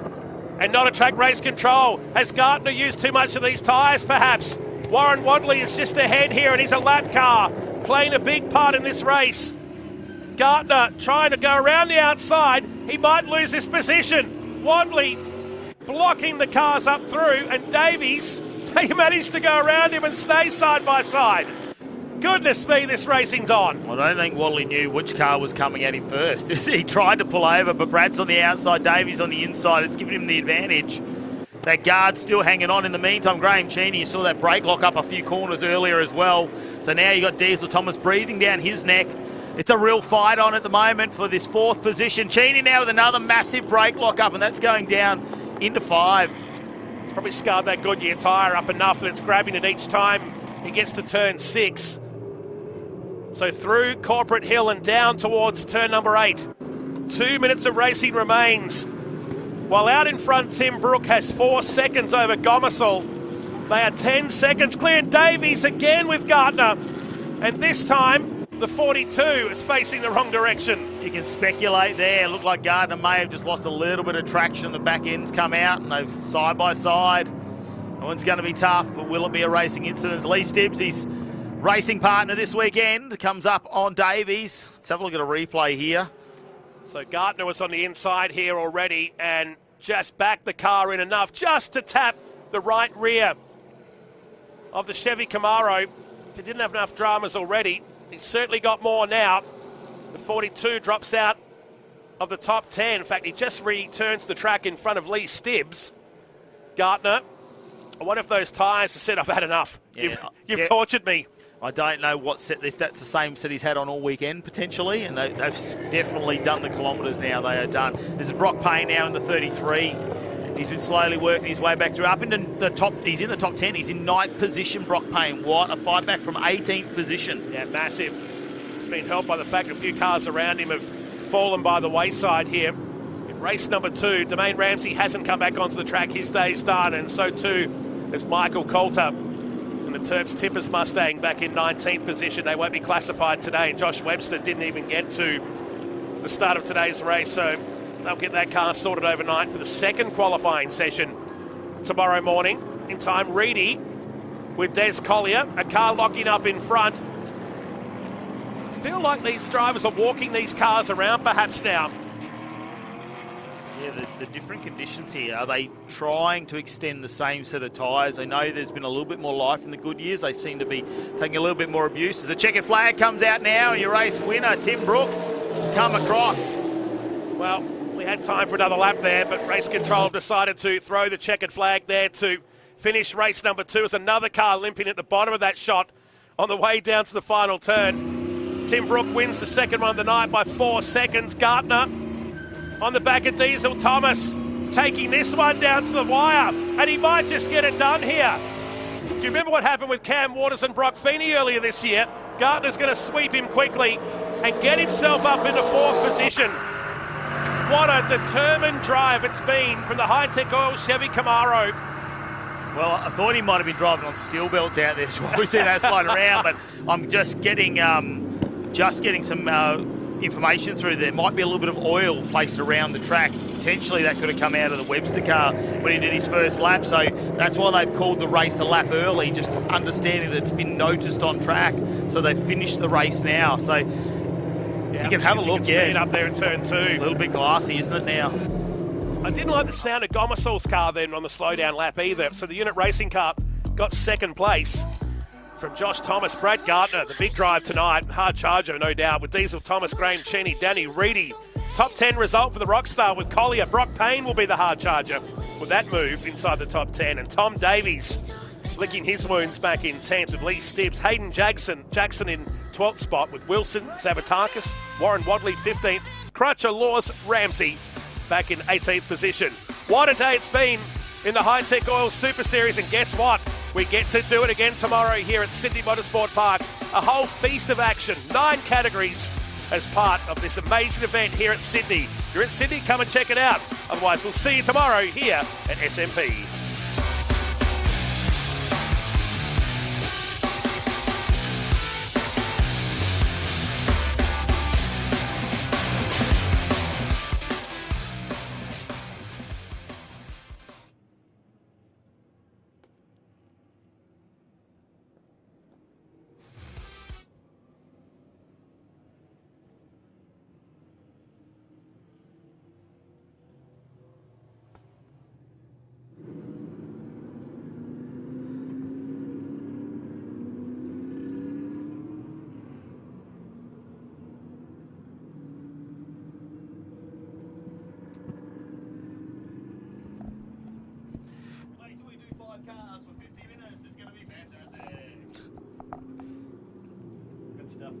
Great stuff, everyone.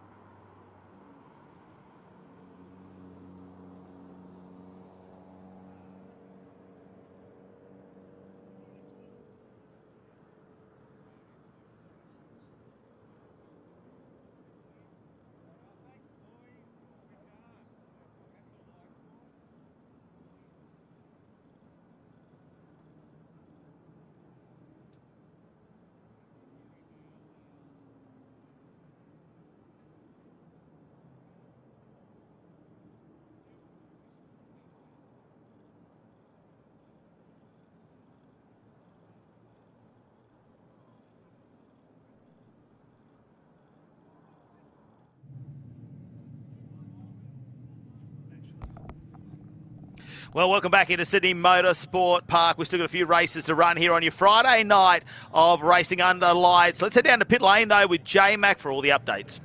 Well, crossing the line in second place, but being handed a 15-second penalty, still good enough to find your way onto the third step. Ben Gomersall, congratulations. Although, minor cause for concern, the back of the TFH Unit Racing car slick with oil. Yeah, shame what happened to Brad there off the start. Just didn't get my star right, then fell back a few spots. So, no, really sorry to him what happened. But, yeah, it's still good that we can salvage a podium from that. Fantastic job there. The plan now, take it back to the pits, inspect it, get it ready, get it turned around for tomorrow. What's the plan? Yeah, we'll just assess what happened there, but no, we got plenty of time for race 3 tomorrow, so yeah, we'll get it back out. You love this racing under lights, don't you? Yeah, something different, really exciting, so yeah, really happy to be here. Well done. Thank you. Well, Josh Thomas, P2, we were just talking about the incident with Ben. You had the bird's eye view, but you might not want to comment on your teammate in that one. Yeah, no, I thought Ben had enough room up the inside, but I guess the officials thought different. No, it was, I didn't really see it. I was running my own race, but yeah, it's unfortunate. He still managed to get on the podium. And yeah, got a bit almost wet out there. There was a bunch of oil on the track, so I backed right out of it anyway. But yeah, happy to be here, and it's a shame we got to re-qualify tomorrow because I would have liked to be off the front row. But yeah, we'll just go out and quali and see if we can end up back here. Well, I was saying before, you're getting better and better each race. You were P3 this morning, you're P2 now. There's only one more place to go from here. Yeah, there's one more, so we'll see what we can do. I think we've still got some pretty good tyres, so yeah, hopefully we can bang out a good quali tomorrow and yeah, tick the final one off the list for the weekend. It'd be a good way to finish, wouldn't it? Yeah, it'd be awesome. Well done. Thank you. Here with number 1 from that second race, Tim Brook. Congratulations, sharing the joy with the two lovely ladies here. You better introduce them for the camera. Yeah, no drama. So this is my 8-year-old daughter, Sophie May, and this is my wife, Beck. Yeah, Soph always talks about trying to get on TV when Dad gets interviewed, so finally on TV getting interviewed, so we thought we'd bring her along. Fantastic stuff. Sophie, I'm going to ask you, Dad takes another win tonight. How do you feel? You happy? Yeah. Awesome. You want to see him do it again tomorrow? Yeah. Tim, it's now up to you. The team's given you a fantastic car. I think we can throw that term of seat warmer out the window. What's the plan? I'll warm the seat for 2 more races tomorrow, and hopefully we end up in victory lane again. But yeah, very grateful to be here, racing cool cars, hanging out with great people. And yeah, fingers crossed we can do it all again tomorrow. Ben was coming there until he might have had a bit of drama and a bit of oil went down and spiced things up a little bit. But yeah, big thanks to IES Motorsports, Graham, Hads and all the team there for having us behind the wheel this weekend. Fantastic stuff. Thanks, Tim. Thank you. Cheers. Such a great winner, isn't he, Tim Brook? He's won this before in co-driver status up in Darwin a couple of seasons ago and had a big one there with Dylan Thomas. Was very intricate in the Hi-Tec Oils Motorsport last year and now getting a drive there of the Jared Hughes machine. Let's have a look at some of the highlights, though, from this previous race. And there was plenty going on. Dan McCarthy, this is where, unfortunately, Cameron Laws ended up in the side of Action Jackson. Of course, Hayden Jackson there, unfortunately, the 81 spun out. We might see a little bit come from back. Kiara Zavatakis there, unfortunately, it looks like she's just gone off on her own accord. This was the big moment, though. Ben Gomersol with a Hail Mary down the inside, made contact with Brad Gardner. Now, will there be ramifications from that, from race control?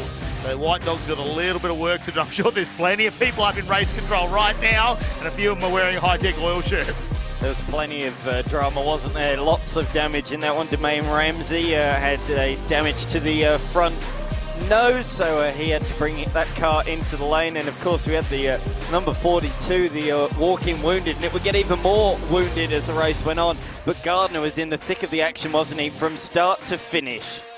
I tell you what, he provides a lot of excitement in TA2 racing because he's always fighting out. Now, this is where the car, he just tried to pull it up. And we thought maybe the tyres are gone, but have a look there. It really shows now as there's oil on the track.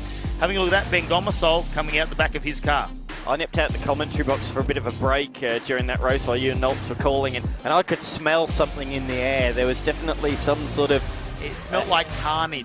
Yes, that's what it was. It probably that is the smell of carnage. It looks like we might have to have a bit of a clean up in aisle number 3 here potentially. Not quite sure how thick that oil is around the track, but it obviously was coming out of that car for a number of laps. And yeah, we thought it might have been a tyre issue. Sounds like it was just oil on the track, so hopefully we can get that cleaned up as soon as possible. Still a couple of races here to go tonight. Of course, we've got the Replica Tourers, the Formula V are meant to come and spin a few laps, and the Innovation race cars have a big endurance race to finish things off, but we are running out of time, and oil on the track does not assist with that, so we'll wait to hear from our officials on that one. Of course, Sydney Motorsport Park always looks fantastic under lights, and I love those drone shots because it almost looks like an illuminated LED sign, doesn't it? You're hanging on the wall in your house at home or in your man cave, because have a look at it.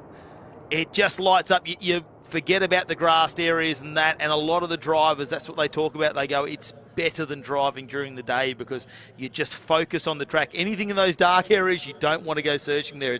It's a bit like going out, it's a bit like the Lion King. We don't venture out there. We stay right here where the light is. Absolutely, yeah, you don't want to go off there in these conditions.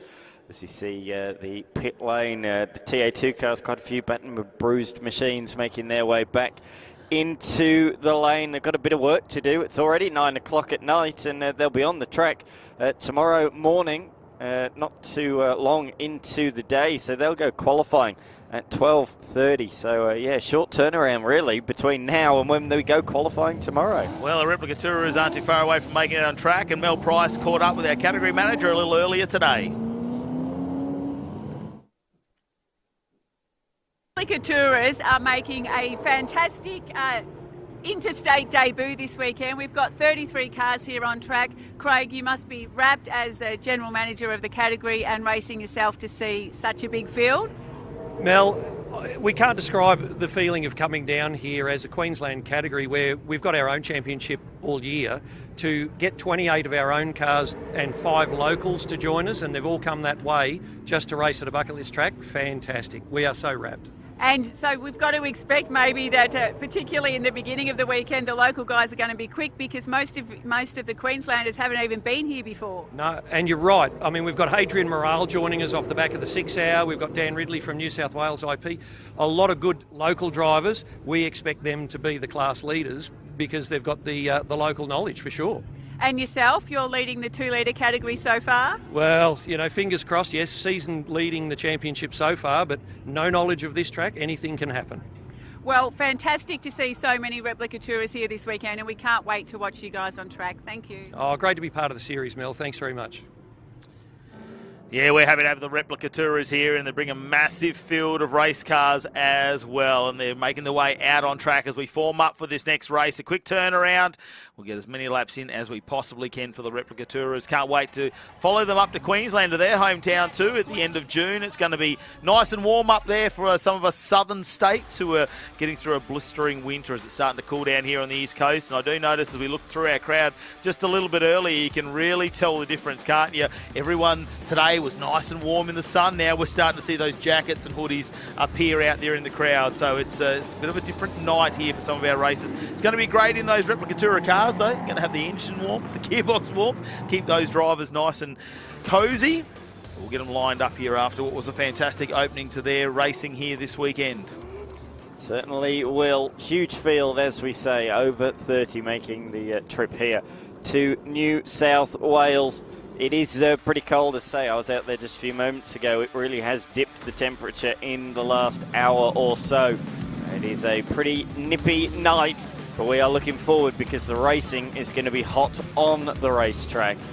On pole position will be Morale. Alongside of him will be Ridley in the number 74 machine, the old VK Commodore. Beyond that we have Simon Antinez, Jason Grimond, Shane Stewart, Rob Neal in a BMW 135i, Robert Peffer, Daniel Ross, Rex Scholes, Steve Hay running out the top 10. The names keep coming. We got Woodward, Hayden, Burgess, Rice, Gillespie, Wilson, Mooney, Love, Christie and Rowe. Now, a couple of these cars doing double duties after we saw them come out with the Australian production cars, and the invitational class, of course. Let's see if there's anything that falls out of that. Any backlash from taking a couple of extra laps out there in these cars. That could be the difference. Well, he's going to come out 2 cars there, actually raced in Australian production cars, but in the production car Mustang. So double duties this weekend. And they're getting plenty of laps in here on a Friday evening. We hope everyone's enjoying the coverage here from Sydney Motorsport Park as we're about to get underway with racing. Just having a look, they've spread out a little bit. They need to try and bunch this one up. We are missing a car there at this restart, and it looks like red lights are out, and we are underway. Let's see who's going to chase this down into turn number 1. Morale, Ridley around the outside. Looks like he might have said, oh no, it's a big moment. How did they miss contact? That's Hay in the 25 machine. That's a gorgeous Group C replica style Commodore. And I'm going to suggest, judging by the smoke there, we've still got a little bit of an oil slick potentially out on that track. There was the Commodore that went to the right-hand side of it as well. That was really, really tight there. Just when you called that everybody had made their way through, a fellow car off track. Oh, Morale has jumped off the circuit. What's happened there? Clearly some sort of mechanical issue. He's pulled it off the road as a matter of caution to stay out of everybody else's way. But what has gone on the opening lap of this race? The one thing we can tell you, that Mustang is not running well. Well, the fact that he's moving is it maybe... Oh, I don't know. He's coming to the inside. Is it a lock-up? We can't really tell from here. We'll have to wait to hear from our race officials exactly what's going on there. But see a number of cars, because it wasn't just the hay machine and the replica Tourers. There was cars after that with some big lock-ups. Have a look at that. Straight off. Another one of the Commodores. Seems to be some of the heavier vehicles. Not quite sure. Potentially it was Morale's car that has something let go. I'll have to wait and find out. But just trying to see, we're still seeing green out on track, but it doesn't look like a lot of the cars are going at full pace, does it, Dan? I think it's just the track conditions being as cold as they are now. It's just we're really trying to get it up to temperature. As you can see, lots of understeer from some of those cars further back down the field. But out in front, Ridley has pulled a near 1 second lead over Antinez. You saw a lot of understeer there for Ridley too as he went through that corner. They are gingerly getting these cars around. Doesn't look like we see too many of them really pushing at the moment. Potentially some of the cars that went out the Invitational and the Australian production cars might have a little bit more temperature in those tyres. There's no sun for them to lay them out in, and let's have a look as we go down to turn number 1. This is going to be the telltale sign. And we've got some temperature in those tyres. There's plenty of traction out there. Will we see another puff of smoke? It's like the first few cars are going to get through. Anthony's a little bit of smoke there, but I think that might just be the tyres. Just having a look in the background, it looks like we're going to make it through. Feels to me like Ridley there is pulling that car up very gingerly. Around the outside, though, all the way for Antinez, and he's pulled it off in the Jägermeister. BMW goes on through. A great little tribute livery there. And great to see the car running strongly, so he takes the race lead. Will that now give Ridley a bit of a benchmark? He's lost clearly a bit of confidence out in front. Can he now use that BMW as a reference point? Yeah, Grimmin just had a little bit of a look under brakes as well. That moved around. It looked like he was going to have a try and take an overtaking maneuver on Stewart in the BMW, but decided to pull out of that one. In the background there, they're still coming. Scholes and Pfeiffer in the XR6 Turbo. Yeah, Scholes has been a big mover on the last lap, so he's moved up about 5 positions on the opening 3.4 kilometres of this race. As you can see just how close the turn 8 hairpin is to the turn 4 right-hander. They're pretty much nose to tail, and that's where the shortcut is.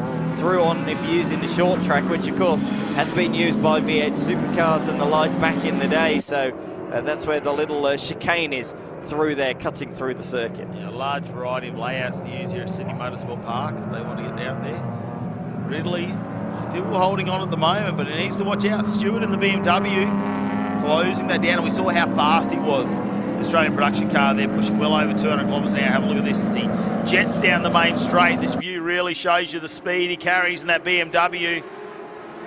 207 last time he went down the straight. Can he improve on that one? The V8 Commodore goes by 2 of Grimmond.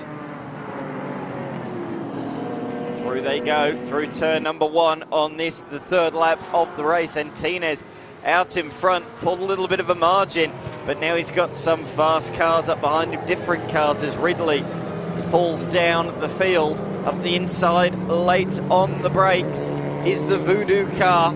The inside of the Falcon of Pfeiffer and makes that one stick, so that's Neil up a further position, and here is Ross in the Mazda MX-5. We saw that running very strongly.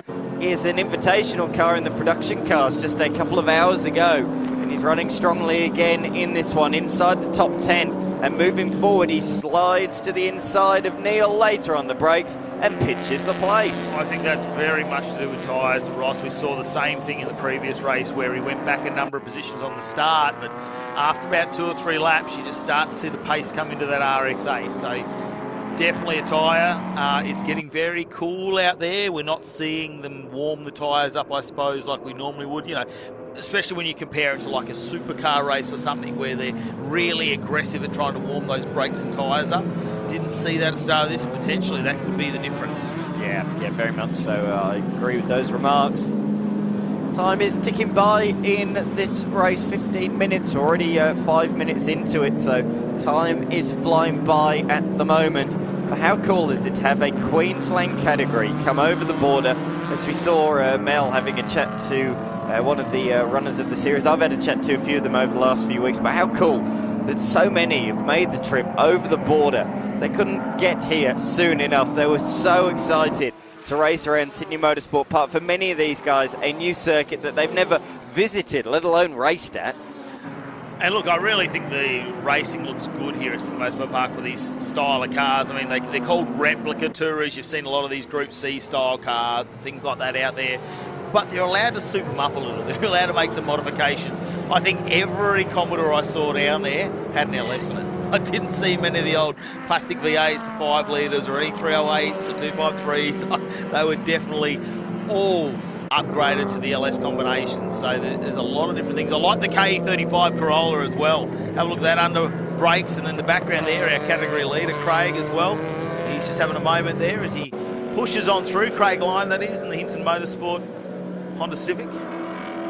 Cool to see a sort of noughties Honda Civic. Of course, the Type R has been doing so well in competition all around the world in various different TCR series, but nice to see an older spec car. Harps back to me of the sort of Matt Neal, Gordon Shedden British touring car sort of era. And as we say, that's what this replica tours is about. If it's raced in a touring car category, somewhere in the world it's eligible to compete in this series. So that's why that Honda Civic's out there, raced by Gordon Shedden and Matt Neal successfully in British touring cars around 20 years ago. Dave Hinton there with a massive brake lock up in the Corolla after we just spoke him up. Unfortunately, we gave him the commentator's curse in 15th position there.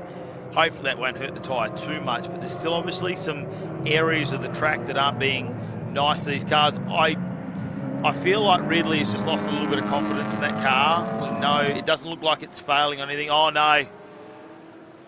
It's the Escort coming to a stop. That's unfortunately the 15 there. They've been down there working hard of Jeff Gillespie, Queensland car from Race Products.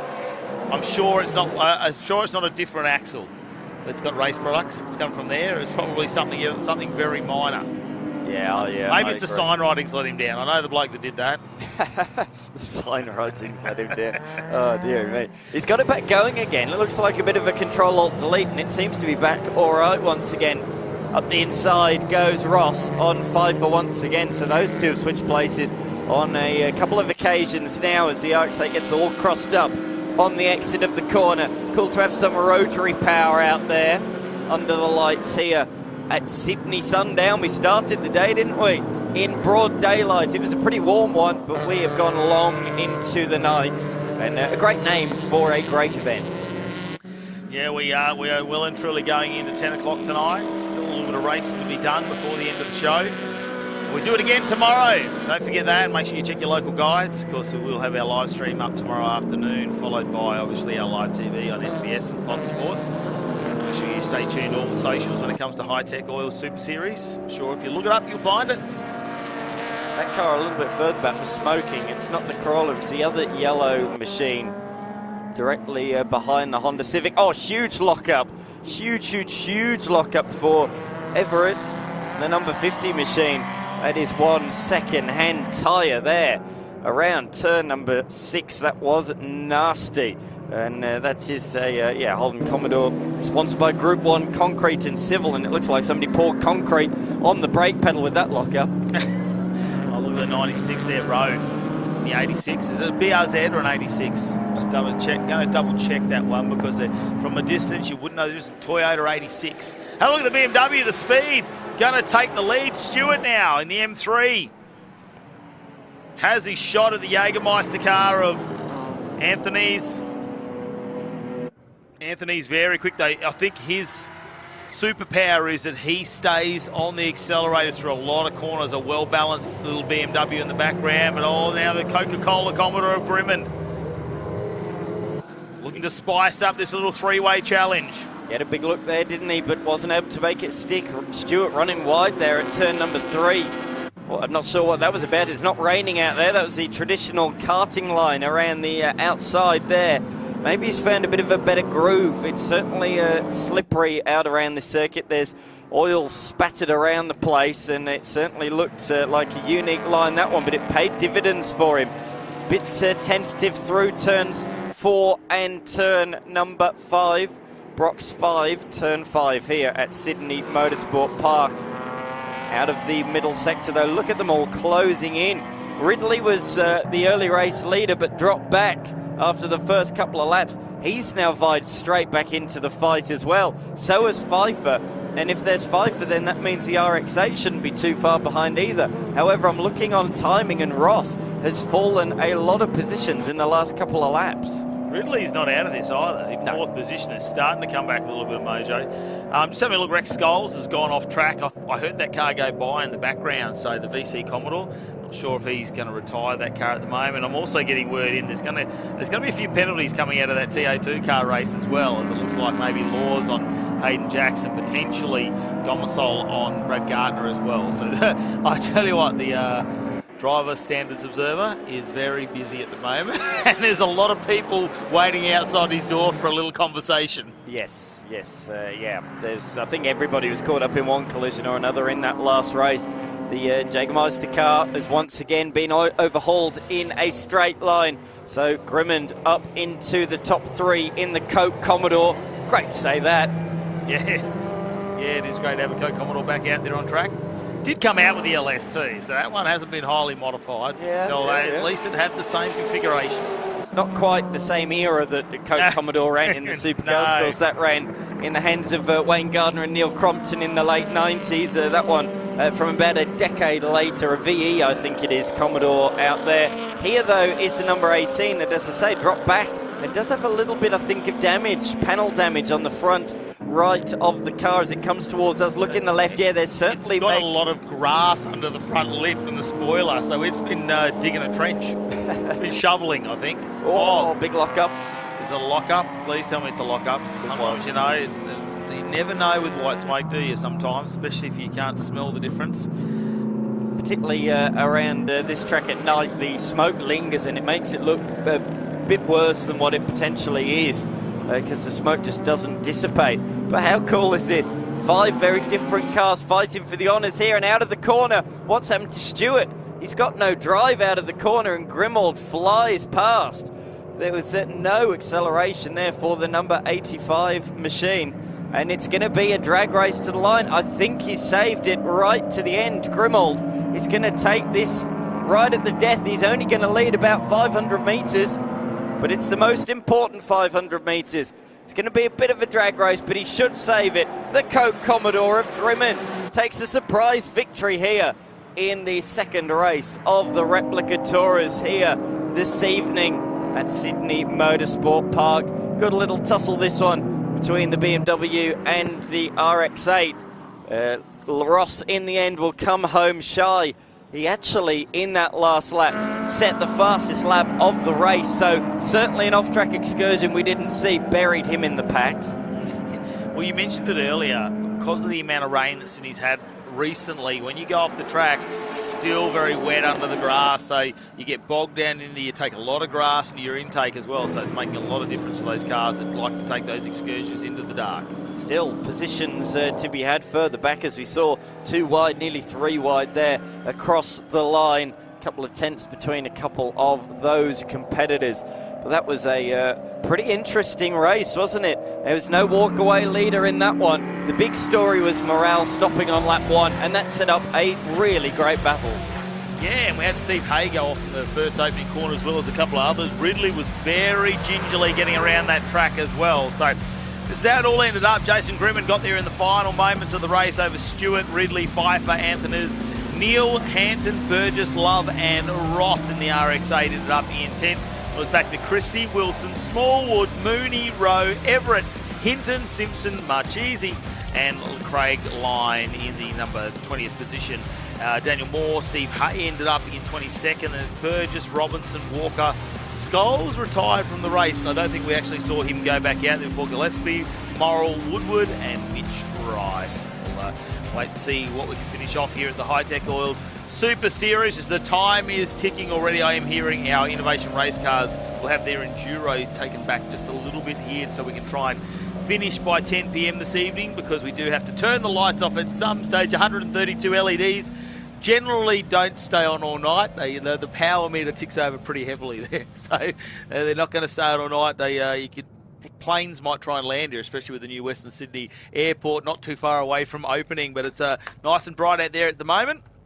And it's fantastic to see so many races here this weekend. Just under 200 competitors over 9 categories. It's great to have so many people supporting the Hi-Tec Oils Super Series for their second round of racing in 2025. Of course, we head up to Queensland, or QR, Queensland Raceway, for a fantastic effort up there in the end of June and the final weekend. And then, of course, we go back there again. Double rounds up there, a double header up there in QR. The winter months, we want to go up there and try and warm up. We don't know. The Queenslanders will be thinking it's cold at 12 or 13 degrees, but we'll be enjoying it up there. It'll be nice and warm before we head over to Malala, where we haven't seen racing on a national level for quite some time. So that'll be great in South Australia, and we finish things off at Winton a bit later on in the year. So still plenty of racing to be happening in the Hi-Tec Oils Super Series. And Under Lights racing continues tomorrow night as well. We've still got a couple to go tonight as our winners come into pit lane, and we'll see if we catch up with them in just a second. We'll wait to see which cars will make it back out on track as they go around our Replica Tourers. A big welcome to them. Let's have a look at some of the highlights, though, of this Replica Tourer Trophy Series, race number 2, and it was this opening corner where it all sort of started to unfold. Morale was going well. Steve Hay, I don't know how he missed the entire field as they all came through. That would have been devastating to see a finger laid on that car and see the damage potentially that it could have caused before another couple of Commodores spin off in the background as well. I knew he didn't get hit, but I still winced watching it on the replay. Yeah. It was that sketchy through turn number 1. This one was a big talking point. Race 1 victor by quite a dominant margin, and in the production cars as well. Morale hitting problems at the start of the race. He was an unfortunate DNF. Yeah, we saw the 96 of the Toyota 86 it was. Getting around, and there was a couple of moments there where he had a bit of a nosedive there. Big lock-up now from the number 50 of Harry Everett. We saw a few tyre lock-ups again, and we're still debating on the tyre temperature. Stewart was very fast in the BMW M3 and got his shot on the Jägermeister car there. Unfortunately, he just couldn't keep going on with that one, the Jägermeister car. And another big lock-up there, and this time it was the Pfeiffer and the big Ford Falcon XRT. Managed to keep going there. There's going to be a couple of tyres out there looking like 50-cent pieces at the end of this race. Yes, certainly do. There was many lockups up and down through the field. But in the end, right at the death, the Coke Commodore Grimmond took the race lead. He only led about 500 metres, but they were the last. And Mel's down there with our winners. P3, Daniel Ridley, we were just talking about the conditions there. There was oil from the race before. Tell us about the race start. Oh, look, the first 3 laps was just absolutely diabolical. It was just, there was an oil slick from turn 2 all the way around to 12. So you had to sort of tread generally, and unfortunately it was all on the racing line where you wanted to be. So I think I ended up leading the first lap, but just lost just so much drive. And I'm outgunned with these guys too. They're running around with a lot of horsepower. I'm just a little Lycra car, but had fun, enjoyed it. Looking forward to having another go tomorrow morning. Yeah, and you've ended up on the podium. Terrific way to end the day. Well done. Absolutely. It's a credit to the boys who got the car ready, so I have to thank them. Thank you. Okay, P2, over to Shane Stewart. Wow, it all just came down to the last second there. Last lap there, we thought we had the win, but we lost it. It was a great race, a slippery race. And I'd just like to say hello to Gary Anger. I promised him I'd do it. Well done. So what's your plan for tomorrow? P1. Good plan, fantastic, good job. Thank you. Okay, the last second dash, well done, P1. Yeah, thank you. Yeah, it was tough. It was really tough. It was really greasy. It was unbelievable. Was that part of your plan, or did it just kind of come about and you thought? Weekend, yeah, we binned it in practice today, so yeah, the poor old thing. But yeah, no, we're just luck of the draw there. And who have we got here? It's my young fella, Jake. Hi. Pit crew. Pit crew, number 1 mechanic. How do you do? Yeah. How'd you go? Yeah, good. Oh, well, congratulations. Great way to end the day, and look forward to seeing you do it again tomorrow. Thank you. No worries. Thanks, mate. Thanks very much, Mel. That's a mad mullet that he's rocking down there. That's really cool. Right, we turn our attention to Australian Formula V. It was a barnstormer earlier on, and I'm joined once again, as I was earlier on today, by Jared McLean. Jared, this should be a ripper. It is going to be absolutely stunning. If race one was anything to go by, it's only going to go up a notch. The track temp, of course, cooling off. These things, arguably some of the lightest weight machines that we have here this weekend, and unless you really commit, it's going to be tough to pump that temperature into that tyre as they make their way down to their starting positions. We are about to see some of the most hard-fought racing that we've ever seen. I was just noticing an empty grid spot for Spark in the number 47 should be taking position just to the right-hand side of McDonald in the number 51. We can see it there. That is where Spark is supposed to be. Unfortunately, not able to make it out. Is that potentially? I can see there's a few empty spots further down towards the rear of grid, so hopefully we get some more information on that one as it comes to hand. But in any case, we are getting set for a race start. It's going to make things a bit easier for McDonald at the start of this one. Stole it at the death earlier on and makes a good launch away. Look for on the second row between Kinsella and Reynolds. Those two were at the front for the majority of the race. However, when push came to shove, they were not at the front of the field. They'll be looking to rectify things here this evening as they head down to the turn 2 hairpin. For the very first time, side by side, Kinsella goes around the outside and he's followed through by Reynolds. They're later on the brakes and already find themselves at the front or spin a little bit further back. I think that might have been Pim, in the number 86 machine. We'll, I'm sure, have a look again in a couple of moments' time. There's a couple of orange and red looking machines that look pretty similar, so not entirely sure which one that was there. We just caught the end of it. Here we go, close proximity as we run through the mid-pack, but looking up the front, Kinsella from Reynolds with McDonald's rounding out your top three. A slightly depleted field, only 14 cars on the track. As a big lock-up on the way in, and that was our pole sitter originally, or our P1 starter, McDonald, falling back a place or two. Yeah, that was a mistake. He wasn't the only one to lock up down there. There were many lockups behind him as well.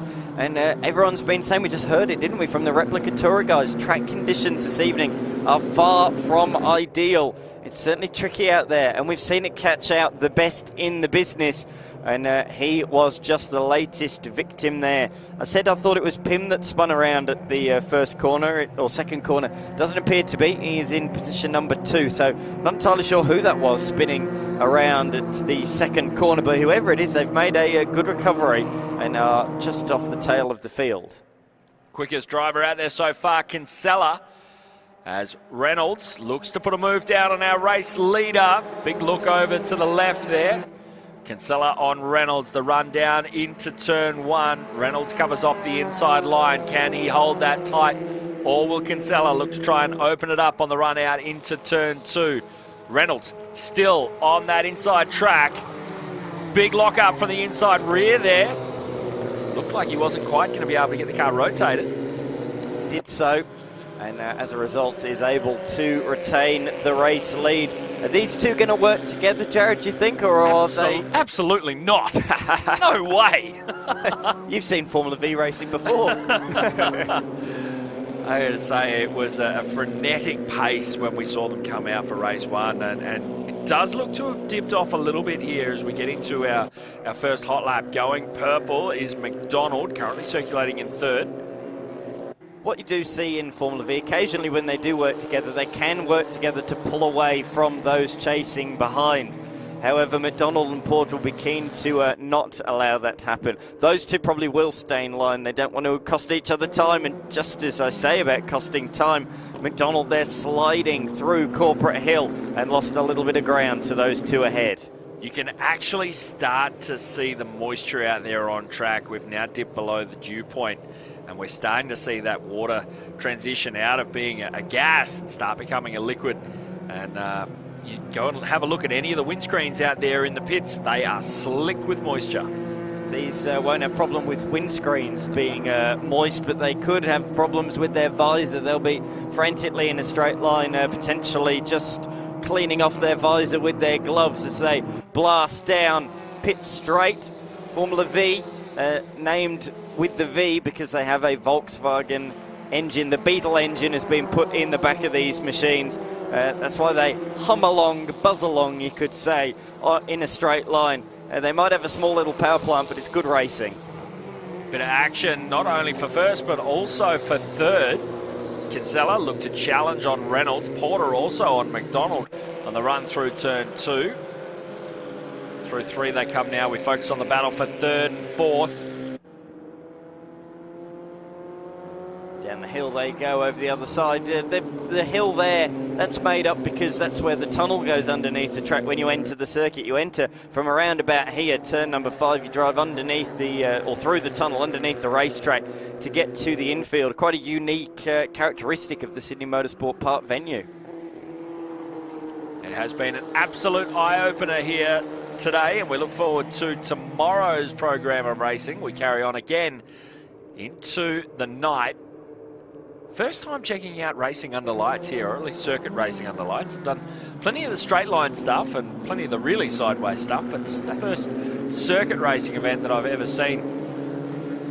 It's been a cracker for you to experience as a first timer. It's been great racing all day long, hasn't it? All through the night, no matter what category it's been, we can't say we've not been entertained. Oh, absolutely.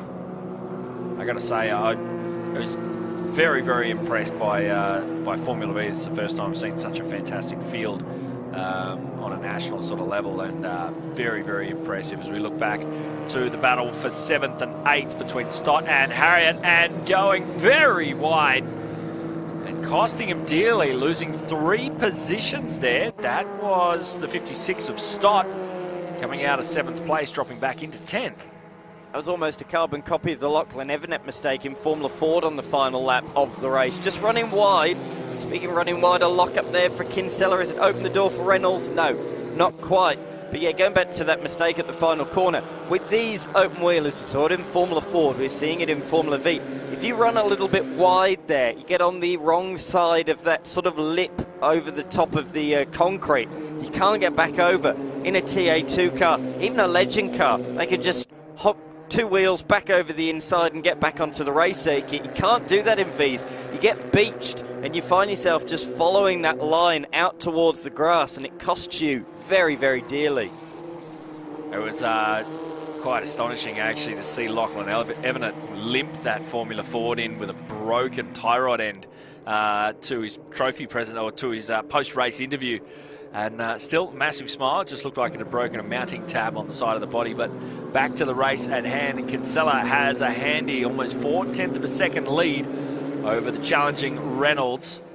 Porter and McDonald, 3rd and 4th, with Butcher rounding out your top 5. Butcher, some 7.8 seconds back. He's been around for many, many years, has Butcher, is up the inside. The recovering number 71 of Ogden. That was the car, I think, that spun at the start of the race. So he is now back up into the top 8, so in the top half of the field. Porter, he's really trying to close in on this lap on the top 2. PB, sorry, not even PB, purple in sector 1, purple in sector number 2, and purple in sector number 3 as well. So the margin is around about a second, a smidge over a second. He is keen to catch them. However, he's dragging McDonald with him, and McDonald has overtaken him before turn number 1. Battle still raging with Kinsella and Reynolds, Dan.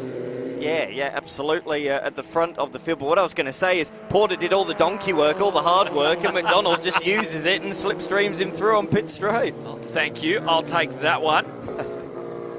Further back, though, there we go. The Ogden machine has got through on Pimu, locks up a lot down there in towards turn number 2. Sorry, actually, that's the Fremantle machine.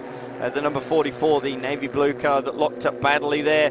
Look at McDonald using all the road there on the outside of the turn. These front 2 just seem to have a little bit of a buffer in this race, which they were not able to establish in the race earlier on today.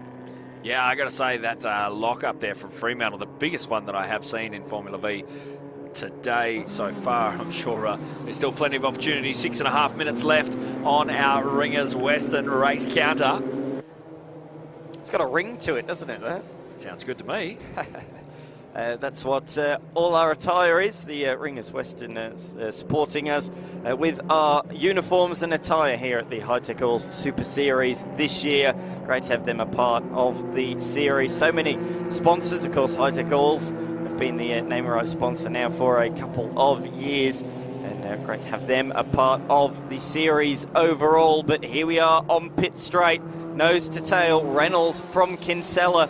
Reynolds goes defensive. That's the first time we've seen a defensive move from these two. But Kinsella goes, no problem. You can go defensive if you want to. I'll just go around the outside. Yeah, Kinsella carrying almost 8 kilometres an hour over the top of Reynolds there. Just under 180. The fastest that we have seen any driver in this session of racing. Go down into turn 1. Reynolds not giving up. He's parked that nose cone right underneath the gearbox. It's amazing how close they can follow at times without actually contacting Dan. McDonald, fastest lap of the race last time by, and he's there now. He's knocking on the door. Hello, chaps. Good to see you. I'm in the fight now. So it's now a 3-way fight, and he is going to be quickly joined by Porter as well. So it's very much as we saw in race number 1, albeit without Spark, of course, who is a sad DNS for this one. Didn't even take the start of the race. But the other 4, the quartet that are out there, were the others that were fighting for the top 5 finish. Reynolds getting that car pitched into the kink very, very early. Looks to open up the entry and try and run the inside line to try and find some avenue to get up the inside of Kinsella. Will have to be content with dropping in behind the number 35 machine for now, who's gone green in Sector 1. Nothing really too fantastic in Sector 2. But Reynolds just harassing him. It's interesting, isn't it, how there seem to be strong some laps in certain areas and others on other laps. It all depends where they are, and a great run out the final corner for Reynolds. Wow, that was easy. Is it actually going to mean anything, though? Because Kinsella has dropped back into the toe and is going to challenge, arguably, at the exit of turn 1, the entry into turn 1. Here it is. Again, that high-speed game of chess coming into play there. Reynolds under fire as McDonald looks to throw a speculator. Reynolds covers off the inside. McDonald almost goes backwards 2 positions.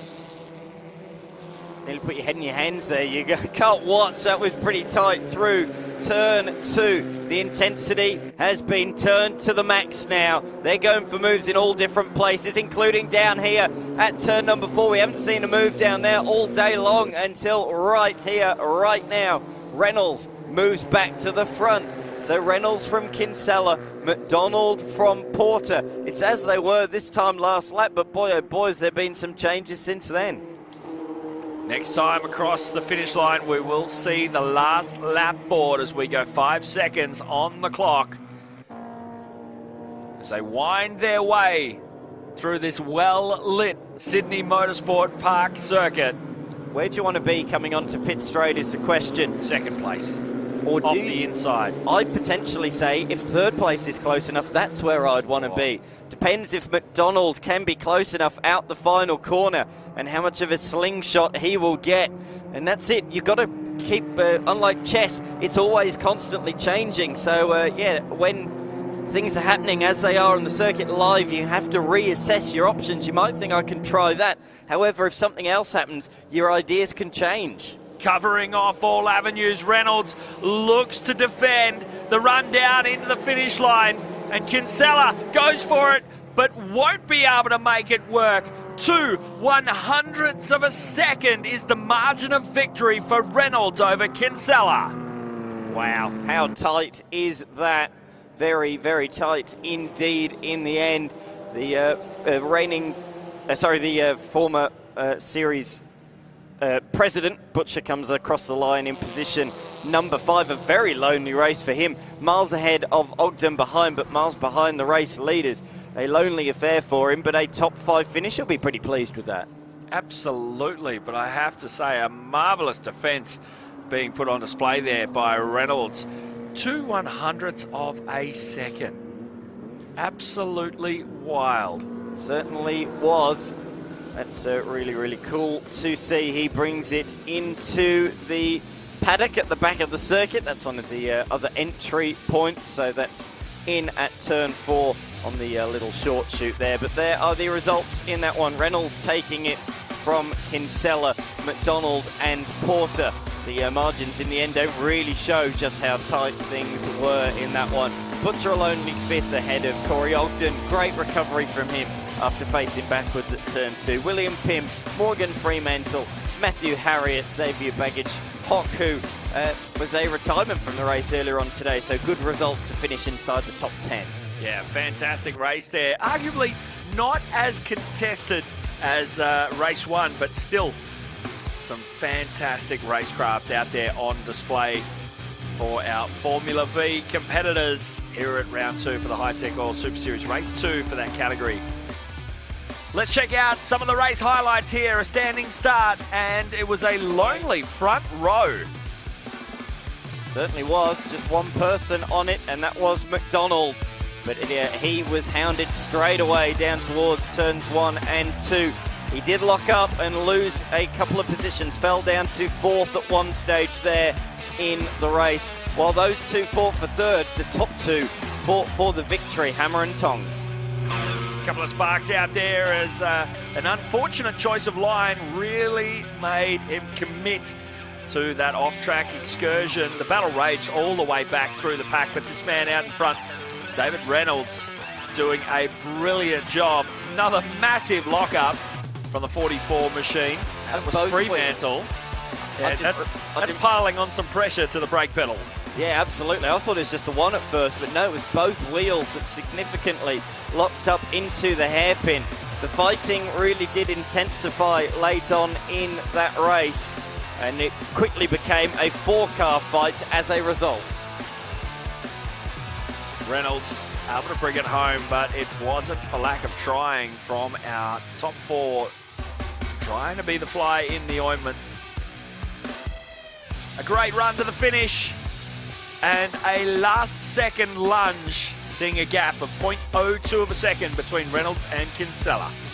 Absolutely, very, very tight in the end. The top 4 within 1.1 seconds.